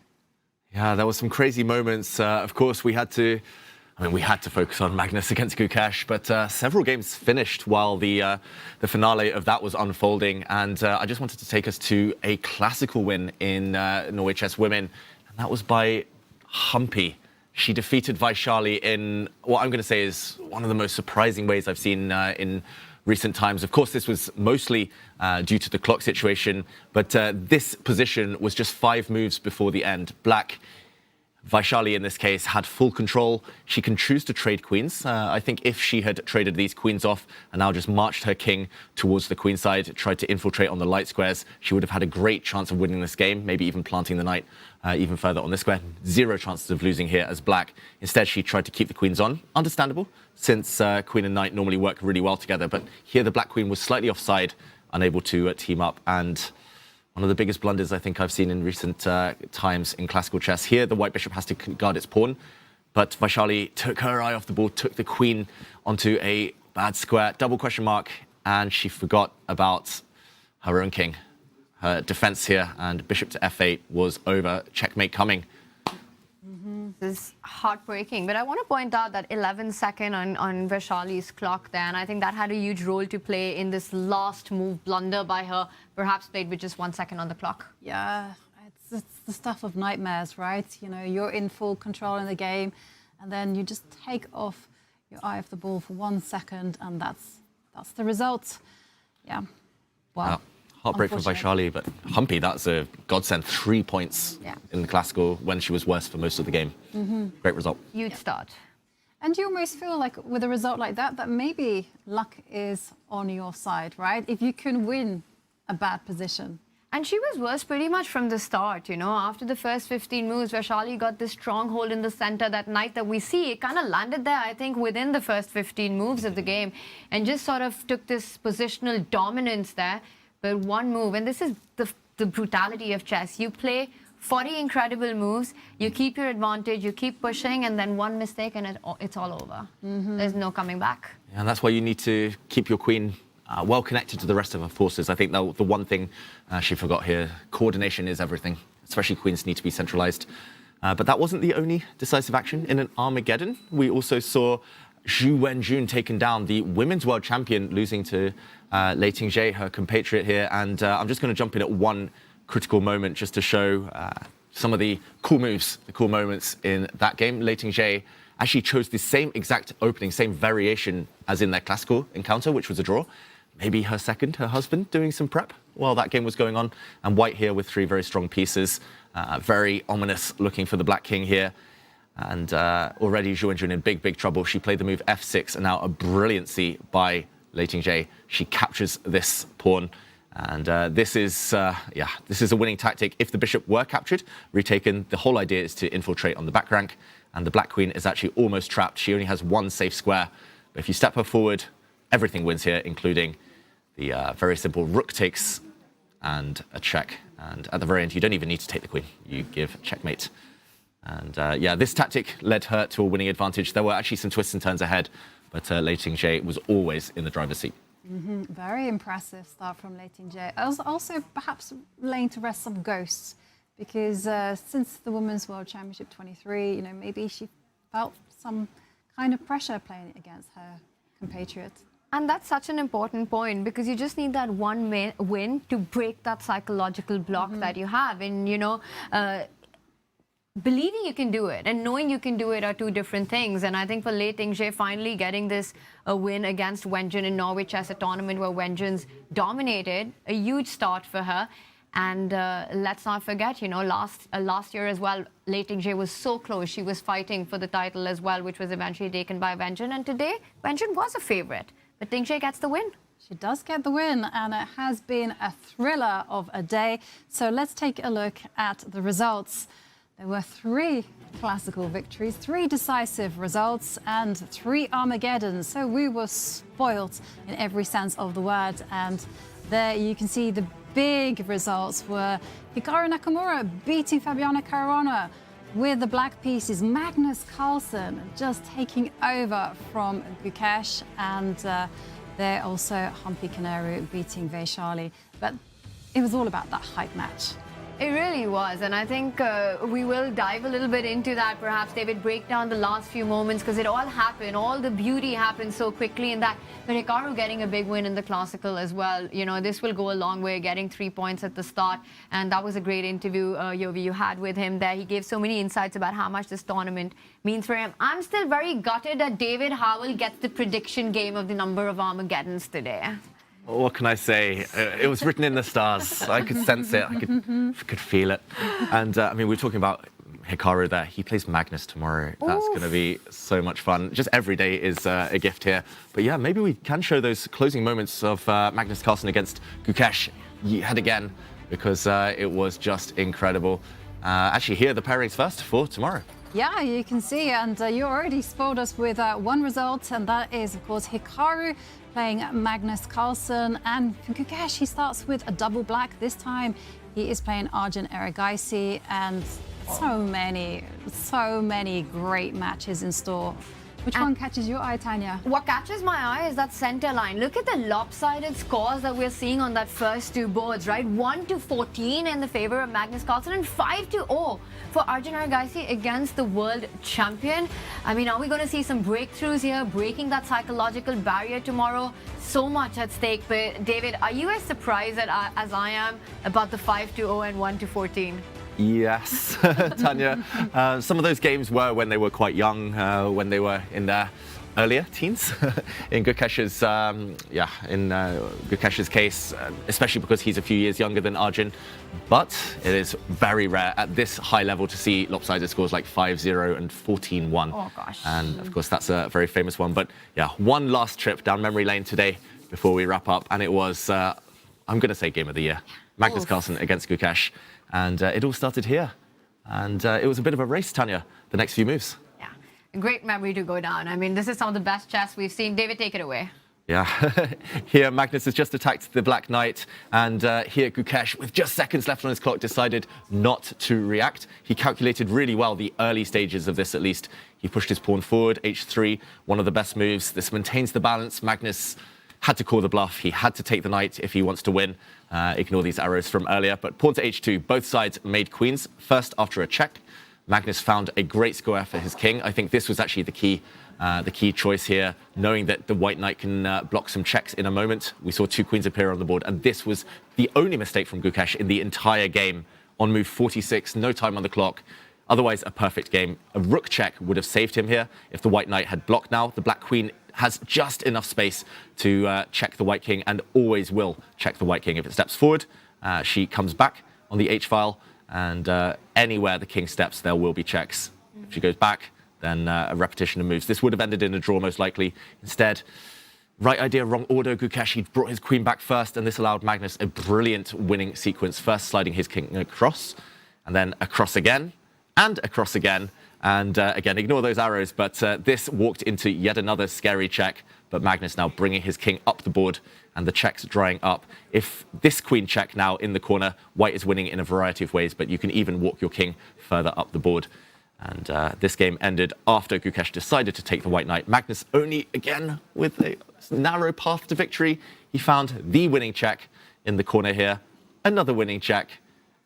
Another winning check, and actually the only move in this position. I was expecting a queen skewer here. This would not have been enough to win due to perpetual check ideas, but instead rook to e6, and here Gukesh's king finally caught in the center. He actually resigned in this position because he was about to be forked, double attacked, skewered. No matter where you go with the king, there's always a way to deliver the killer blow. For example, like this. Amazing. This is just Yogi, like wild, messy, and so beautiful. And I think Magnus Carlsen just reminded everyone that Gukesh might be world champion, but this game has levels, and he's just on a different league. He's just a different level. Exactly. And if you know, this is just going to be a sign of things to come. Tomorrow, he's playing his other league co-leader, Hikaru Nakamura, and both of them playing phenomenal games, so I'm expecting more of the same. Well, talking about tomorrow, it's going to be an incredible day of action if today is anything to go by. So if you want to join us, here are some of the start times. And in Stavanger, the action begins at 5 p.m. Central European time. It's a little bit earlier if you're on the East Coast, and a lot later if you're on the west side of the world. But I think I got the wrong way around. It will be on the west side. It'll be earlier, and east side later. I've never been very good with my east and west and left and right.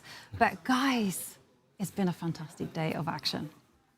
Great start. We couldn't have hoped for anything more, Tanya. Yeah, except I wish I had won the Armageddon prediction, but I'll stop on that. You know, I'll get my revenge with incredible chess, beautiful play, such turnarounds in those critical moments. But I think, you know, you called it the game of the year, undoubtedly the game of the day, Magnus versus Gukesh. Yeah, it's all about that headline, right? It was a beautiful game, especially at the end. It almost was study-like. And then the end was just unbelievable. Stunning. Absolutely. Yeah, I mean, it was just like some dull rook and knight endgame, and then suddenly it exploded. Queen's on the board, king chases, king hunts.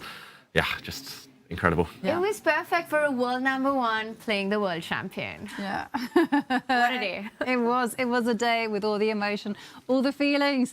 And tomorrow, well, we can expect more of the same. I'd like to thank everyone at home for watching. I'd like to thank all of you guys for the action, for the fun, and for the pure thrill and enjoyment. See you all tomorrow.